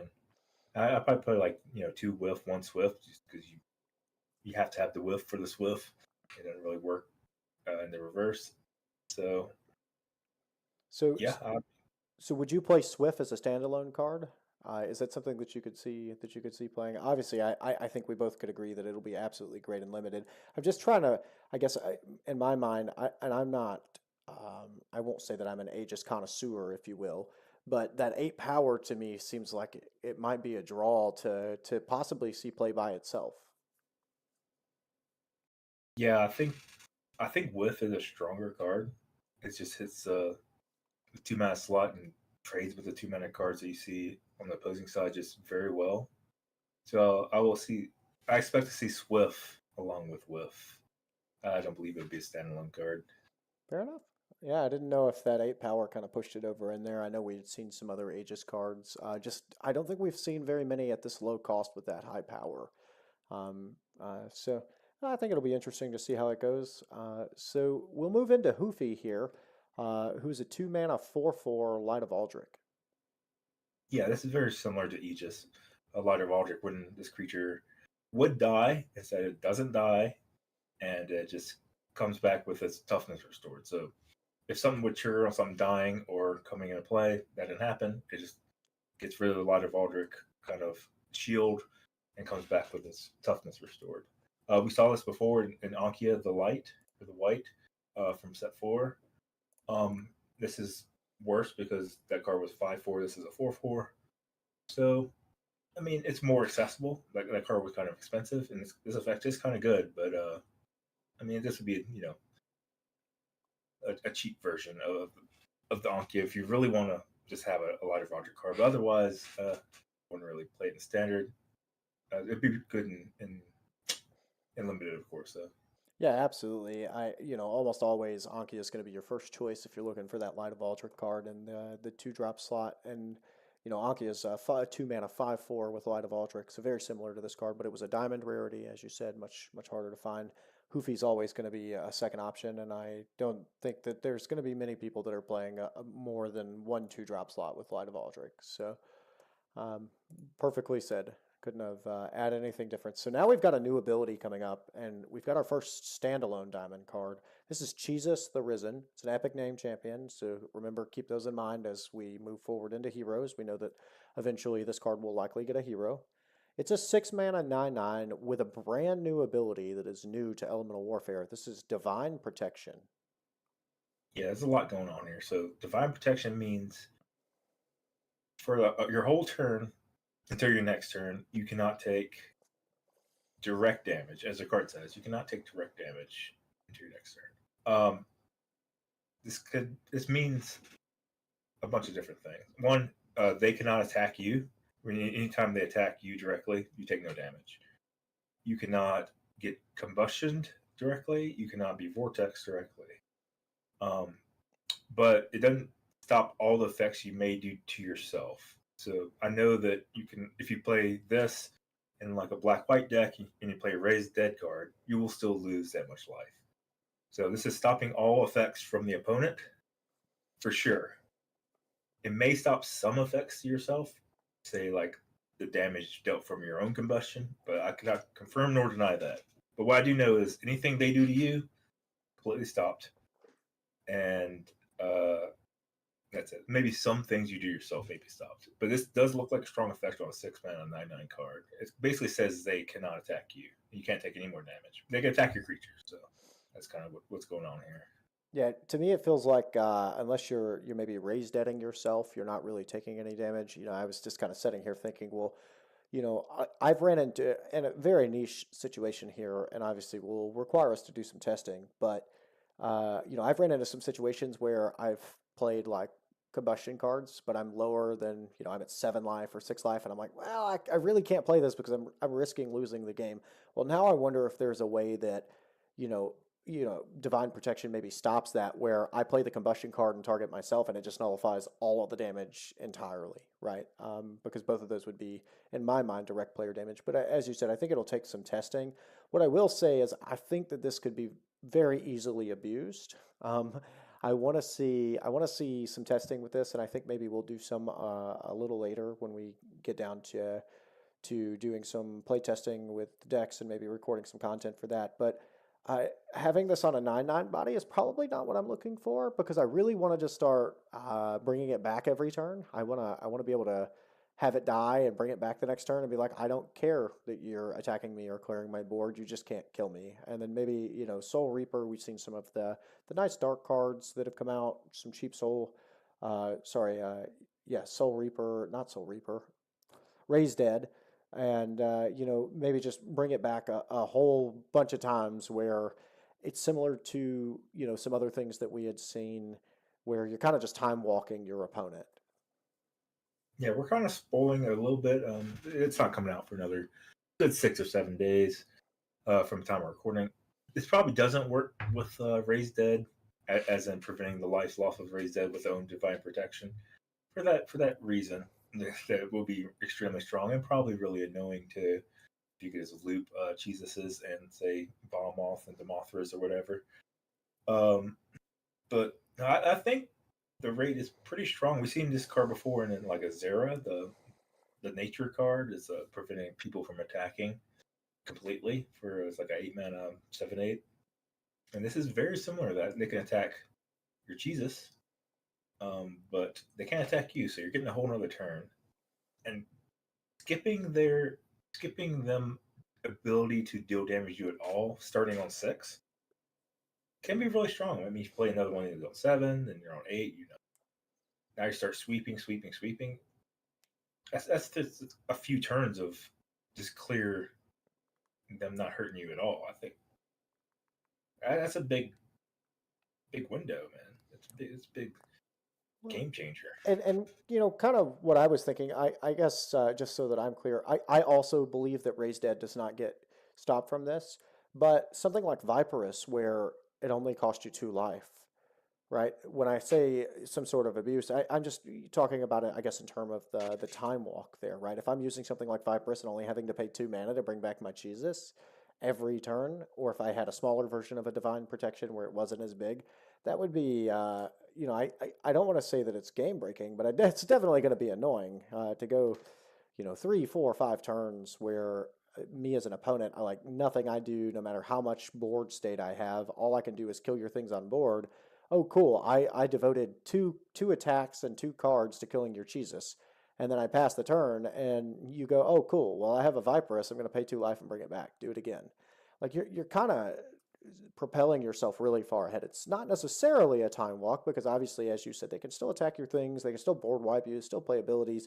You're just, they can't attack you. And we've talked about this in a number of videos, but in the game, there is a pretty good balance between, and I think this is what sets the great players in the game apart from the good players that are in the game, which is being able to pressure your opponent's life total. And Jesus just says, you're not going to do it. You're not going to pressure my life total, so figure out another path. Yeah, disrupts their game plan while assumingly you play a deck that wants to fill that gap and get the game into turn 7, turn 8, where you maybe play light in nature and you're ready with those sweepers. And you just want those key critical turns where you get to bridge that gap. And I mean, you're sitting there with a 9/9 too. It's not like it's nothing. Not like you're just playing 6 mana just to say you can't attack me. I mean, you're putting the relevant card on the board too. So I think this card is going to be powerful. It's going to have to take an answer and really just take away from their ability that if they're trying to really beat you down on those turns 6, 7, 8, before you can really turn that corner, this card will prevent that while also putting a big threat in play. Before we move to Grub, just really quick off the top of your head, and I want to make sure that I'm correct in my thinking. Jesus is the first 6 mana 9/9 we've seen. I think the earliest we had seen in 9/9 was 7. Is that correct? I can't confirm that, but I just off the top of your head, whether we're completely 100% accurate or not here, I believe it is the first 6 mana 9/9 we've seen. I don't think maybe in light. I don't know if we've seen another one. If you think of one, just let me know at some point in the video. Or just me in set 5. Yeah, I know there hasn't been another one in set 5. I can't think of another 6 mana 9/9 that we've seen with a good ability, right? Most of our other 6 mana cards like Obliterate and even the ones that were in the other set were 8/9s or 9/8s. 9/9 is a big dude to have such a good ability. Either way, moving on, we have Grub. He's a 6 mana 9/9 elemental guard. Yeah, here's your 6 mana 9/9. Elemental guard. It means this can't be targeted. No, nor can any of your light cards. This effect's usually good when you want to protect certain cards. I mean, from hexing and obliterating, from things like Axe and Urgok and Booger, from the previous sets and from this one. It's a good card to protect from itself because it's 9/9. You don't want to just be killed without having to be taking combat damage. So it's nice to have it on itself. I don't know if there's light cards you really want to protect with this effect, but just having it on itself, just naturally having cards, is pretty strong. Common. Yeah, I mean, I don't know if they'll see constructed. I don't think it'll see much constructed play. Probably just limited. So I think in comparison, some of the other elemental guard card that already exists is probably just better. 6 mana, probably not what you want to be paying for your 9/9. However, this next card I think is going to get a ton of play. I'm interested to hear what you think about Huge. It is a 4 mana 7/9 with Greed. Yeah, it is a huge creature for its cost. We haven't seen greed directly in light. This is the first one. It's very much the largest thing. So I play a lot of Gale, which is a 5 cost dark greed creature from the last set, and it's a 7/9. I'm like, man, this card's just awesome on rate. I just like it a lot. And this is just 1 mana cheaper. It's like, wow. This is a huge draw for me to play light. Playing, say an egg, which is tough because we only have 2 mana egg. But a common play with the Gale was just playing an egg and then playing this off of it, and then you only have one champion in play, so you get the greed. You get full greed amount for the 2 cards. But even just playing this on 4 is such a low commitment. So like it's going to make a big impact on the board, just being a 7/9, and you're going to get your card back. And if you're losing, like maybe they play a sweeper and they have just a Fungorth in play, or whatever fungal spores creature they have, or maybe a big earthquake creature, and the whole board swept. Now you play this, draw your 2 cards. Now it's fine. Like your card's probably bigger than their card, and you drew 2 cards. I think it's gonna be like one of the best light cards we've seen in a long time. Yeah, I agree. I was actually going to ask you, and it sounded like you touched on it. Is there, you and I chat a bunch, and you've played Gale a lot, and I thought a lot of the reason you played Gale was because you had access to 1 mana egg. Does the fact that that you do not have access to 1 mana egg in standard make this any less playable, or is just the fact that this is a 4 mana 7/9 greeter just good enough on its own? I think the rate is so much better. Like 1 mana is just huge, as it were. And even just not having that 1 mana egg. I mean, black has, or dark has black and perp, which are 2 mana 1 mana eggs. While white only has this gold. I mean, it's kind of unfair. It's just, all elements aren't created equal. But we're looking at, I mean, this is just super castable for where Gale is in that awkward spot of 5 where you can't double spell with things. I think I'll just be happy to put this in any light deck where I just was actually looking to egg out Gale. I just kind of am happy to just cast this. Fair enough. Well, with that, we've got the big cheese here. We have the 1 mana 1/4 with Retribution Chew on our beautiful mouse looking champion. Big cheese or small cheese, as it were. A 1 mana 1/4 Retribution 2. When it dies, all the opponent's champions take 2 damage. Retribution, it usually better on your champions that die more easily. Like I'm kind of unhappy to just run this into something. Say if you run into a 5/5, or 3/3. I mean, if they have a 3/3, it doesn't really run into anything because it survives. It's gonna be hard to convert cheese into a mini board wipe, as it were, but it's just so strong. I mean, look at it. It's a 1 mana 1/4 that they have to kill kind of soon before they really develop deeply into their board. The deeper they develop in their board with any Retribution card, the more impactful your Retribution card will be. And this card just gonna live for a while. It's kind of in a space where its stats are so great that I just want to put it into my light decks. But when you really want to pop off the Retribution 2, it may be kind of hard for you to control when you do that. But it looks good just on paper. So I think I'm into this. I want to try it out. So on the surface, when I looked at this card, and this is kind of really the only note that I had, I was like, great, it's a 1 mana 1/4. It's got survivability. If it was to die, it's got a little Retribution too. What's the evolution? And then I look and I realize it's a standalone card. There is no evolution. I was really expecting when I was looking through these cards that this card would have an evolution where there would be some, different type of payoff. So the fact that it's standalone, I think I'm probably a little lower on it than you are at the moment. But I agree with you. The rate is good. I was really expecting an evolution out of that. To me, when I looked at it, it felt like a card from what we had seen in previous elements to just being a card that evolves. That's got some, where you could get some great value if it died. Like, cool, I get to deal 2 damage to everything, and I didn't get to evolve it. It had that big, toughness on it where it would survive, and then it kind of, to me, it fell flat when I found out that there wasn't an evolution to it. But this next card, I believe, was the card that you spoiled. I believe that would have came out on Wednesday. You posted out a tweet. This is Timu Wapu.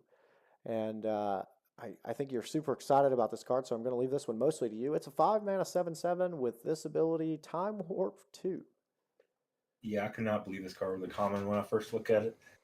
5 mana 7/7. So Time Warp 2 means there are only max of 1, 2, 3 evolutions. Like you can go from 1 to 2 to 3. So Time Warp 2 would take something from 1 to 3 straight up. There's nothing that goes beyond that. And they just evolve immediately. So if we had this whiff, it would become a swift. If it had another evolution beyond that, it would just go straight up all the way from that. If we know about these bogs and the boogers and the blight oozes, straight from bog to blight ooze. And we saw this effect before on a mythic, a diamond that cost more from the previous set in Ethanar. It had the same exact Time Warp 2, and it was a very expensive card. And I can't believe they just make this thing a common for much cheaper. And the power and toughness don't really matter. You're getting 2 mana cheaper, and power and toughness are smaller. But you're really looking for the Time Warp 2 effect here. And it's gonna be game swinging. Like we see some things from the previous set, like good bless cards for like Geode, 2 mana 3/4 with bless 4. It goes all the way up to 7, and 2 different evolutions. And it's like bless, huge toughness, huge power, huge stats. Like you see a 5 mana 7/7, that's like okay, but you're getting like a buff probably about equal to 5/5 on average if you target something. So we're thinking 5 mana 12. Then you get another trigger of their huge ability, which is probably like bless 6. So these stats are just getting kind of out of control, and you're not really asking for much here. It's like just a few cards that have any evolutions, and if they only have 1 evolution, fine. Like I don't really care. You're still getting a 5 mana 7/7 out of this, and everybody's gonna have access to it. I think anybody that wants to play light, just even if you just download the game August 1st, you're gonna have access to this card. And you play white, and you're gonna be playing this on turn 5. You're gonna be targeting anything you haven't played that has an evolution, and you're gonna get a massive advantage. And it's gonna bring all the white players just as competitive decks in the metagame, just like day one, just because of this card. I think it's going to be one of the most influential cards from this set, just by how accessible it will be and how powerful the effect is. Absolutely. And I'm going to throw Aethernar up on the screen just as a side-by-side comparison so everybody can see This is Aethernar, the Great Weaver. It is an epic name champion. Maybe at some point, Aethernar will end up with its own hero. But it was a 7 mana 9/9 that we got from last set that had Time Warp 2. And the key note here, like you said, is this was a diamond card, right? As a 7 mana 9/9, I know I had one. I sold it to a good friend of ours, but they were going pretty regularly for like $150. I mean, and that's to, in relative terms of pricing of cards in our economy here, that's expensive. That's very expensive for a card. And then the fact that we shift back over to Timu Wapu and you have a 5 mana 7/7 that's a common card, like you can open a light pack and you're probably going to get one every pack you open, right? So it's an interesting shift. And the fact that it has Time Warp 2 is just crazy. The things that you can pair it with are baffling to me. And the fact that it is a 7/7, I think, is what really pushes this card over the edge. Like, it's not the Time Warp 2. It's not the fact that it's 5 mana. It's the fact that it's a 7/7. Because one of the things that we often see is that Bofa, which is from the last set, which was the 3 mana Time Warp 1 card for 3 mana, it was a 5/7, and a lot of times you'll know that your opponent has a board wipe coming, and you'll take your smaller creature and you just evolve it one time, and now you have two things that your opponent has no real way to deal with. And this is taking that to a whole new level and saying, I'm going to get really outrageous, as you said, and really big in the stats, but also you can't kill me. Like, there's not going to be any, pity fungal spores with this card. Right, whatever you're evolving into is probably going to have more than five on the backside. It's got more than 5 on the backside. If this was a 7/5, I think the card would still be really good. But the fact that you would be able to kind of remove it as soon as it came in and did its ability, I think would have made it a little more fair. But this card feels almost unfair. I mean, last set, I know we try not to talk a lot about last set or other sets, but to give another side-by-side comparison, there was another card that was 5 mana that had Time Warp on it that was a 5/6, and it was only Time Warp 1, and it made its way into some standard decks. Like even Wonder, when it came out, it still made a little bit of breach into standard. But I 100% agree with you. Everything you said. This card's going to be almost game breaking, I think, and it's going to be interesting to see how people choose to play light and utilize this card with another element and see what evolutions we got. We've seen some really cool evolutions in normal that were coming out.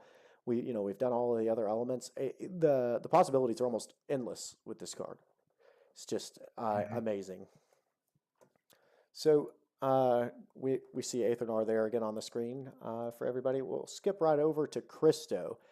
And I want to preface this card with, I think this might be the most influential card in Light. And I think that that's because of this new ability that exists on it. So this is Christo. It's a 2 mana 2/7 with a new ability called Purify. Yeah, I think this raid is quite strong. 2 mana 2/7 Purify. Purify says you target a card, a champion, they lose all passive abilities.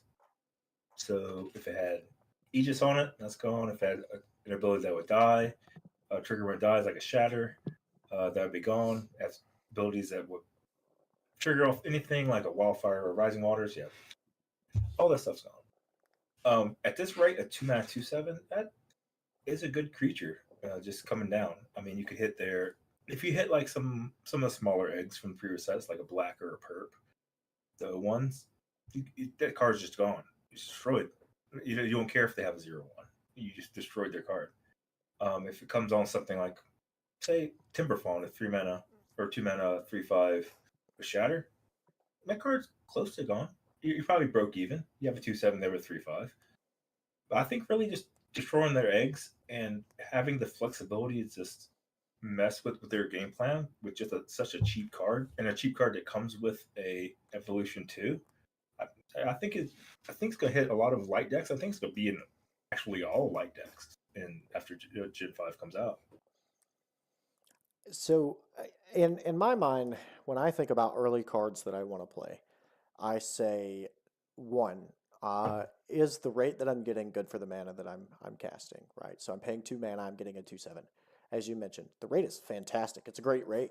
I mean, it's 9 total stats, which is really what you're getting out of everything. But more importantly, is the card is living because this is part of an evolution change, so you're going to be able to evolve it. The Purify ability is very, very interesting. So because it says it resets a card back to its target base stats, not only are you going to be able to interact with other light cards, something like Rising Waters that we talked about in a previous set review over in Water. Purify is just going to completely nullify that. You're going to reset the card back to whatever stat it is, and then you're going to remove all of the buffs or debuffs that it has on it. So with the new wording, because I just noticed that the wording is a little different than I think what we had initially seen. Initially, it was to remove the ability. Now it says reset a target card back to its base stats and remove all buffs and debuffs.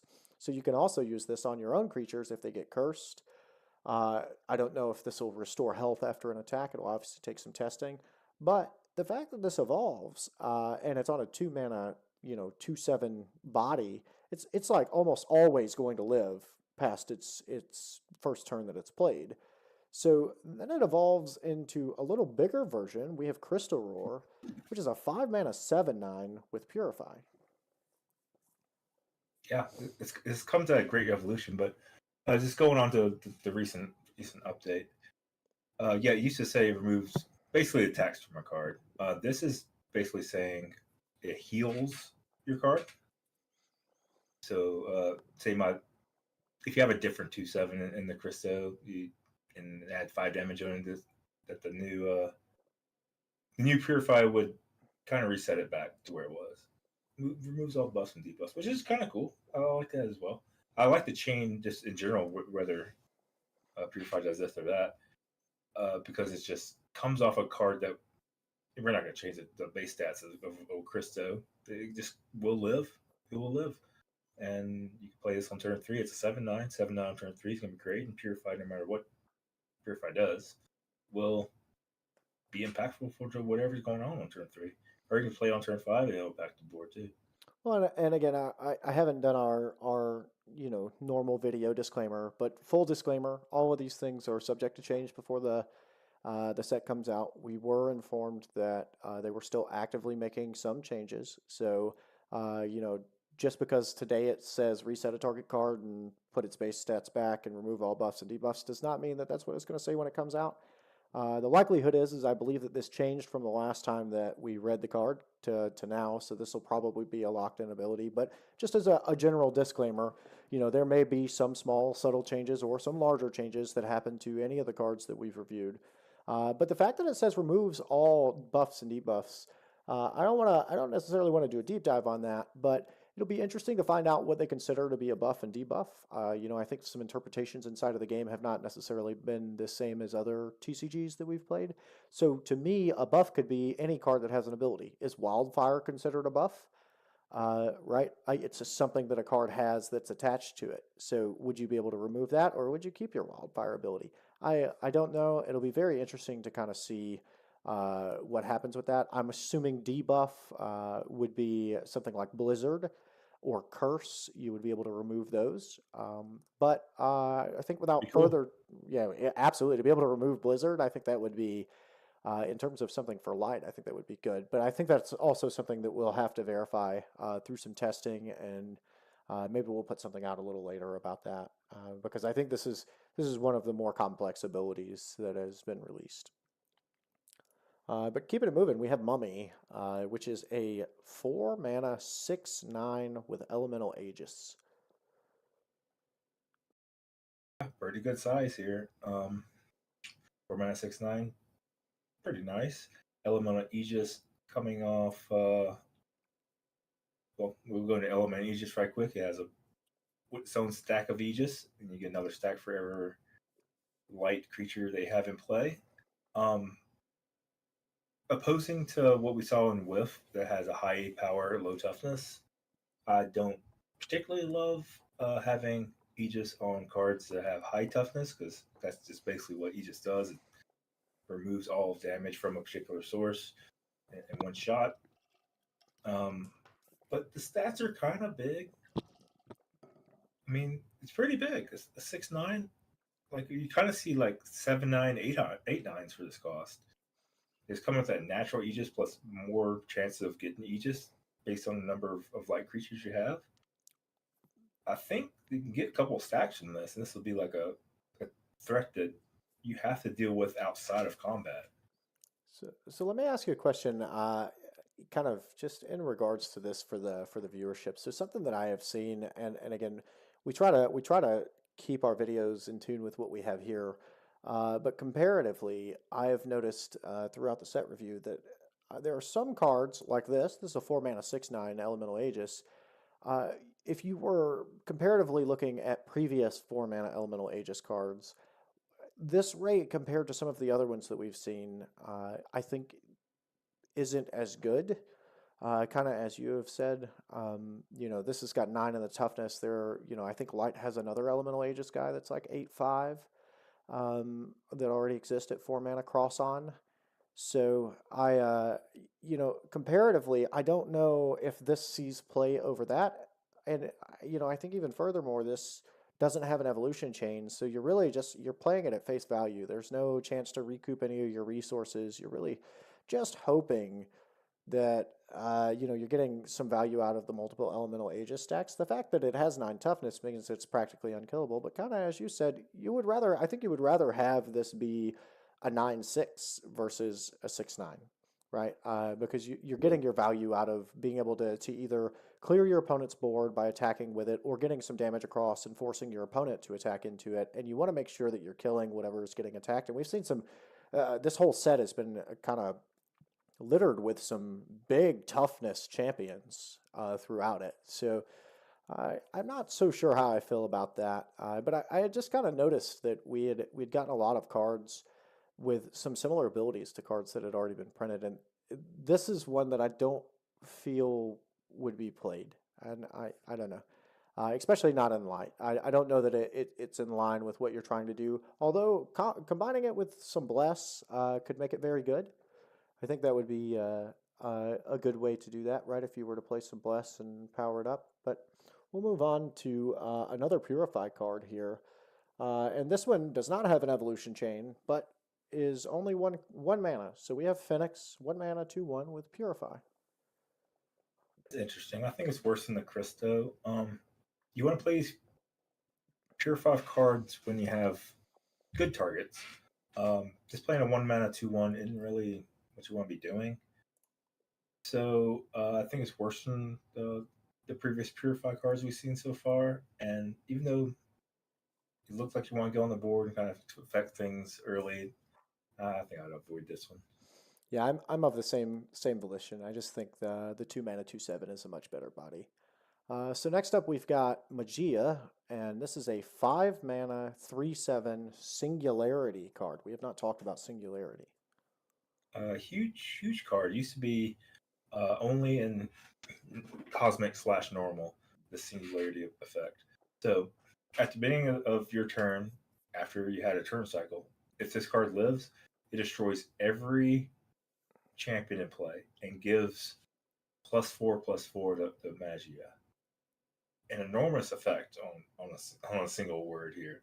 So you're trying to set up a board where basically just this happens, and having that 7 toughness kind of helps it happen. And you can complement this with various provoke cards, various removal spells, making sure that if this card triggers, it's going to be. I mean, you can do the math. 4 times 5 or something. 23, 27. I mean, that's just maybe an average that destroys 5 cards. Maybe it destroys 2 cards. Also, a big thing about this, it means that if they cannot destroy this on their turn, they just basically can't play any cards. They just concede the fact that this thing's going to trigger, and they just don't do anything on their turn. So, as you say, time walk them plus get a huge card. Yeah, most games are ending on a Singularity trigger. I don't think it's going to be any different in this version of it either. So I am of the volition. Singularity is a fantastic ability. You and I have chatted about this, but I'm when Singularity gets played against me, I start like trying to calculate math, and most people just tell you should just surrender if it's going to trigger and you can't do anything about it. But what I find interesting about where this is at, this is one of the very few times that I'm going to say a 5-drop card is, I think, very good. There's not often times that I will say that I'm excited about a 5-drop card. This is one of those. So with it being a 7 toughness champion, it's going to live through a lot of things that your opponent can do on turn 5. But where I'm most interested to see this is at the top end of some very aggressive light lists. So very similarly to other card games that we've played, what I would like to see, and I think is something that we will see, is some very aggressive light lists that by turn 4 or turn 5, you're really low on health already, and they have this crazy board that you're trying to deal with. 4 or 5 things that have come along that are really strong.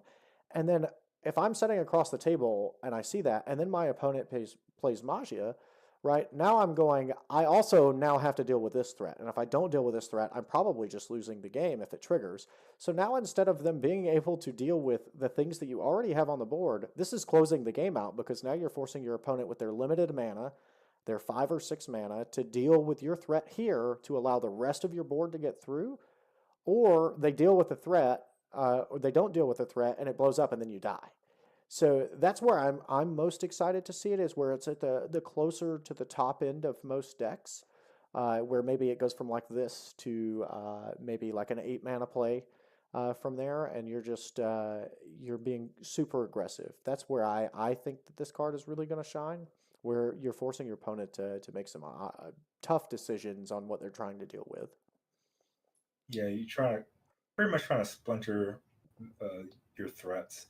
Like say as you're saying, you have a bunch of champions and you have a wide board. You have 3 4/4s or whatever, and they play this, and they have to deal with all the 4/4s, or they have to deal with this, and they probably can't deal with both. They could probably deal with this or the others, and they're going to lose to whatever one they don't deal with. So you're kind of just diversifying your threats, putting pressure on top of pressure, and adding singularity to light, which you didn't have before, can really give another angle of pressure on the opponent that light didn't have before. Absolutely. Well, our next evolution chain, speaking of pressure, is going to be pressuring people's life totals for the entire season after this set comes out. We have got Monkadillo, which is a 3 mana 4/4 with Bless 6. Yeah, this one's actually pretty interesting. It has an evolve into a nature card. I think this is the only cross element card we have here, but anyway, this is the base stats on it. 3 mana 4/4 plus 6. At worst, it's going to be a 10/4. 10/4 for 3, pretty good. You're probably putting this on whatever you cast on 2. Like maybe you cast a 0/4 egg, but we'll see later. And you make it to a 6/4 egg. That's going to be enormous. But realistically, play on something like we saw the 2/7 Christo. Make that a 8/7. Now it's just attacking everything they play on 2, everything they play on 3. It's kind of getting you a step ahead by advancing the power of the card you played previously. So you're kind of getting a turn advantage. Like you're getting a previous turn advantage, like making an 8/7 if we're talking about this 2/7 Crucio. But you're getting left with the 3 mana 4/4. But at base, you can just make it 2 mana or 3 mana 10/4. It either gets you a step ahead or has a pretty reasonable floor, but also you can play it on. You don't have to play on turn 3. You can play it whenever. Then we'll get to talk about this evolution. You got it loaded up? I do. So I pulled it up. It's Druidillo, 3 mana 4/4 with Life Bloom 8. Yep, looking like the kind of reverse. And usually, increasing power is better than increasing your life or toughness of any champions you have. Life Bloom, you can target yourself, so if you're in a pinch, you can gain a life. But Druidillo is pretty strong too. I mean, it's 3 mana 4/12. Yeah, I mean, did I say that right? I mean, I yes. just said that. Like, really? Did I say that? 3 mana 4/12? That's a 3 mana 4/12 or gain 8. One quick tidbit, and I just noticed this. So this evolution chain, I know we said it was a cross evolution chain. It looks like and again, this is just the best that I can gather from what I can see, that anytime you have Druidillo, you can evolve it into Monkadillo, and anytime you have Monkadillo, you can evolve it into Druidillo. So they're Yeah, that's right. interchangeable. Yeah. So instead of it going, Druidillo and then Monkadillo, you can just interchange this either which way. Obviously, this would require you to play both nature and light, and I'm not sure that we're necessarily going to see a bunch of that. But yeah, that's a very neat little tidbit there. I think the first one we've seen that way. So. Neat, but it's like they're so big on their own. Mhm. If they target themselves, if they don't target themselves, say I'll put my Druidillo effect on something smaller, then yeah, I'll want to revolve it. But you're not gaining a mana advantage. You're getting rid of a 4/4. I think they're just evolution just aside. They're both extremely strong cards. Yeah, They should probably completely on their own, and that's kind of what I was thinking, right? Monkadillo being in that 3-drop slot. You mentioned some of the other cards that already exist, like Joidy and Joidle, but I think crucially the 3-mana slot in light specific decks has been more like Chromatia.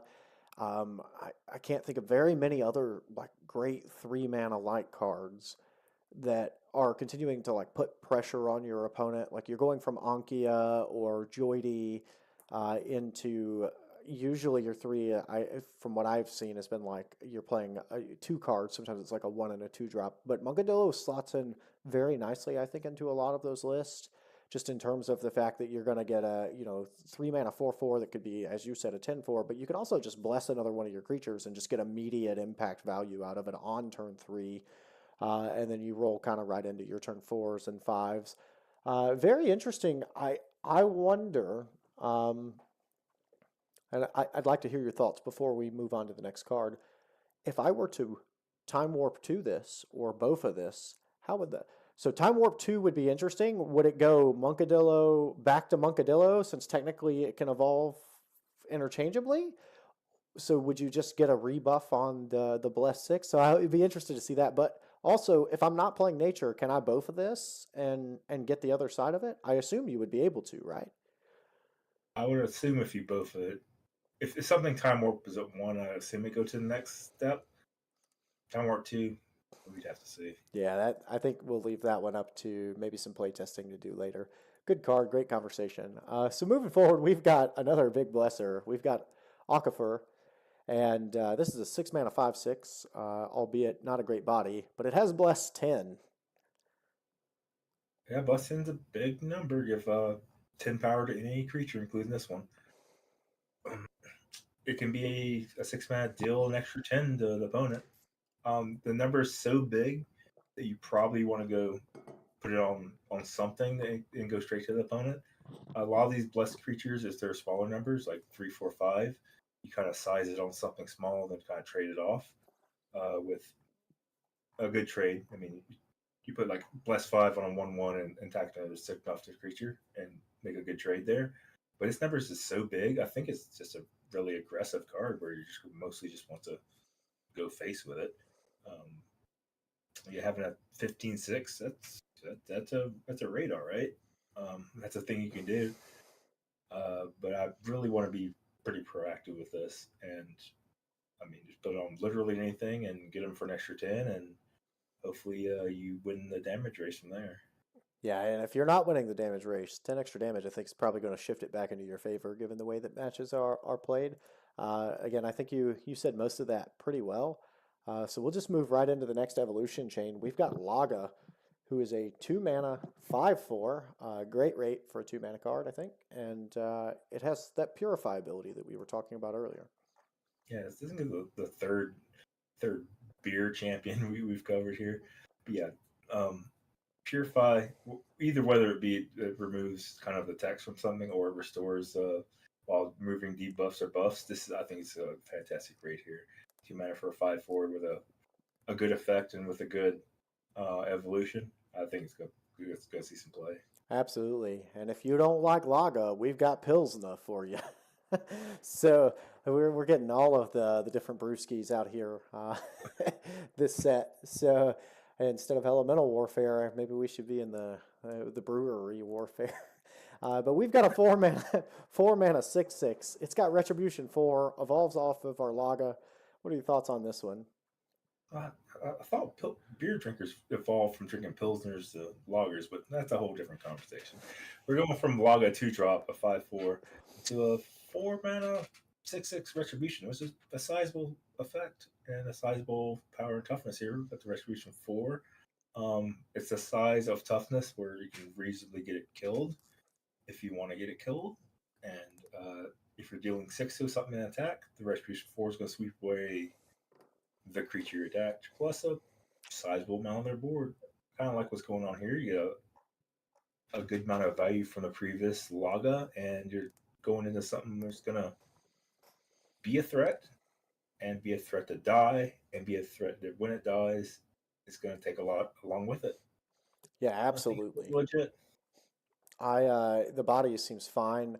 The one thing I want to point out, and I don't think we've pointed this out in any of the other videos, kind of about this, like we've seen other Retribution cards. So for those of you that are joining us that have been, longtime players, set 3, set 4, set 2, set 1, what have you, like we've seen other Retribution 4 cards. Like there's Miri 2 mana, you get your Retribution 4 on a much smaller body, which I think is what you're wanting out of your Retribution card. But I think the thing to keep in mind is even though at face value, there are probably better Retribution 4 cards that already exist or that are coming out in this set. At some point, those are going to rotate out of standard. And I think that the developers have done a good job, or the game creators have done a good job of setting us up for power decline a little bit. And because, we have power creep every set.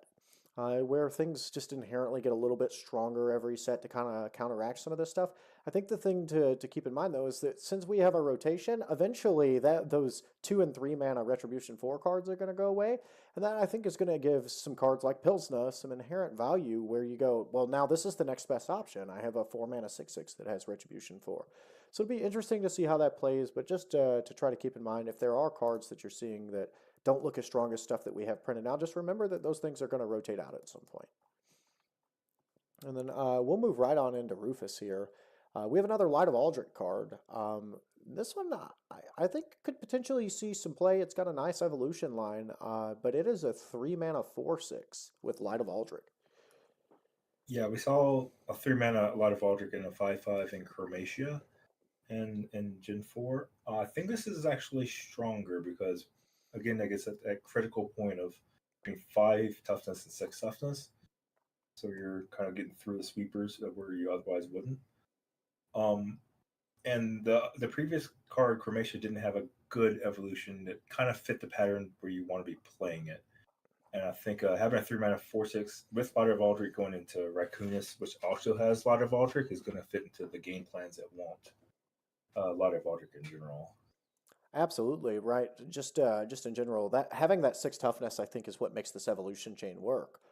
Because with Chromatia, or just Light of Aldrich in general, if you have an evolution chain, I think, in my brain, you want to attack with that and trade off somebody's, your opponent's resource, trade with another champion, and have your Light of Aldrich guy come back and then be able to evolve it. And oftentimes, I think what we've seen with Chromatia is you would attack with it, and then your card would just get swept away. With a sweeper, given that it's in that 3-drop slot, and you're moving into the sweeper territory when you get into 4s and 5s. This line feels a lot like I can send my 4 guy to either hit you in the face or make you deal with it, or I might be able to trade with something that's already damaged, and then I can just go right into Raccoonus here, which is a 6-mana 7/9 with Light of Aldrich. Yeah, we saw a 6-mana 8/8 before, and we said this. I think this is again better. I think I like Light of Aldrich had higher toughness than power, and this is coming off of evolution. That again, I like evolutions that are safe, evolutions that you count on. So if you put Rufus and Raccoonus in your deck, Rufus is probably going to live. This is one of the champions that were most likely to live among all the champions we've seen, like probably even so far. And it's going to be a huge creature. I mean, it's going to be something that's going to be threatening everything. It's going to be a crucial 9 toughness. We talked about the breakpoints between 5 and 6. There's another one between 8 and 9. We're talking about the 8-mana sweepers, or 9-mana sweepers deal 8, like Charlene's and Cyclonuses. And this avoids that. I think this is. I think this chain is constructed playable, especially when we talk about the effect of the new gold. I mean, the egg is called gold, but it's the light egg that can bring in actual Aldrich himself, which we haven't got to yet. But we'll get to in a little bit. But it's really going to be the center point about playing the light decks and the light decks with Light of Aldrich because you want some survivability from your light creatures in order to really get the maximum value out of Aldrich himself. Yeah, absolutely. I feel like that if you're going down the Aldrich line, you're either all in on like I'm playing the weakest stuff that has huge power on it and I'm going to attack, or you're in your mindset where you're trying to maybe balance it out and have some survivability with the creatures that you have. And this card does wonders at doing that. And I agree with you on having more toughness on Light of Aldrich because if I want to give it more power, I have the option to do that in light, right? Light is the element that's has bless, which allows you to kind of pump your power up. So, the more toughness you have on Light of Aldrich, I think probably the better, and it opens up a lot of options for you. Speaking of bless, we have one of the biggest blessers I think I've seen. I've got to double check on that, but we have Land Oriole, and this is an 8-mana 9/9 with bless 12. It's a common really wow. It's gonna end games on the spot. I mean, 12 is basically saying deal your opponent 12. We just talked about a blessed 10. This is even more so on a bigger creature. I mean, it costs 2 more, but it doesn't really matter that it costs more mana. It just matters that it's doing more face damage because at the point you want to do that much face damage, you're gonna have 8 mana. So you're really looking for the bigger numbers in this sense. And you play it, and it's gonna hit them, and then like maybe you don't even kill them. Maybe you put them to 5. Okay, now I have 9/9, and then you have to deal with my 17/5 or whatever I put this on. And that's maybe if I was even losing. But you probably craft a state where this is going to kill in one shot. Mm-hmm. But you don't really have to because, I mean, for an 8-mana 9/9, you're left behind some pretty good remnants. Even if you have to put this on like your 1/1 and kill their creature, that's going to be fine. I think it's good in all aspects. I mean, for an 8-mana 9/9, does it hit standard? Probably not. But I mean, you could play this off. Man. What if I play a 21/9 on turn 2? I'm over here trying to play 9/9s on turn 2 off my eggs. 21/9? Yeah, it's huge. What? I will say I definitely didn't expect this to be a common card when I first seen it. But what I will say is I think that a card like this is meta dependent. And I think you are probably more well versed in terms of maybe playing some of the light cards and the bless abilities. But to me, if you're in a format where you're dying on turn 5 or turn 6, everybody's playing aggressive decks, this is probably not the card you want to play. But if the meta slows down and you have to play a lot more Light of Aldrich and things of that nature, I think this card gains a lot more inherent value if you're playing in a much slower meta. Yeah. You don't play this in a meta where you just want to get straight up or you can't get straight up to 8, of course. This is an 8-mana card that requires you having some material in play. But just looking at this card, it's like, wow, this rate is really high. 21/9. 21/9. Those are big numbers. That's 30 stats on an 8-mana card. That's pretty good. I mean, in comparison, we're going to see Aldrich soon is only 26 stats on. Granted, it has some other. You can get to 30 if you have a Lily in play, for example. 12 of that basically has rush. Mm-hmm. Like you get to pick and choose where that goes. That 12 power has haste. You just put on whatever. Yeah, that's. I think it's pretty strong. Maybe it is constructed play along with old gold. We'll see in a moment. Absolutely. Well, we'll keep it moving. We have another evolution chain. I don't know that there's much to talk about in this one, but we have Plain Jane Lulu here. It's just a 2-mana 4/4 with rush. Yeah, we've seen this plenty of times before.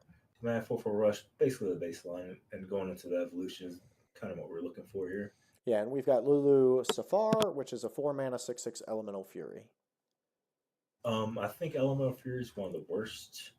I think Light's one of the worst Elemental Fury's colors because it's kind of a go tall element with all this bless, you're trying to make one big thing, and then a lot of your cards you want to be dying with the retribution. So you're not gonna see as many champions all at once in light as you would say with water, with recruit, or with things with more like elemental aegis. I will say So I do think that there's a world where, and I'll toss it back to you here. I think there's a world where there are enough Light of Aldrich cards now that you could play a much slower version of Light and it be more resilient, and maybe this hits some playability. I think I might be coming from an old perception where the Light of Alder cards were less plentiful, and Elemental Fear can be very devastating with say Bless 12, which we just saw. There could be OTK one turn kill variants of Light that I haven't seen before. I mean, yeah, you're right. It could be a whole different world than I was thinking of before. Yeah, just potentially a slower list. Again, I've always I'm in the same boat with Elemental Fury as I am with Otherworldly. I think it's almost a win more card, just a win more ability in my opinion. But you're right. I didn't even think about we just looked at the Blessed 12, and I know I don't want to jump back to that too much, but previously the only time we had seen Blessed 12 that much Blessed was on Mexion, which was a 9-mana diamond card. So that's baffling. But yeah, like even something like the little 3-mana Bless 6 guy, if you're evolving this on turn 3, play a uh, Lily, and then you get this blessed up, you could get 12 or 15 damage out of this, maybe with some more resilient Light of Aldrich cards. This is definitely going to require answers, and could pull some attention away from your Light of Aldrich cards, which could make the game a little more complicated. Maybe there's a world where we're a little slower and you're playing a slower version of Light where there's enough Light of Aldrich cards to play in. Maybe something like this gets played. But all in all, I doubt it sees standard playability. So we've got Glimmer Rock here. There's no ability on this. This is just a non-mana non-non. Yeah, this is kind of a seed for when they come with hero abilities. Yeah, hero restricted abilities with these named heroes being something. Man, 9/9, not really much to talk about. Yeah, there's not a lot there. You're getting 18 stats for none. So we'll move on to Sunny. So there's no changes to this one. This one is exactly as it is, as you see on screen. So this comes off of Gemini. This is a 5-mana 7/7 with the Light of Aldrich. And Yeah, I think this card is about playable by just as it itself. reads. Yeah. But this is going to mostly just compound the advantage you have when you're playing and get a hit with old Gemini. I mean, you can beat the Gemini in the first place. How are you going to beat this 7/7? They have to kill twice. But you could just put this in your deck. I think this is one of the better evolutions from Gemini. If, say, for example, you couldn't get through with Gemini for some reason, you play this on top of the evolution, it's going to be strong. But you also just play it. 5-mana 7/7. A lot of Aldrich is good. Yeah, absolutely. And if anybody's not familiar with Gemini, we'll put it on screen here just real quick. It's 3-mana 5/5 with genetic split. Just so everybody can kind of see that. That's where it comes from. When it attacks, it splits, it makes a copy of itself, and brings along one of your currently selected heroes. I think there's 7 of these that it could potentially bring along, and obviously you'll only be within in 2 elements. So we'll just keep it moving right on over into gold. And I know you're super excited about this with Light getting an egg. So we've got a 2-mana 0/4 with Hatch.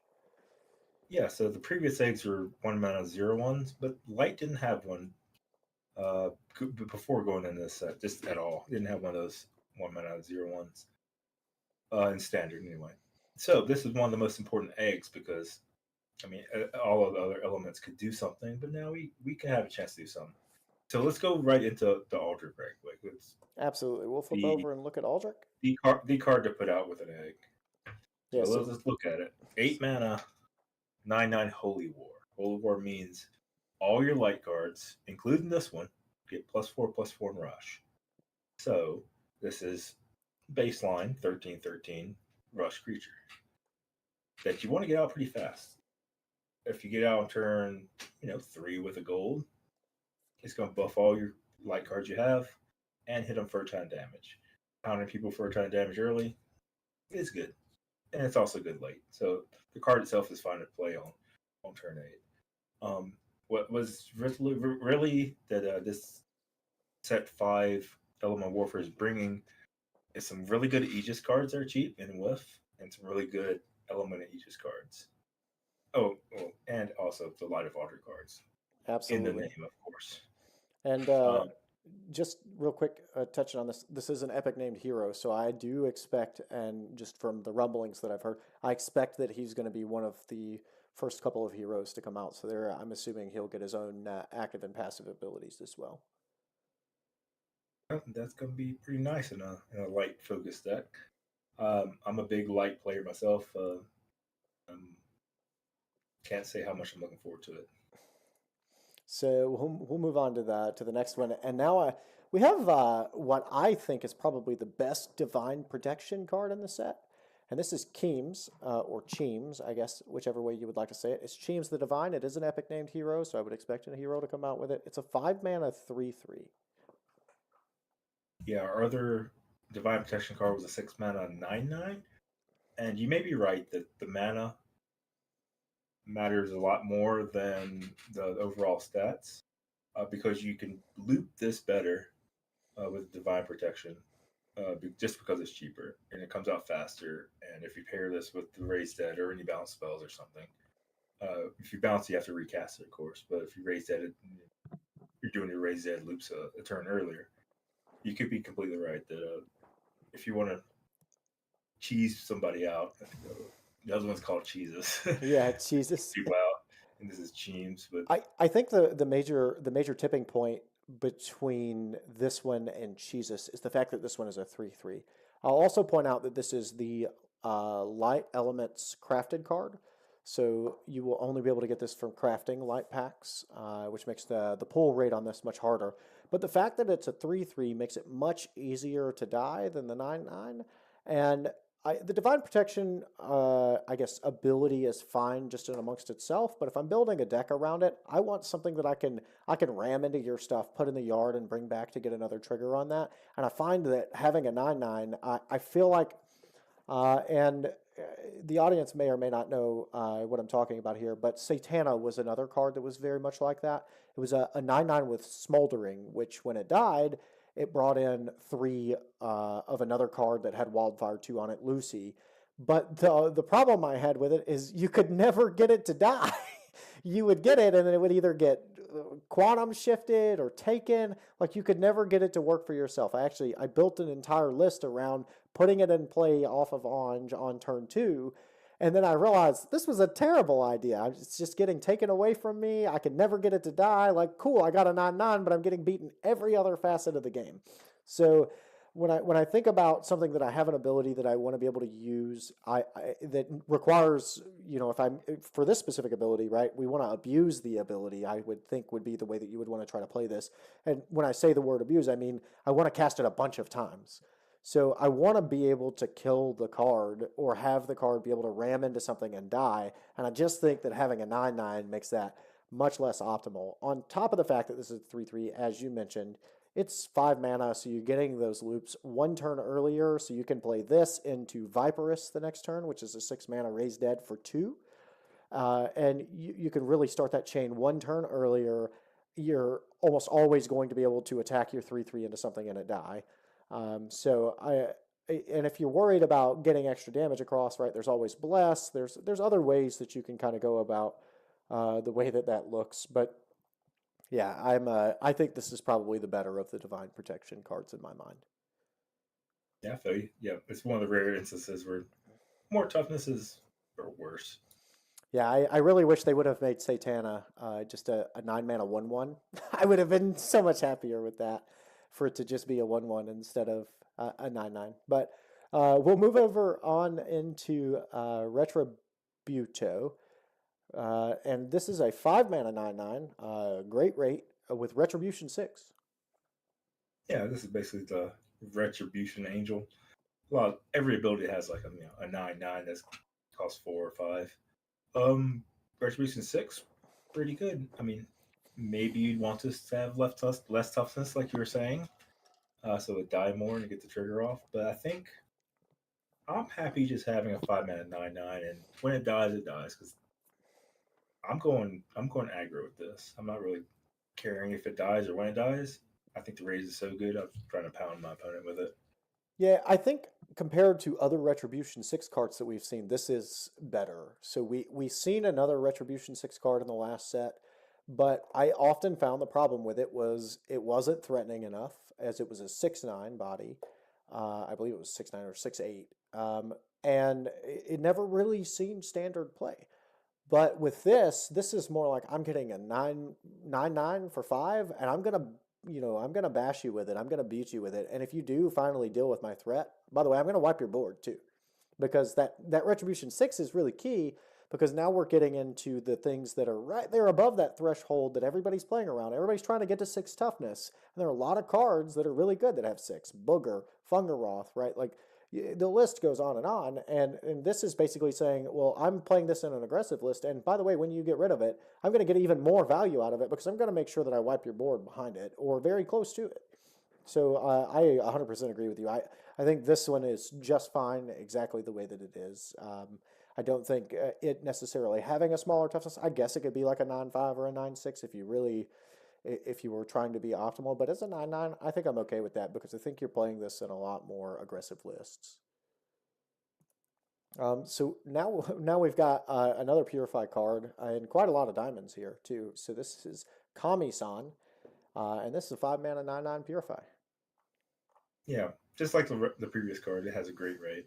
5-mana 9/9s is just strong, and whether Purify turns out to be like blanking a card or restoring a card to its original stats plus clearing a few things, I think no matter what Purify ends up being, this card's gonna be strong. Yeah, 5-mana 9/9. I have not much more to say about it. I think you pretty much hit the hammer on the head. So just like we did with the last set, we're going to skip the equip card and just briefly touch on the Golden Dream, which is the Otherworldly card. We have 5-mana 0/8 with Otherworldly. And just like the previous element, don't really like all the worldly cards. It kind of sucks that this is always the last card, just to kind of how they're numbered. Otherworldly means all your light cards get plus X, which is the casting cost of this card. In this case, 5. So all your light cards get +5/+5. I like otherworldly cards with high toughness. This one has 8, which is pretty high. So I'm more likely to play this one than the other ones that have lower than 8. But I don't really like it in general because you really have to need a large board to make it happen, and it can get attacked pretty easily, and it's pretty vulnerable to a lot of things. So I usually avoid these. Yep, absolutely. Not much more to say there, but I always move them around. I've been trying to, so that the last card we talk about is not the Otherworldly card. We don't end on a low note. I am super excited about this. I really like these equip cards, and I think we're finally getting some playable ones. And light is no different than many of the other elements that we've had. I think this is going to be extremely playable. We have Soy Hammer's Horn, and it's a 3-mana 0/1 with the ability to equip Light of Aldrich to any of your champions. Yeah, I could rebuy basically any champion. All these can target any champion that you have. Also can target itself. In this case, you don't really want to target itself because you don't really want to make another 0/1. But yeah, if you have something that you really want to keep around, maybe a big provoker, maybe your singularity creature, yeah, you can give it an extra bit of survivability, or get it into combat and reset its toughness.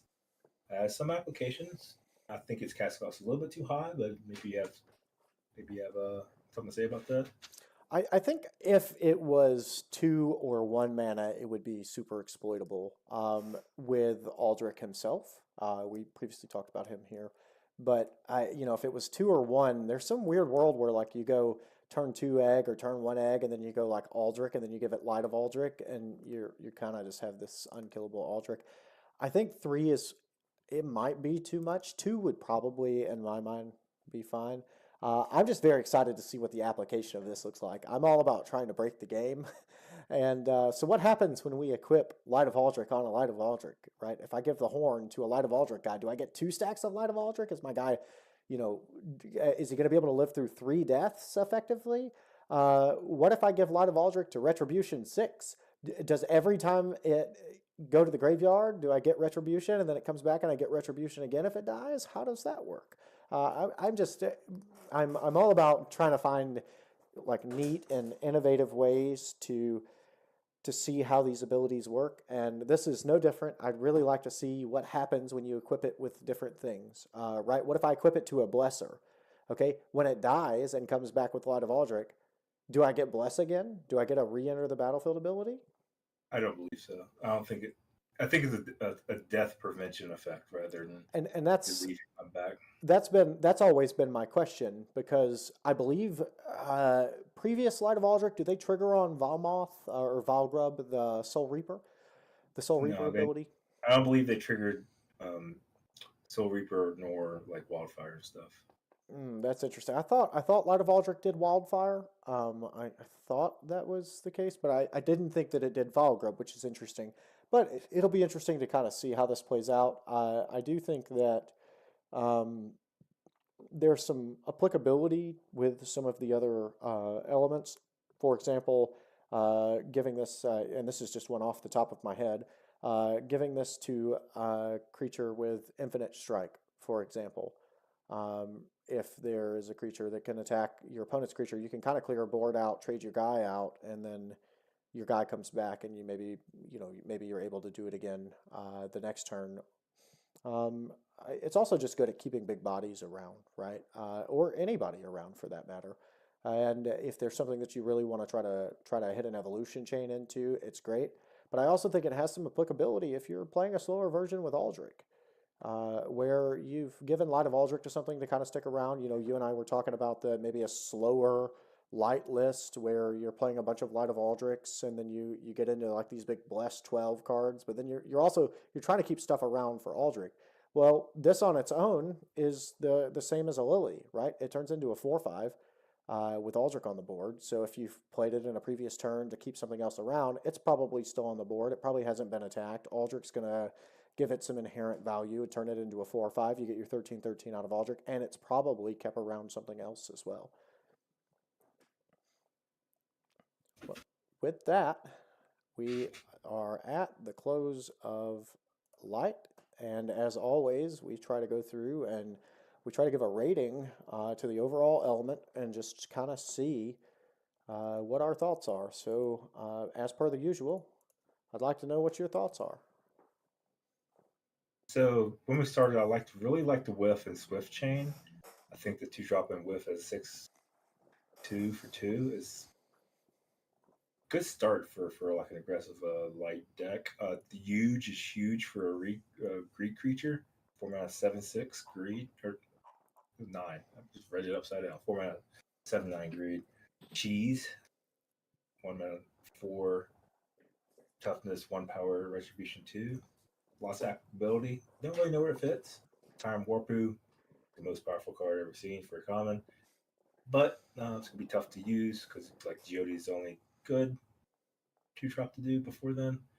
Then we have Purify things. We have to see how those work out.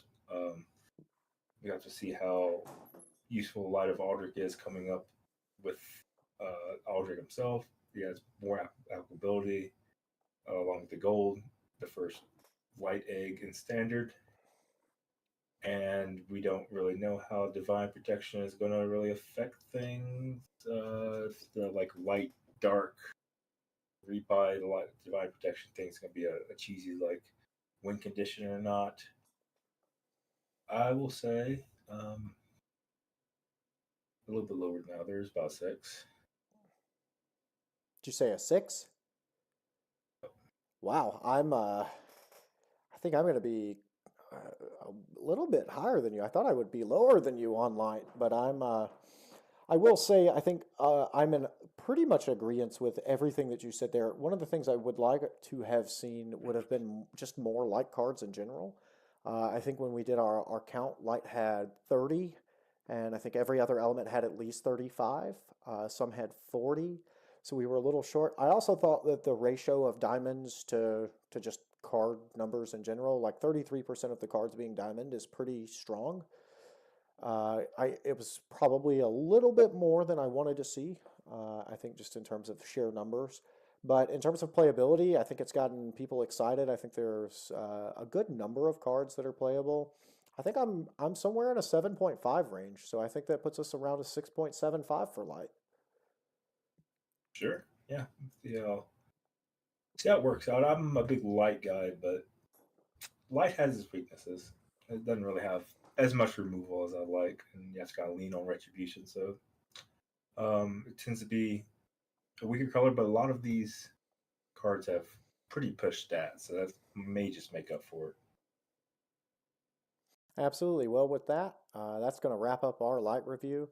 Again, make sure you're following the Twitter. Mine's posted below. Boss MTG's is posted below him. Make sure you're getting your screenshot in with the like and a thumbs up to be a part of that six-pack drawing and get your free starter pack just for commenting on the tweet. And make sure you're following both of us on Twitch. I'm not sure if Boss is going to be live, but I will be live about an hour before the set comes out, and I will be live pretty much probably for 4 or 5, 6 hours after the set comes out, doing all sorts of giveaways and good stuff. So make sure you're there. August 1st, 2024, Elemental Warfare. Yeah. All right. I'll be there. He'll be there. I'll be there. Make sure you're there. All right, guys. Thanks, everybody. Thanks for watching.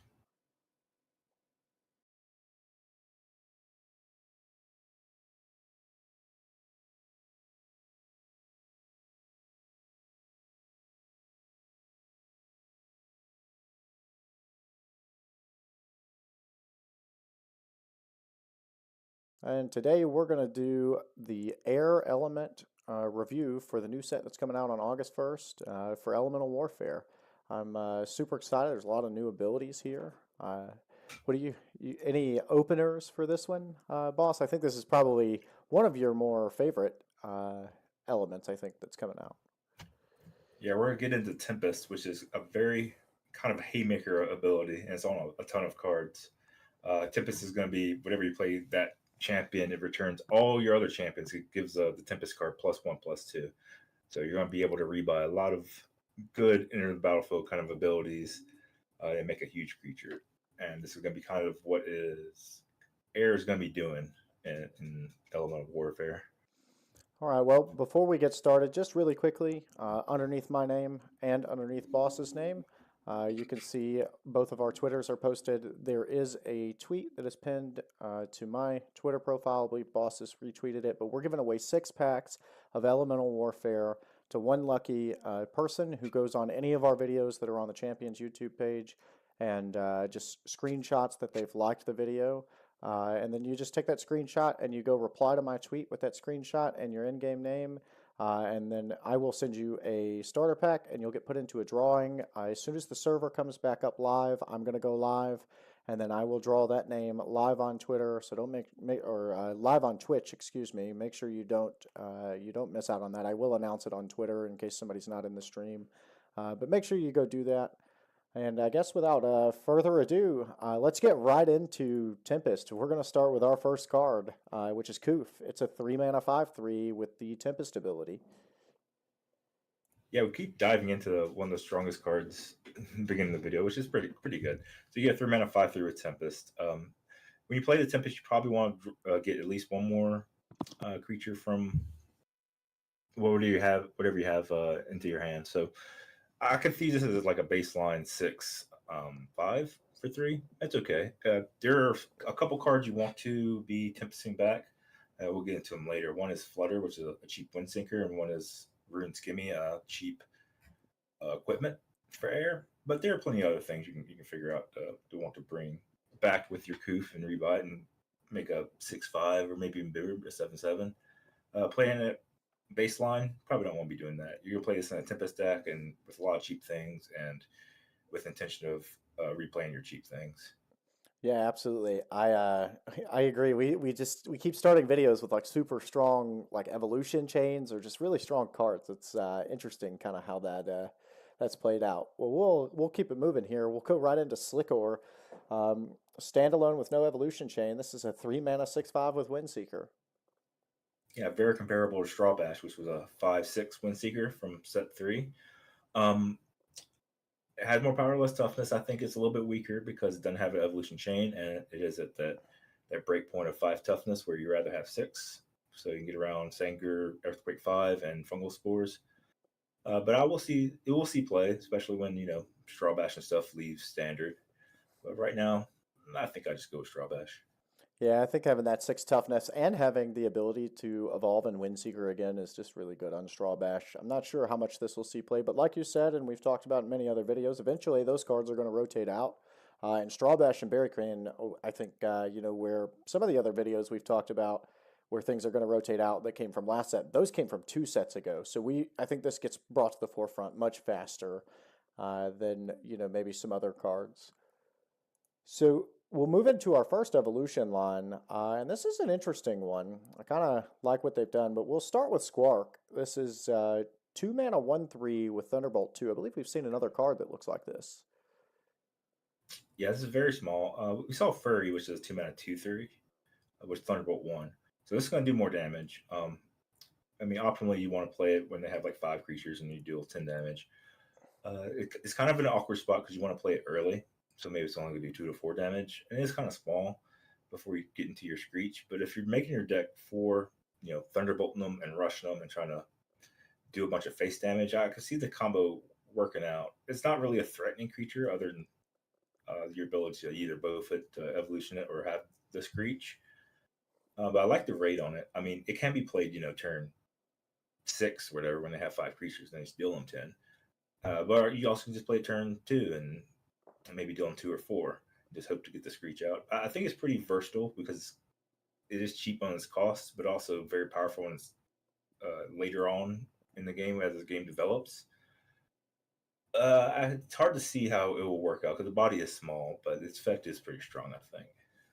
I feel like I would have liked to have seen this card with a 1/4 body, probably. This does to a Tsunami, which we've talked about, I think, a ton, is going to be probably prevalent, especially the first week or two that the set comes out.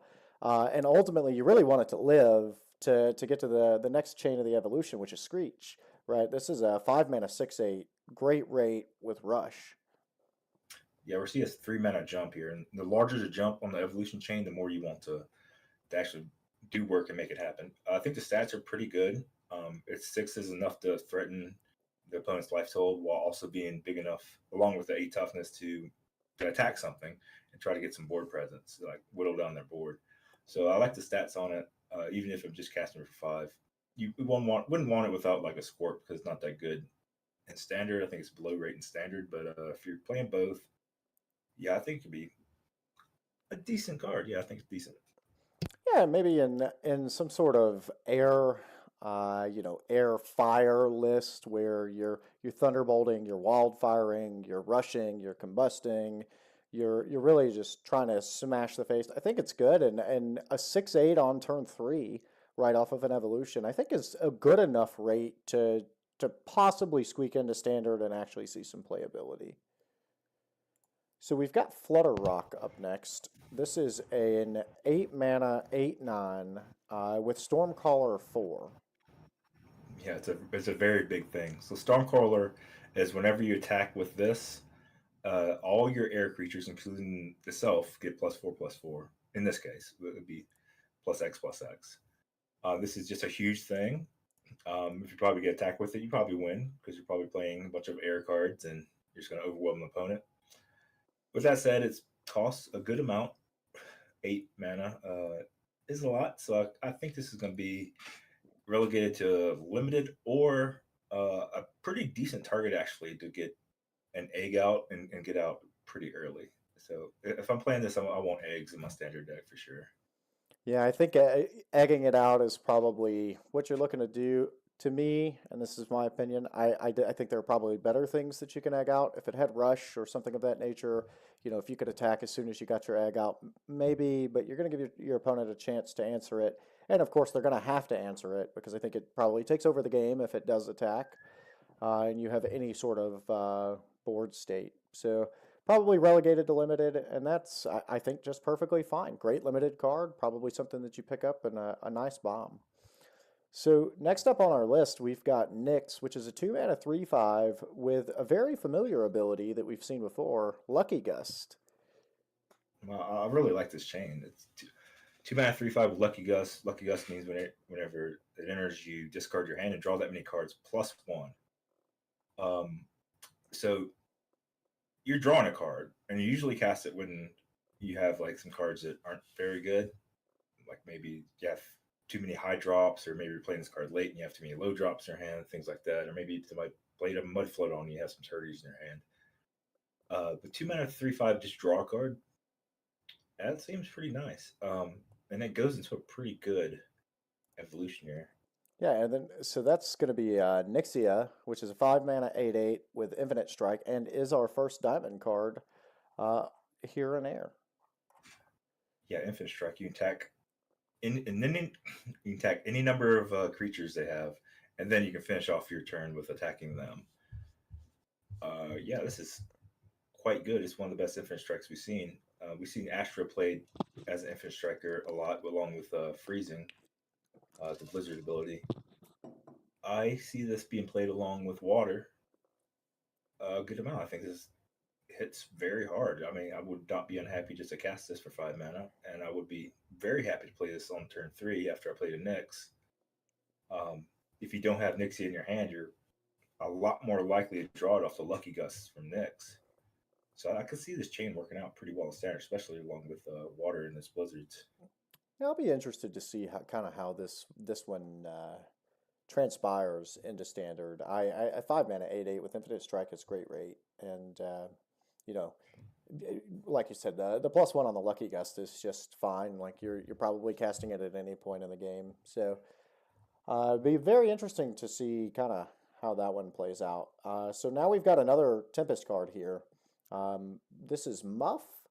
I believe I said that right, or Moof. I believe it's Muff though, and this is going to be a 4 mana 6/5, obviously with the Tempest ability here. I think it's Moth. I'm gonna say Moth because it looked like a moth. That makes sense. Yeah, Moth. So it's a little bit more expensive than Koof. Koof might be like Puff the Magic Dragon. Anyway, it has 1 more power and 2 more toughness. I think I would rather have the cheaper card because you want to just fill your cards or your deck with cheaper cards, and you're gonna have to replay them too. So you're not gonna have all the mana in the world. When you play Tempest, you have a whole huge hand. You want to convert the cards in your hand to board presence. So the more expensive Tempest, I would lean toward playing the cheaper Tempest in this case, in the Koof instead of the Moth. Well, I actually just kind of really agree with you. So I think this next card, there won't be a ton to talk about, but we've got a Moratorium, and it's a 5 mana 8/7 with Tempest. So very expensive here. Yeah, there's only going to be so many slots in your deck to fill with these Tempest cards. You want a bunch of them because you do want to have one when you play all your one, maybe even 0 drops. If you have access to some lilies. You do want to draw a Tempest, but there's going to be limited space for them. This costs more than the Moth. Has bigger stats as it should, but yeah, I would lean toward playing the cheaper Tempest and not play this one unless you just really need more Tempest, which I don't think you will. So now we've got Amphibie, and this is a 6 mana 6/7 with Thunderbolt 3. Yeah, Thunderbolt 3 is a lot. I mean, by the time you have 6 mana, they will probably have a good board. Optimally 4 or 5 creatures and do 12 to 15 damage, and the body is very serviceable. I don't know if you really make a Thunderbolt deck because that's really hard to do in Standard, but I think it's going to be just fine limited. Yeah, definitely a good limited target. I like that big 7 toughness too. Keeps it around a lot longer after you get your initial value out of playing it. So we've got Cluck and Cluckin for our next chain, and these are, I don't know, there's something about these that make me giggle. I don't know what it is. I like some of the meme stuff that exists in the artwork and the way that the naming scheme is. But we've got Cluck here. It's a 2 mana 2/8 with Berserk 4. Yeah, Berserk is whenever it takes damage for the first time, it gets that much power, and it can happen more, but I don't know how many times it actually happens in a game. But if you pair it with like some small earthquakes or whatever, it's also good defense against tsunami because it's hard to really target itself and it gets pinged along with the other stuff. 2 mana 2/8 is okay. That's 10 power and toughness total. So it's kind of on par with a lot of other 2 drops. I think this upside's pretty nice. If you can pick off like something with it, I mean, definitely if you can attack any 2 power thing or any 2 toughness thing, give this thing more power, then you're gonna be in good shape for your 2 mana card. But if that doesn't happen, the 8 toughness is kind of assuring that it will live alongside the fact that it has berserker, so they don't want to attack it very much at all. And then we get into the Cluckin, which is pretty big and has a higher berserker and a good rate on it too. Yeah, Cluckin's 4 mana 6/9 with berserker 5. Yeah, so you can play your Cluck on 2, maybe your Cluckin on 3, doing things. You're probably playing, if you're playing all these berserkers, I would imagine you're pairing it with nature and want to have some small earthquakes going on. If that's the case, then yeah, the high toughness compared with a good berserker number in 5 could lead to good stats just across your your mana chain as you keep going up from 2 to 3 to 4 to 5. So, well, I think it's okay. when I look at Cluck, right, I think about what's the strongest thing my opponent could do in one whack with, effectively 3 mana. And my only thought is like, well, I guess it could get Hydro Blasted. That's probably a thing. So at worst, I'm getting a 6/1 that's going to get to attack. Realistically, we're talking about a Tsunami where, you're getting a 6/5 for 2 mana, which I think is a great rate. When you kind of plug that in, and if you, like you said, if you're pairing it with some earthquake type abilities, you can get 2 triggers out of this, and you could really get somewhat aggressive going into your next turn, where maybe you play like Tyrek, clear the board, attack for 10, and then you evolve it right into Cluckin, and now you kind of get all of that damage back. So it'll be interesting to see if this gets any plays. I don't know. Berserker's one of those middling abilities for me. Where sometimes I'm like, man, this can be really hard to deal with. And then other times I'm like, well, this just seems kind of meh. Not really what I want to be trying to do. So I would like to see it squeak in. I don't think that it will, but, again, probably resigned for limited. And I think that's something that we've seen a lot in air, specifically with this set. There are some really good cards for standard, but I feel like there's some really good bombs and limited from air as well. So we'll get into this next card here. This is one that, this chain, I believe, is one that you chatted about that's going to go well with Tempest. This is Flutter, and there is an evolution to this, but this is a 2 mana 1/3 Windseeker. Yeah, this is exactly what you want with Tempest. It's cheap cards that get value when they enter. So Windseeker is, whenever this enters, you can target any card if there's evolution possible from your deck. So if you target itself, you can go get the Flutter Cube, or if you target Cluck, you can get Cluckin. If you don't have that in your deck, you can just draw a card. So you're getting your card up front. This is the cheapest Windseeker we've seen yet.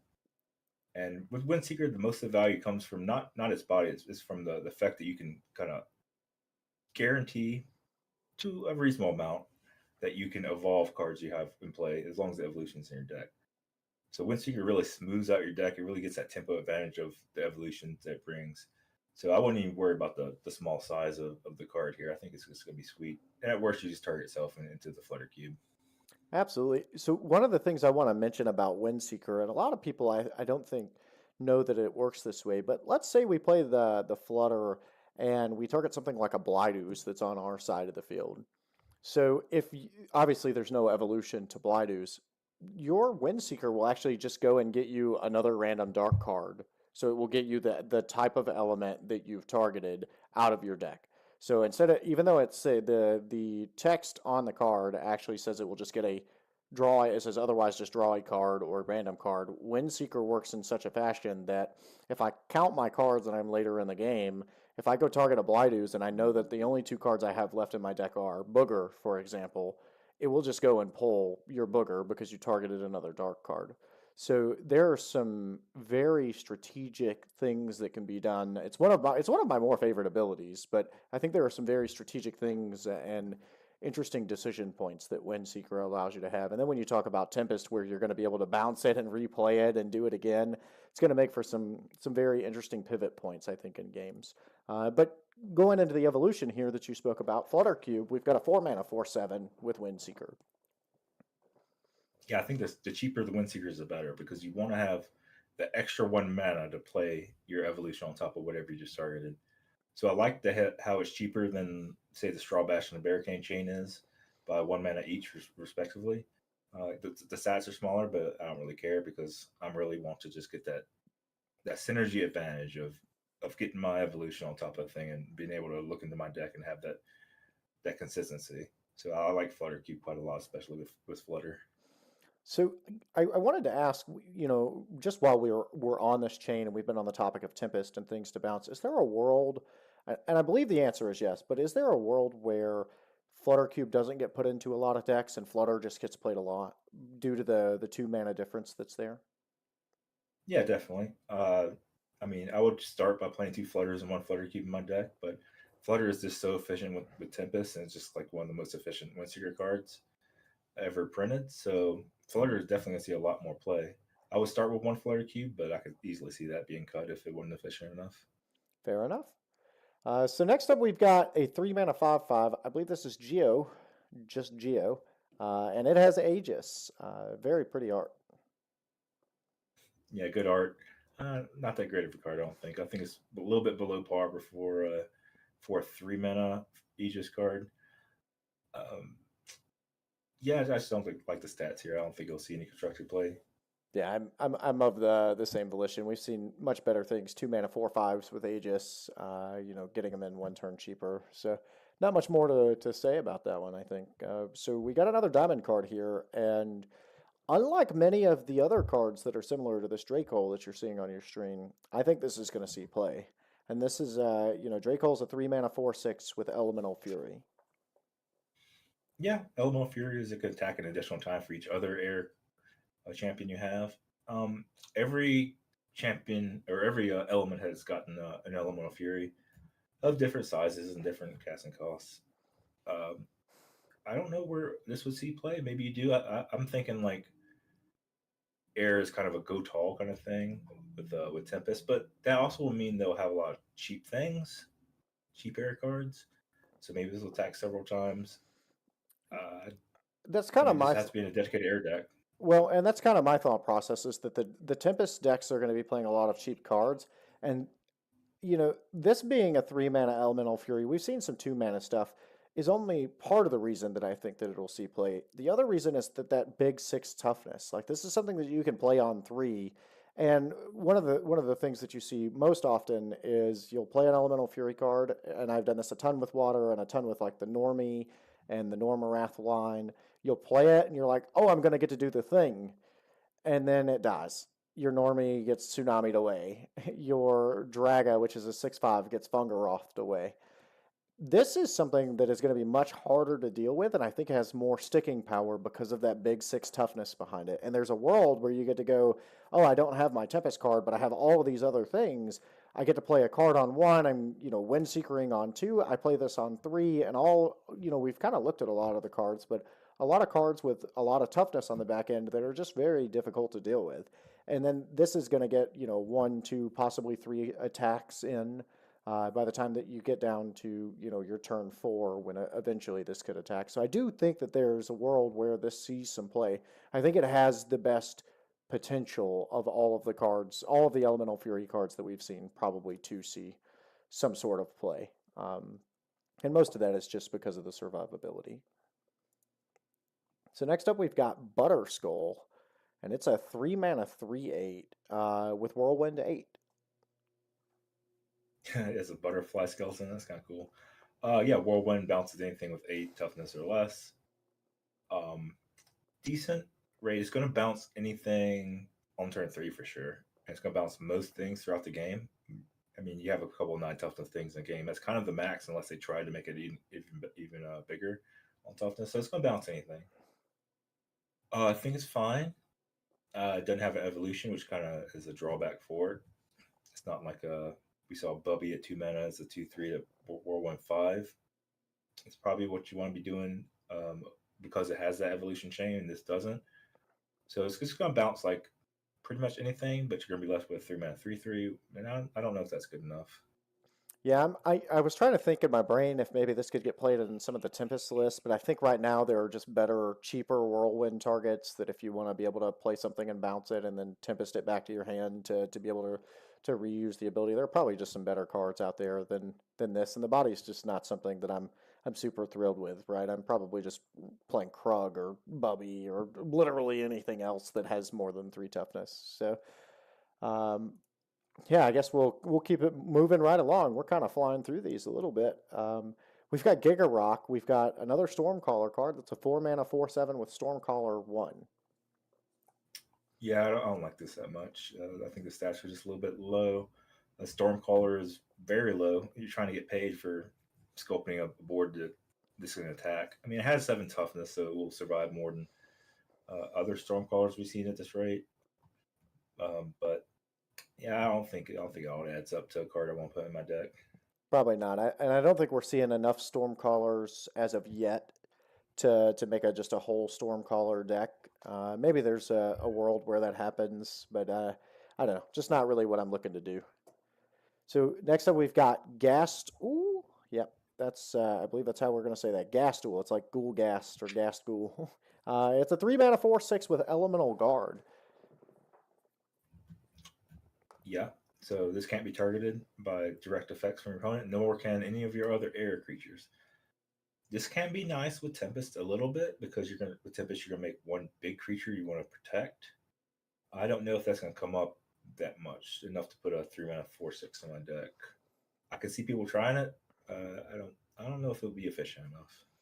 So this is probably what I'm most interested to see, and it's not just for this card, but I'm interested to see what the meta does when this finally does release, because I believe, as you said, air wants to go tall. I think some of the other elements in elemental warfare, water, for example, wants to go tall, and right now, at least in standard before elemental warfare, we're seeing go wide almost. In my opinion, it's a go wide. We're either going wide or all of our removal is targeting everything, right? We're playing earthquakes, we're playing fungal spores.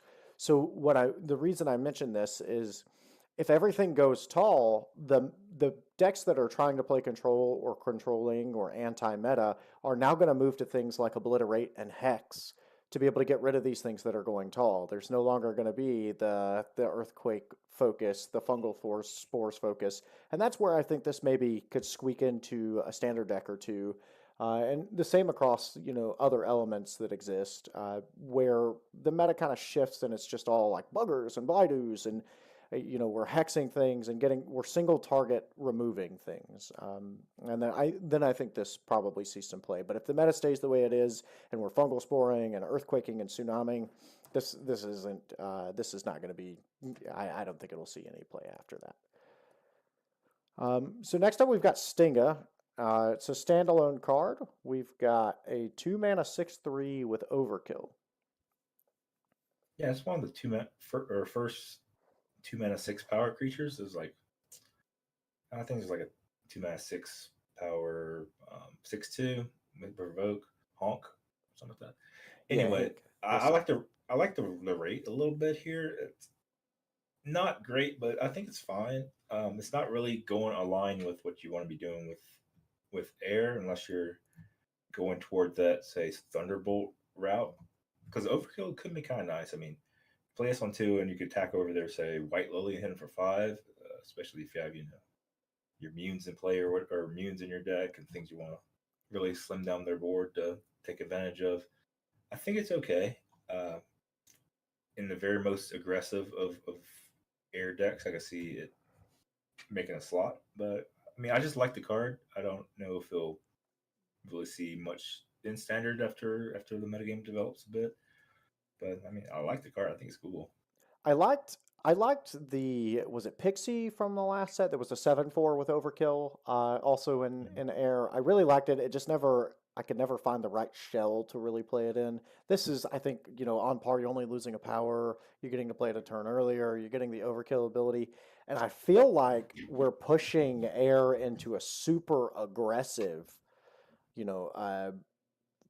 line of play with all of the new cards that we're seeing. And I think maybe there's a world where this and Stormcaller and Rush are being played kind of simultaneously. And maybe this finds a home. It would be Mhm. very neat if it did. So next up we've got Valenclaw, and I think this is the first Steeler that we've seen inside of Air, uh, at least from this set. And this is a 3 mana 3/4, and again with the ability Steal. Yeah, this is the first Steeler in Air that I can recall.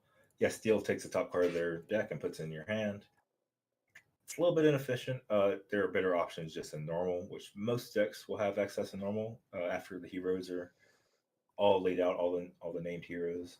Um, yeah, I think it's just too small. I think there are better steel options. So I would just have to see if air gets really big benefits of just being all air before I think about putting this in my deck. Yeah, I'm kind of in the same boat. 3/4 body's just not something that I'm super thrilled about. And as you said, it's kind of inefficient. We're just not getting the numbers on this card that I think we really need to see in order for it to be playable. Speaking of big numbers, we've got Pinky here. It's a 4 mana 4/5, but it's got the Whirlwind 12. Yeah, if you stay ahead, this is going to bounce anything, get rid of just any opposing card on the field. Uh, for 4 mana 4/5 that gets rid of anything can be pretty good. You really need to keep the pressure up, make sure they can't redeploy whatever they can uh, to really punish you for this. But War 112 is huge, and you just have to, yeah, like I said, you have to make sure that you can really get your value out of putting the pressure on them before they can take their card advantage and use it against you. So without, I don't want to knock the fact that it has Whirlwind 12, but I do want to ask a question. As somebody I think that I value the opinion, and many of our viewers value your opinion here. What is the big difference between Whirlwind 8 and Whirlwind 12? Is there a world where I would rather play Whirlwind 12 than Whirlwind 8? I mean, a lot of the good cards do have 9 toughness in standard because they're trying to avoid that critical 8 from Cyclonius and Charlene. So they do show up a lot. A lot of those 9 toughness cards do show up with good air in the battlefield abilities. Um, so the things that you want to bounce compared to 8 and 12 may not be that much, but you do have just more versatility. I mean, you can bounce your own stuff that's really big. The bigger the number, the better, but I don't really know how much it really matters Well, for me, between 8 and like 12. like I feel like, and this is, again, just kind of my own personal experience and opinion here, but like I played a couple of games against some of the air decks, some of the tempo lists, and it's like turn one, they play a thing. I don't play a thing on turn one, or I play an egg. My egg dies. We exchange. We get to turn two, and then it's like Bubby, bounce your thing. Turn three, Krug, bounce your thing. Turn four, Yay, bounce your thing. And like by the time I get to turn 5 or 6, I'm just dead.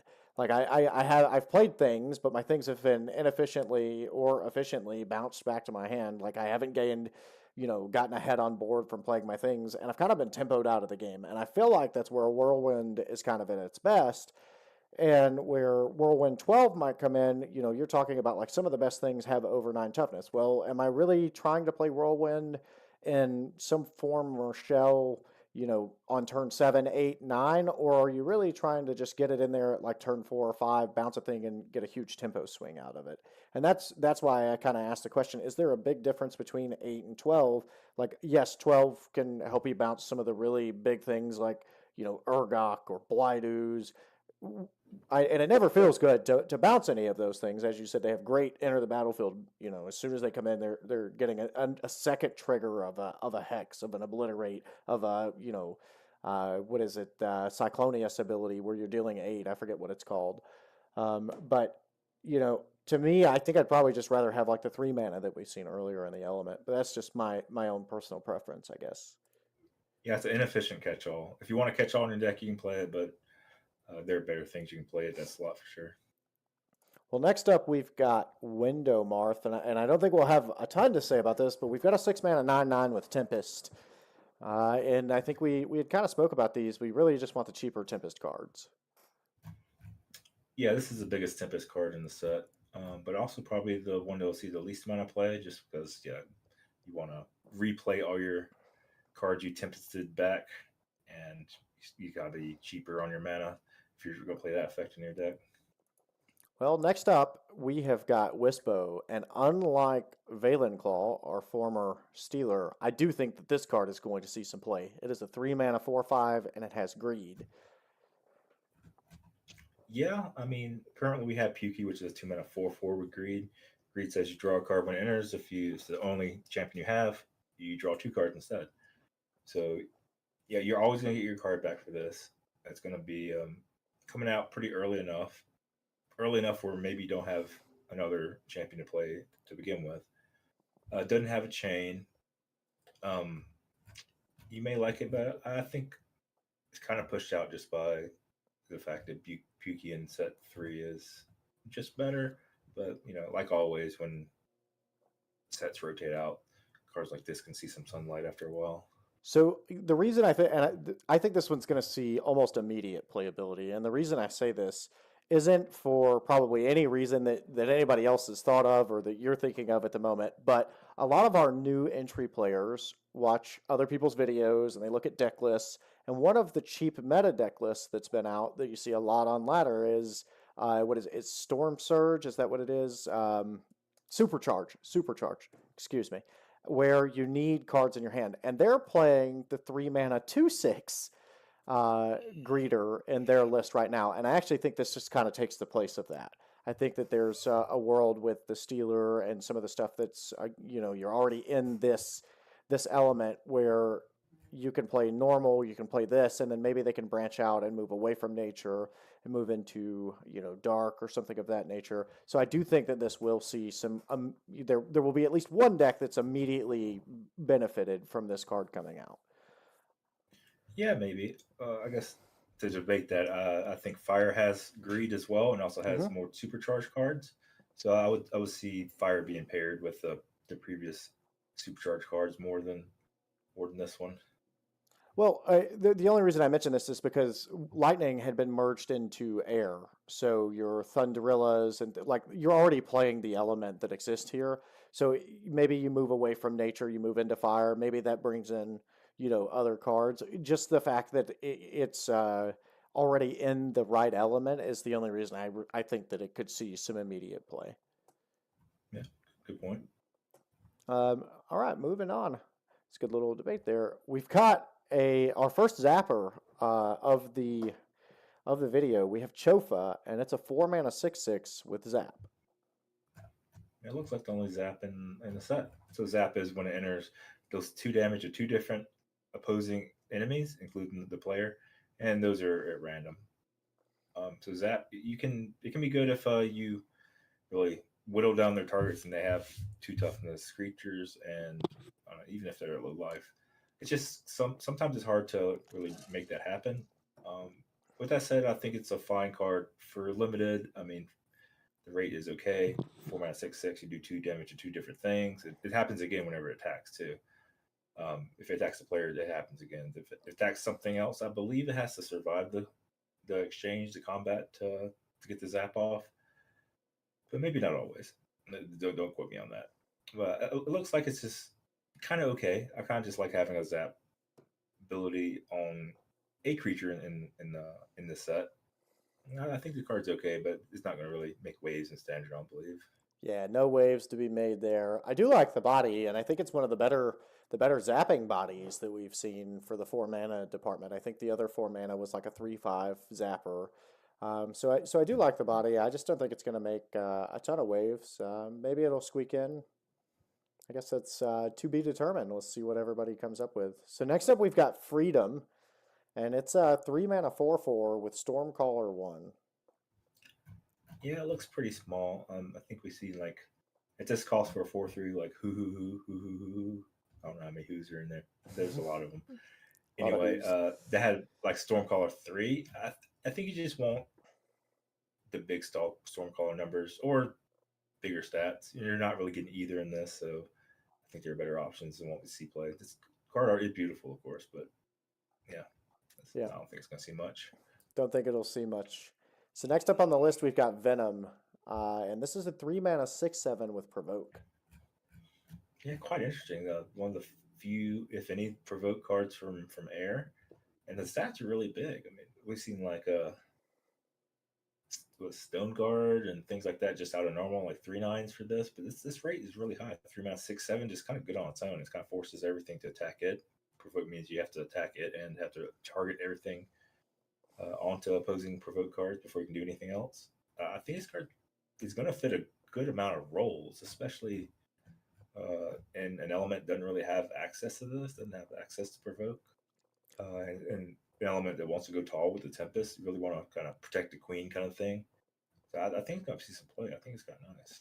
Absolutely. And when I just do quick math, I think about Sluggernaut, for example. I think he's a 4/9. Am I correct, or is it 3/9?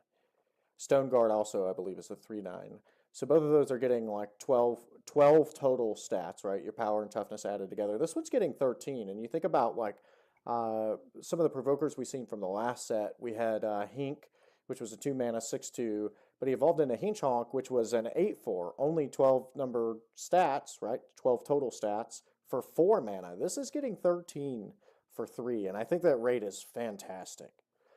So I'm very, we've seen vanilla, like no ability 3-mana cards being printed with, 6/6, with just, even 6/6, no ability. The fact that this has provoke and it has to be targeted, and it has such a huge rate, I think it's going to see, as you said, it's going to see play and it's going to fill a ton of roles. So really brief, go ahead. It's a straight up good. Yeah, you're Yep. right.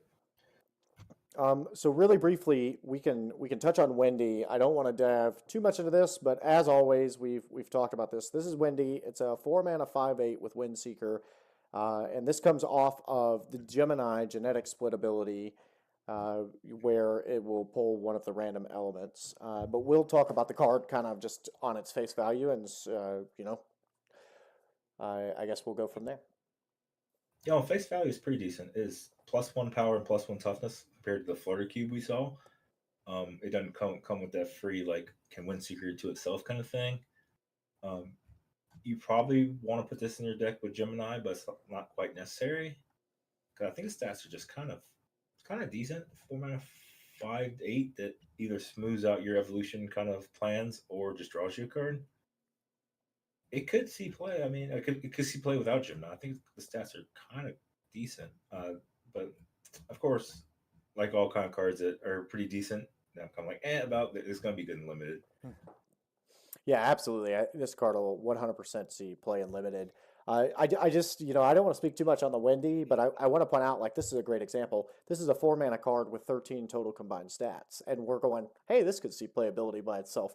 The Venom we just looked at is a 3-mana card with same realistic, like, stat value in 13. So I think it's unusual to see 3-mana cards with that. And I think 13 is about the right rate. 13 or 14 is about the right rate for a 4-mana card to kind of see playability. But it also depends on, like, this one's got a big butt, if you will, right? It's got nice toughness to it. So because it has nice toughness to it, it's going to have some survivability. It's going to be able to Windseeker out some things. And I think that's what kind of makes this playable. If this was like a 12/1, is this playable? Well, probably. Somebody will find a way to exploit that. Or if it was a 1/12, would you play it? No. So, even though I say, hey, this is getting 13 stats and I think it's going to be good, the stats also have to kind of be aligned with whatever your deck's trying to do and, some survivability. Like if this was a 1/12, we probably just never play it. Like somebody out there would play it and find some way to like Psybeam it around or something, but it's not gonna see a ton of play. So just important to keep in mind, even though we look at a lot of, bare stats, that, it also is important about where those stats lie as well. So next up we've got, I'm gonna try this. I believe this is turquoise. Jeez, it just hit me. It's turquoise, like turquoise, the color. Wow, I don't know how I didn't get that. It's a 2-mana 0/4 with Hatch. Go ahead. Yeah, turquoise. I think this will be one of the weaker eggs. We already have 2 eggs in Azure and Teal that go for air right now. You're not really egging out huge things. Like we said, there are some big Tempest cards, but they aren't like 8 or 9 mana. There's an 8 mana the Flitter Rock with the Stormcaller that you want to egg out, but I think that you're just fine with the 2 eggs you have right now. So the four toughness 2 mana eggs are pretty strong across the board, but I think this is going to be one of the less played ones in standard. Yeah, I 100% agree. I think that's going to be the case with all the elements that already have 2 eggs going in, 2 1 mana eggs, that is. So eventually this will see play, as we've always talked about. Things will rotate out, and eventually this will become a staple in every deck. But for, standard in 3 days, no. I just don't see it. So for now, I'm changing up the order on us here, boss. So we're gonna go backwards here because I don't want to end on a sour note. So we're gonna quickly touch on the Teal Lily, which I have up on the screen now, which is a 0 mana 0/1 Windseeker. Yeah, it's going to be super rare. Windseeker will replace itself for sure. So you have 0 mana draw card, which is going to be great, but it's also just going to fill out your curve, whatever you need. Unlikely to be a turn 1 play, in case you just want to kind of cycle this card for another card and just have a piece of digital cardboard in play. I think it's extremely strong because at worst it just replaces itself. But its strength is going to be whenever you have an evolution chain existing in your deck, and you just kind of just go ahead and go get it. But with Yeah. that said, it's going to be really rare, so you may not even see this card very much. So you can get it off the harvest ability. I guess that's one way that you could get it, but that requires you to obviously play a harvest card. What I will say is, as you said, it just replaces itself, and that is deck thinning. And in a world where your decks are 35 cards and you're already, you're starting with basically a sixth or a seventh of those cards already in your hand. I don't think we're there yet, but I do think that we could eventually get to a point where you could just kind of thin your deck and, cantrip as you would, where you're just kind of recycling cards and really weave through your deck quickly. I don't think we're there yet, but obviously I do think that there's a world where eventually we could get to a place where this, the one person that ends up with this, or the 2 people that end up with this, because it is extremely rare, where they have some sort of advantage where they're able to go through. But most likely it's going to be used, as you said, to, let me go get my evolution because I need to go get my evolution. And then we're still kind of going backwards here. So we're going to go to Windy Cliffs just really briefly. This is a 2 mana 0/5 with Otherworldly. Yeah, pretty weak. It's pretty win more. Doesn't have enough toughness to really survive and attack through most things that would come out in 2. You need a board presence for Otherworldly to matter. What Otherworldly means it gets +2/+2 in this case to all your other air cards. But it doesn't buff itself. So it's very vulnerable, very dependent on you needing other air cards in play. So I really don't like these, and I would avoid them. I 100% agree with that. So now we're going to move over to Evelyn Tyr, Goddess of Wind. This is the crafted card for the air set. It's a 4 mana 6/6 with Tempest. So it does cost more than the Koof, but costs the same as the Moth. But it has one more toughness than Moth, and we will see hopefully a good hero for Evelyn Tyr, because all the named cards getting kind of independent heroes for him. Yeah, I think the rate is kind of good. I didn't like Moth as much, but the extra toughness does help, and I'm curious to see how the hero will shape up. Yeah, I think that's kind of the question with all of the named cards. I feel that both of us have kind of refrained from going like, this card's going to be really good, or I really don't like this card, because we just don't know what the hero is going to bring. For all we know, this hero could come out and be super, super strong, or it could come out and nobody ever play it. And until we really get 100% factual information on any of that, I just don't think that there will be a real way that we can give you any tremendous value on an opinion on the hero. I think, at face value, rate's fine. So with that, we're going to move into what I believe you think is the strongest equip card in the entire set. And this is the Runed Skimmy. RuneScape reference for any of you guys that play RuneScape. It is a 1 mana 0/1 with the equip ability to give one of your cards Infinite Strike. So interestingly, this is the only 1 mana air card in the whole set. And the cards that have Tempest are really begging to have as many 1 mana cards as you can get. Just Infinite Strike given to a champion is extremely strong on its own. It can target most things that have a relatively balanced power toughness. They usually would want more toughness. You can just do that and get like some variety of kill a thing, attack them. This is really good with the rock solid ability out of nature, because that does not take retaliation damage, so you can mow down their whole board and then finish off with attack to the face. I think it's gonna be hard but really interesting to maximize wanting to put this card in your deck along with the Tempest. But since this is the cheapest card in the set, Gen 5 alone in air to really bounce with the Tempest and really pairing that with things that work with it. If you don't go into nature with the rock solids, or you can go into something like air and water with the blizzards and really mow things down, kind of have this as more copies of Astro in your deck. I think it's powerful in a very wide range of decks. I think it's just powerful just on its own for one mana. I think this is the best air card in the set, in my humble opinion, but it will really need to see.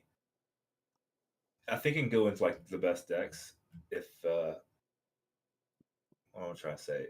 I think the ceiling is extremely high, and I think it's very likely this will end up in some of the best decks. And if it doesn't, then I mean it's going to end up kind of everywhere in some good like B tier decks. And it just works really well with Tempest. Works really well to Rock Solid. They're pushing. It just works really well with this Blizzard, and it's so cheap, so it's hard to go wrong with such a cheap card with such a powerful effect. 3000% agree with you. I think it's the best air card in the set. I'm close. The more I think about this card, the more I inch it to being the best equipment in the set. Obviously, I have my biased opinion towards the water equipment. I think could see some memeability, but I think there are some other good equipments. But the fact that this card costs 1 mana is, I think, bozo banana nuts bonkers. Anytime something costs 1 mana and you can find a way to cast it multiple times, I think it's fantastic. As you said, I think the ceiling for this card is very, very high.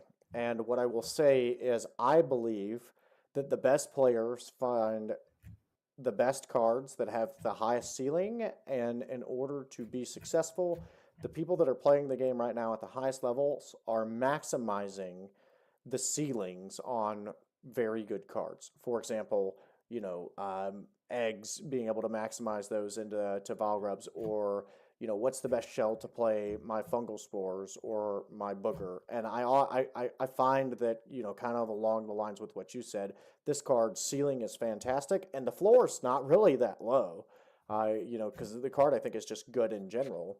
So I think that it'll be played in a lot of different decks, and I think some of the best players will find the best ways to maximize this card. And once it's figured out what the best way to optimize a list is with this card, I think it's going to see a ton of play. Right. So with that, we've hit every card in the set now. So just as we have done with every other video, I would like to kind of turn it over to you. And what we try to do here is we rate the set, the element inside of the set between 1 and 10, on how strong overall we think this element is. So this is telling us to do Tempest things. It's telling us to do Infinite Strike things. Koof is the best Tempest card because it's the cheapest, and it's ready to go on its own. It has some cheap Thunderbolters in Squark, which has a good evolution too if you're doing that aggro line. The Nixia line is good because that's a cheap 2 that draws your card and goes into a great Infinite Strike. If you're doing the Infinite Strike plan, you probably want that with the Rune Skimmy. Has cheap Berserkers and the Cluckin'. I like what's going on there. Has plenty of other Tempests at pretty decent rates. I'm thinking that Koof is the best, but not by no means the other Tempest cards is bad rates. I think they're just, you should want to play the first ones primarily. The cheapest Windseeker we've seen in Flutter with a good evolution of Flutter Cube. Some stuff, some overkills, some whirlwinds. Not really much to say about them. The Rune Skimmy, which I think is the best, could be the best. I would not be surprised if it's the best card in Standard. I would not be surprised. I'm not saying it will be, but a 1 mana huge effect card is the kind of card that may just be may just come to the top of the cream as it is. Yeah, I guess that's about it for a little overview. The rating that I'd give it pretty high. So I think the ceiling is extremely high. I believe that Tempest and RuneScape decks may be the best decks. So I have some good expectations, and there's some good fillers in there, some cheap win seekers and whatever. So I'll give it pretty high. About an 8. So I am, I guess, not as thrilled, I guess, about this, knowing that the set, I guess, everything that you said I think was super true. What I will say is that, you know, knowing internally previously that the Tempest was a lot stronger and that some of these cards were a lot stronger, that kind of sets it back a little bit. I have high expectations and high hopes for this. I'm just not certain that it's going to be, one of the more impactful elements. It'll probably be in the top half, but it's definitely not a bottom half element. But I don't think it's number one or number two element. So I'm actually in the 7 range. So you gave it an 8. I gave it a 7. That puts us at a 7.5. Does that sound right? Yeah, I think this could be the strongest element or middle of the road. I don't think it's. I wouldn't put it as like third. I think it's gonna be number 1 or number 5, just depending on how prominent Tempest works out and how much Rune Scheming and Infinite Strike actually happens. Well, I guess just in my very briefly, in my thought process is I think I'm less inclined for the Rune Skimmy and Tempest as I am the cheap Wind Seekers and, some of the aggressive abilities that exist, which I guess is why I kind of end up at 3 because Air itself is already good and there are some very playable cards like the cheap Wind Seekers, for example, having the ability to play some of the rush stuff.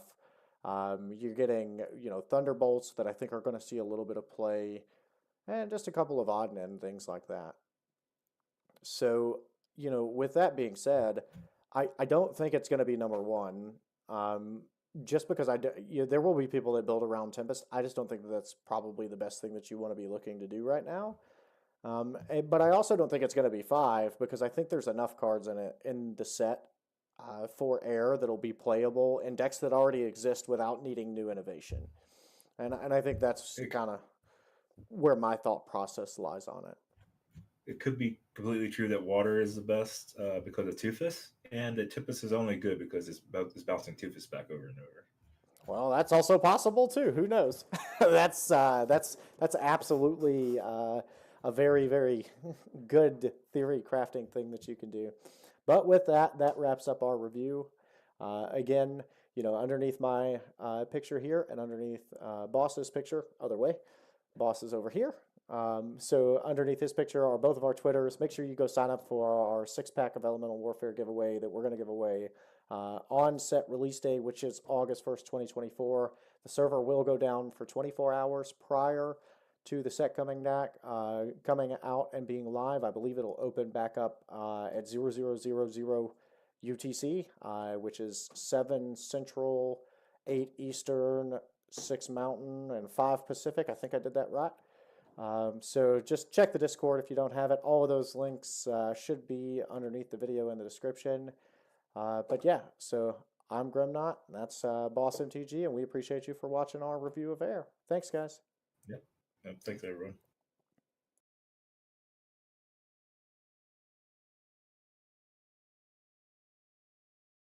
What's going on, everybody? I'm Grimnot. Hey, I'm Boss MTG.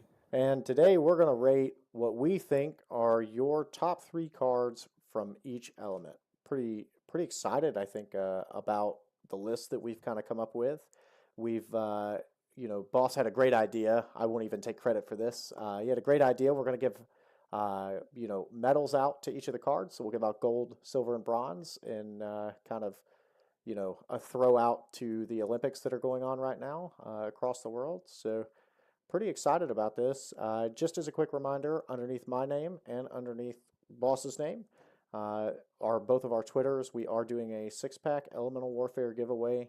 As soon as the server comes back up live, we will roll that live. Just go to any of the videos that we've posted on the Champions webpage, like them, take a screenshot, put it on as a response underneath our the tweet that he's reshared and has pinned to my Twitter, and you'll get a free starter pack, and then you'll be entered into the giveaway that I will draw live on Twitch on release day.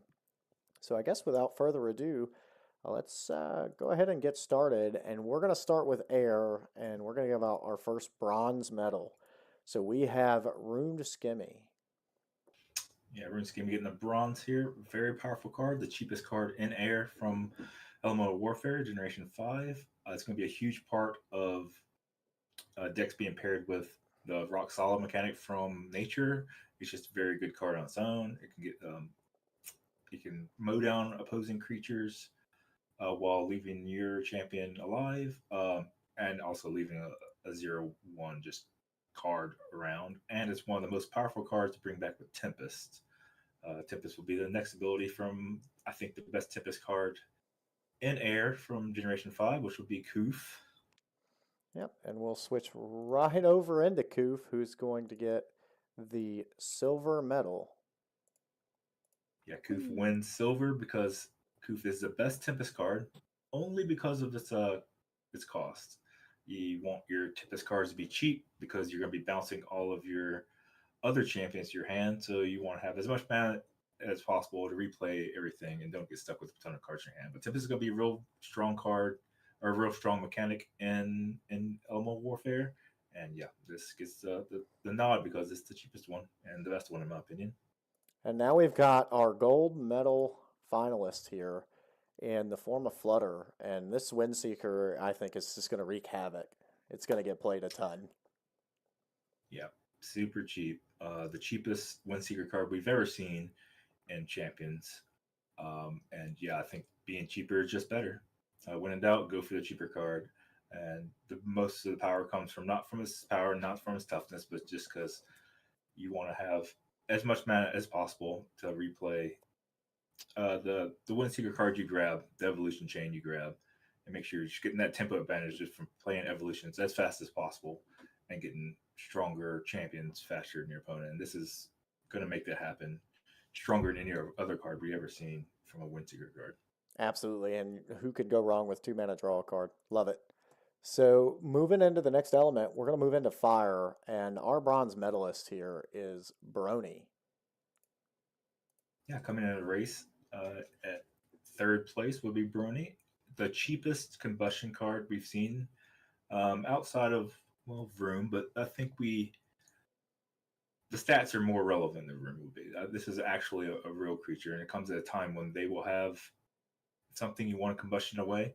And this is super efficient, better than the previous version we saw at 3 mana for a 4/4 combustion. Super good rate. Gonna see a lot of play, and it can go face and finish off opponents too. Absolutely. I'm super excited about this. I think it's going to be seeing a ton of play. Fire, I think, overall is one of the weaker elements, but I think there are definitely still some cards that are very good. And another one of those is Graphite here, coming in second place, getting our silver medal. Yeah, Graphite getting the silver here. This egg is super strong because of the Arson ability, which does 3 damage to one of your friendly creatures. And this egg survives that. So it's going to work really well with the Arson ability. And fire is one of the elements that wants to get big things in play. It only has 1 egg right now in the Anj. But it's really the Arson just making this survive, getting you to draw a card while just progressing your board. I think it's going to fit into most of the fire decks that we see in standard moving forward. Absolutely. And then our number 1 card here, coming in first place for fire, is going to be Blitzy. That's the 2-mana 2/2 with Wildfire 2. Yeah, a huge package and a small creature here. 2-mana 2/2 with Wildfire 2.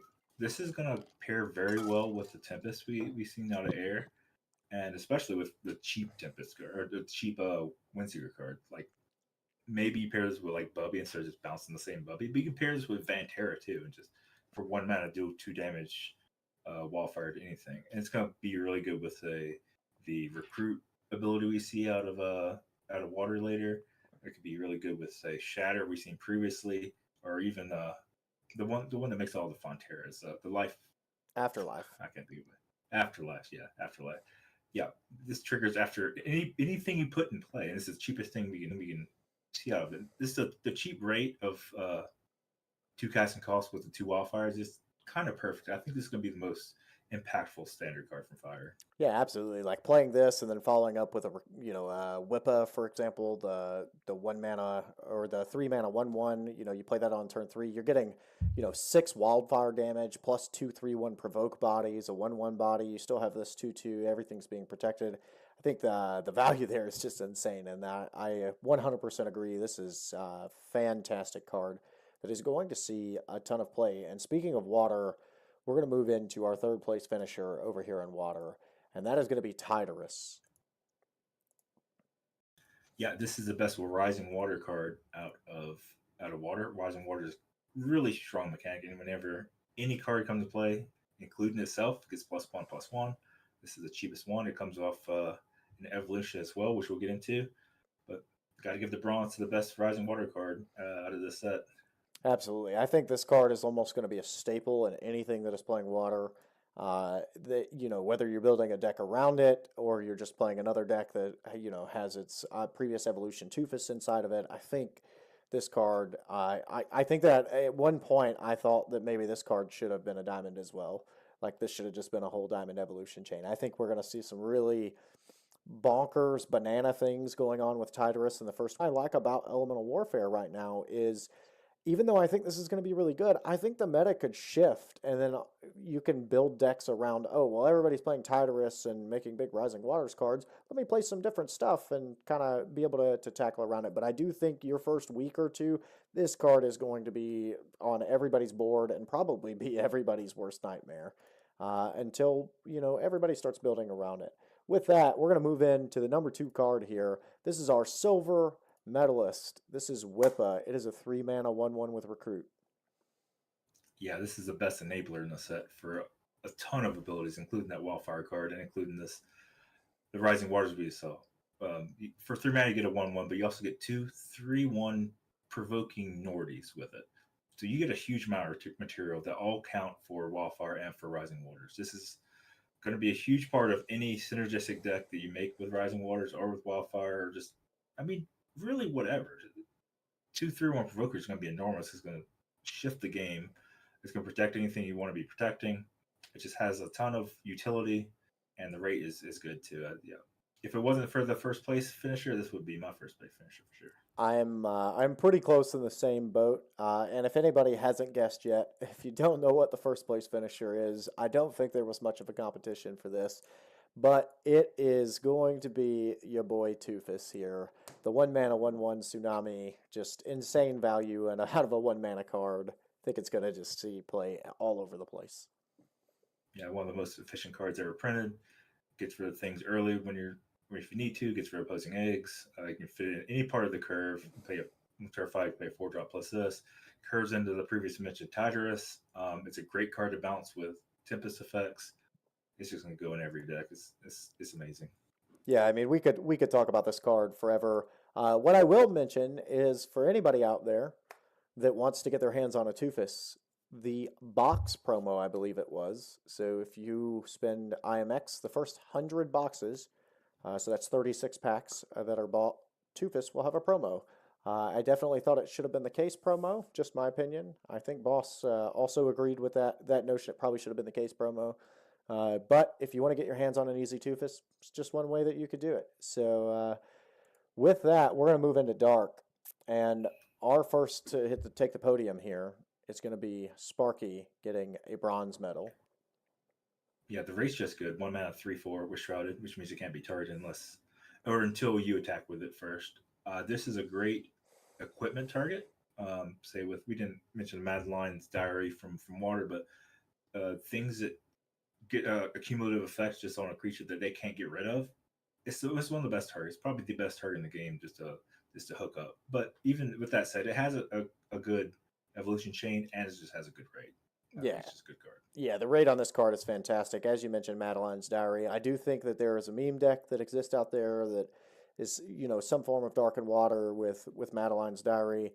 It's, 1 mana. It's super cheap for I think a total of 4 mana with the Diary plus the Sparky there's a world where you just get one of the vortexing creatures every single turn, and I think the value is really good. So with that, our second place finisher here is going to be Thief, and Yeah, I super love this card. This whole evolution chain. yeah, But yeah. It's part of a 3-card chain. This is the cheapest steel card we've ever seen.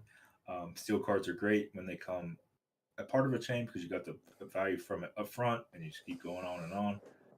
That's going to be good. It's going to be part of chains that go on in dark, set 5 moving forward. I think it's just good. yeah, Strong card on its own too. absolutely. And speaking of this evolution chain, the number one card on this list that will be our gold medalist is Viperus. I believe comes at the end of the Thief Slither Viperus chain here, and this is in my opinion, probably one of the craziest cards. I raise dead with 2 mana. It's super cheap to raise dead in a set that's full of and not just water, but just full of enter the battlefield abilities that you want to abuse. I think this card's going to see a ton of play. Yeah, hugely impactful. All the raised dead cards are impactful. This comes with just 2 life. It's so small. There's like basically no downside when you start with as much life as you do in champions here. Yeah, and then it comes on a great chain. It starts with Thief and goes into this. The rate's just great. The ability is just great. I like every part about this card.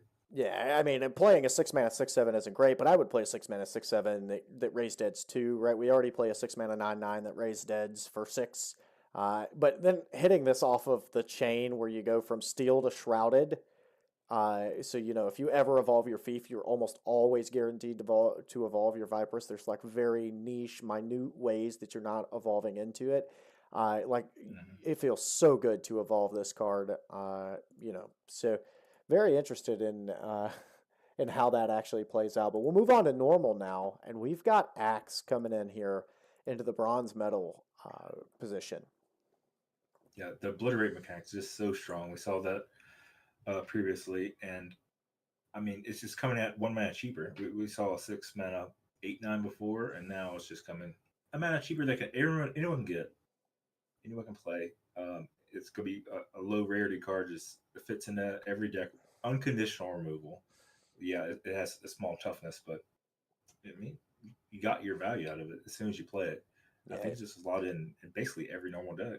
Yeah, you're not playing this guy for the toughness or the power. Like if you get an attack in with it, that's fine. But you're really playing it, like you said, for the raw, unfettered. I can target anything and just obliterate it. And at the end of the day, that's something that I think any deck can utilize. Whether that's your control list, your aggro list. This card's going to see a ton of play, no doubt. Coming in second place here, we have a silver medal for Twigga.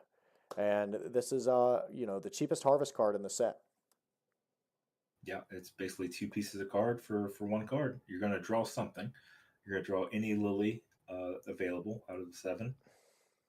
And yeah, you just get a 2 for 1. Maybe not be the strongest 2 for 1, but you compound that with the fact you can have Wildfire and Rising Waters, and you just do 2 things for 1 mana. That's going to be enormous, and it comes part of a 3-card chain too. You don't even really need a chain. I think this card just is one of the cheapest and will be one of the hugest enablers for a lot of the mechanics we have going on in elemental warfare. Absolutely. And coming into the gold spot, I don't even think this one was a question. There wasn't a ton of thought that goes into this. I think it's just Gemini, right? Genetic split, being able to evolve and reproduce itself. And you're just getting so much value out of this 3 mana 5/5. Yeah, as long as you can sculpt your deck to ensure that it gets 1 attack in, that'll compound. It'll snowball out of control extremely quickly.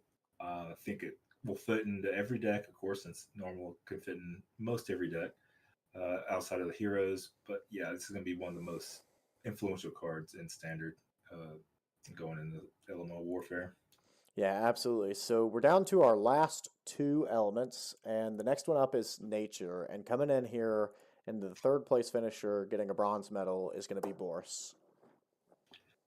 Yeah, he has a family ability. If he has his mom and dad in the Doors and the Morris, he gets Rush, Infinite Strike, and Rock Solid. And those three combined, you can play them immediately and mow down their entire board, along with finishing, an extra chipping in for a little bit to the face too. It does take some setup. It does play. You have to play Morris and Doris in your deck to make this happen. So you do have to sculpt probably a turn 7 to make this all work out. But it is a game-winning play when you do it. Yeah, and I think that's really why this one snuck in here at the bottom of the list, right down here in third place, is because on the surface it's not super strong, but I think the end result could be impactful enough, and it could shape the meta, right? If we see a bunch of people building Boris, Doris, and Morris, you're going to have to start building your decks around it. And the fact that it could shape the meta potentially, I think is why, Boris makes number 3 on our list. So number 2 on our list is going to be Vinoy, and this is our cheapest afterlife card, I believe, inside of the nature set. Yeah, this is the best rate afterlife card we got. We got a 2-mana 3/4. When it dies, it makes another 3/4. And that 3/4 Fontaria has regrowth 3. So all the champions you have in play, when this Fontaria dies, we'll get 3 more toughness, and you gain 3 life as well. So you're seeing, what was it? 6-8 of stats for 2 mana, maybe even more than that. It's hard to even realize how much stats you get from this, but it's hard to even go wrong with this card. Like, they don't want to kill it that much. You're fine with throwing it away. You're fine with the thing that dies, or when Vano dies, and that gets thrown away. You're just fine with all outcomes of when you play this moving forward. It's just, you're just good with it. It's just good all around. Yeah, we call it like I think it's called like reverse equity in poker, where like you haven't made your hand yet, you're 4 cards to being able to make your hand, and then you're betting on the chance that you do hit. This implied odds, things of that nature. This card's kind of like that, right? It's hard to calculate, when you play it on the, like you said, on the face value, you're getting 6-8, which is 14 points of stats out of a 2-mana card, which is just insane. But then the regrow just has the ability, like if it triggers late in the game, right? You play this card, then you get your afterlife, and then when eventually your Fontaria dies, like you could be getting 20, 25 points of stats realistically. And I think that's, maybe a gross overestimation, but you could be getting a ton of real generated value, and it's very hard to guesstimate that. And I think that's why it makes our number 2 list. You could just, the possibility, I think, is very endless there. Coming in at number 1 is going to be our crafted card, and this is the card I think we're most excited about in nature. This is Venomyscus, and this is the epic name crafted card that's 5 mana 9/7 with steel. Yeah, I think this may be the best constructed card from nature here. We saw decks that try to steal cards from opponent all the way up to the point where they run the opponent out of cards. And this is coming with a body that's very threatening on its own. Like it will just threaten to kill them while they're having to deal with, hey, maybe I may run out of cards. And it's also a named hero too, so it's going to come with something significant for just having the card in your deck if you play that hero. But yeah, the rate on this is enormous compared to like the 4 mana 6/6 we saw previously.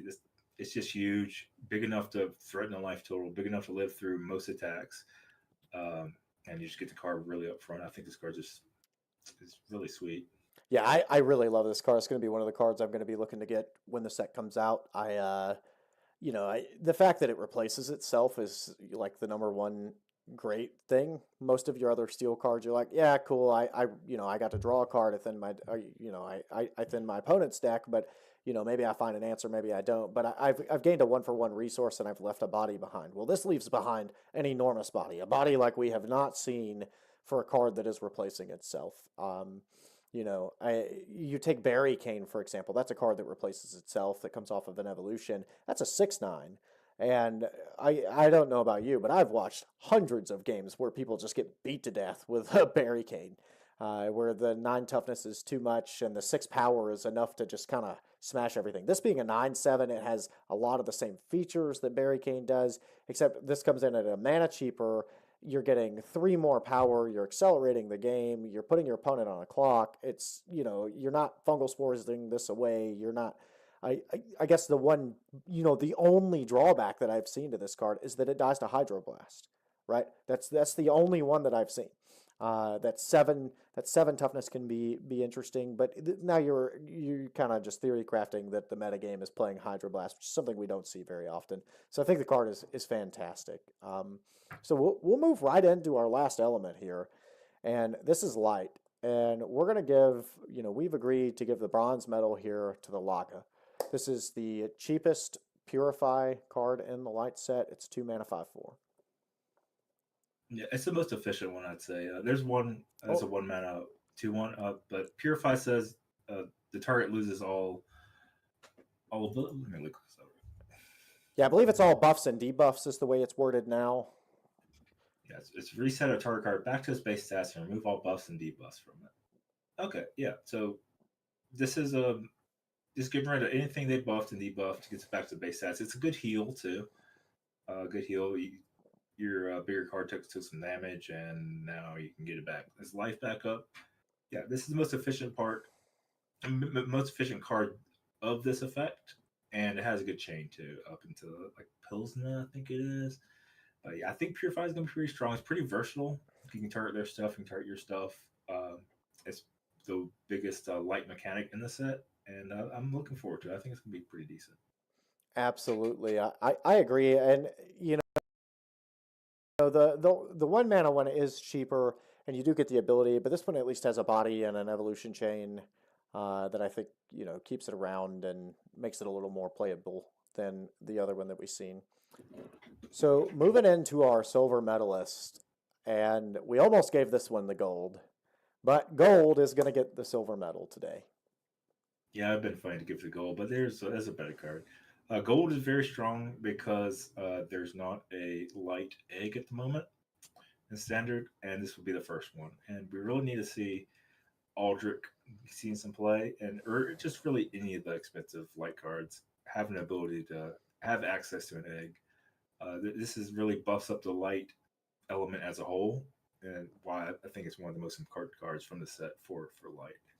Yeah, 200% agree with you. Like I wish I could agree with you even more. I think we're going to get to see some Aldrichs played on turn 3, and it's the fact that this comes in at 2 mana, I think is what's very interesting, because you get a 1 mana light play, and if your opponent hasn't dealt with it, and then you do eventually evolve on your turn 3, the gold, you're getting immediate impact from an Aldrich that's coming down if you've played a 1 mana card. And if you're getting this on turn 3, you're getting Aldrich for 1 mana, you're drawing another card, you're getting a chance to play another 2 mana's worth of cards. And if for some reason you're on the draw and you have a Lily here as well, like, you're getting insane value. Like, hey, opponent, you're at 20, it's turn 3. Go ahead. have a fun time. It's huge. Aldrich is huge because the white Lily you get is a light card. Which is affected by Aldrich. Which is I think just insane value. I think we're going to see some insane outplays. But our number 1 card from Light, who is going to get the gold medal, is Temu Wapu. And I'll let you talk on this. This was the card you spoiled. Yeah, the rate is just outrageous. Time Warp 2 means you evolve up to 2 times from whatever you target.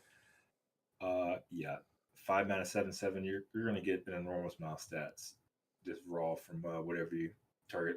Just baseline, you say GOT, which turns from a 3/4 to a 9/9, like bless. Yeah, say bless 10 or 9, 10, yeah. something. It goes bless 4, bless 6, bless 9, I believe it is. Yeah, it's just crazy. Yeah, the rate on that is crazy, and 3,000%. This card should have been a diamond. I don't think there's hands down. There's not a question in the world about it. This card should have been a diamond. Yeah, very, very surprising it's not a diamond. This card is Aethernar on steroids.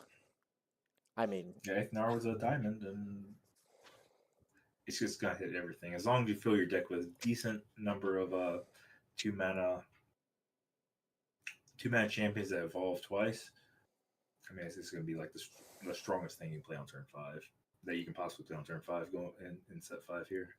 Well, that comes to the end of our list. So, I think I'm super excited. I think the set comes out in like 2 days, a day, something like that. But you know, I'll leave it open to you for some final thoughts before we close it out here. I'm just gonna say, if you have any thoughts, like, just go ahead and put them in the comments of this YouTube video. If you have a different top three, if there's anything we missed, anything that we helped you with, yeah, just let us know. And I hope you like this video. Yeah, absolutely. So any feedback that can be given would be helpful for both of us. I think both of us intend to probably continue to create content of some sort. I think these videos will go up on the Champions channel. I think I'm going to make some individual videos. Maybe I'll do some further videos if Boss is interested, and put those on my YouTube, and maybe get Boss's YouTube spun up and get some stuff put on over there. But feedback. If you didn't agree with what we said, tell us why, right?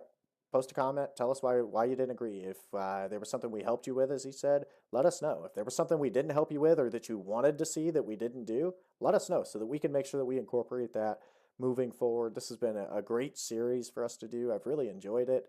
I've enjoyed working with Boss. And just once again, my Twitter is below my webcam here, and I believe Boss's is underneath his. Just make sure that we are taking a screenshot of you liking the video, and you're getting involved with that Elemental Warfare 6-packs that we're giving away when the set comes out. All you got to do is just get that screenshot, go to my Twitter page, the pinned tweet, or the tweet that was retweeted on Boss's page, and stick that screenshot in there. Send your in-game name. I'll send you a starter pack, and then you'll get entered into the drawing for the 6-packs of Elemental Warfare on launch day. And I guess with that, I'm Grimnot. Yep, I'm Boss of the G. And we appreciate it. Thanks, guys.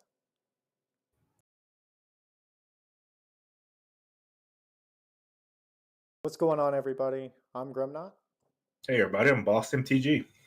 And today we're going to do a set review for Elemental Warfare for the element Water. I'm super excited about this.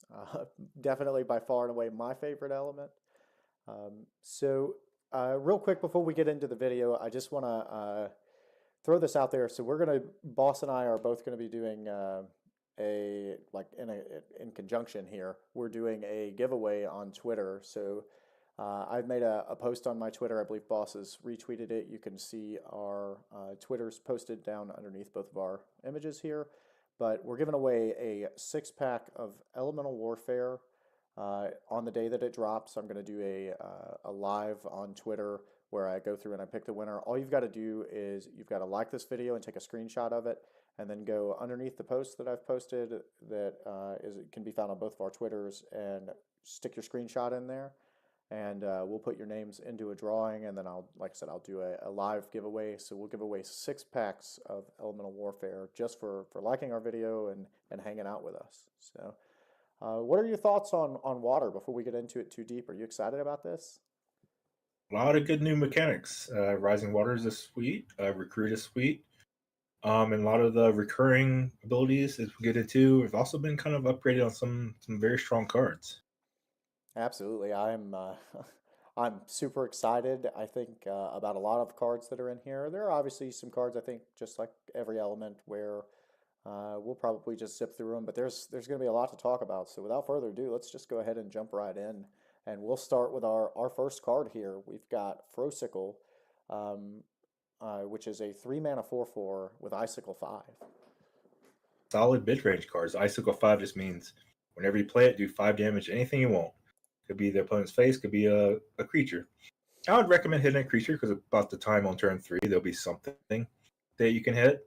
One big thing about the Frosicle is part of an evolution chain, and effects like Icicle that can kill opposing creatures allow you to chain up pretty smoothly. So you kind of ensure this card lives. To get to the next card, Frost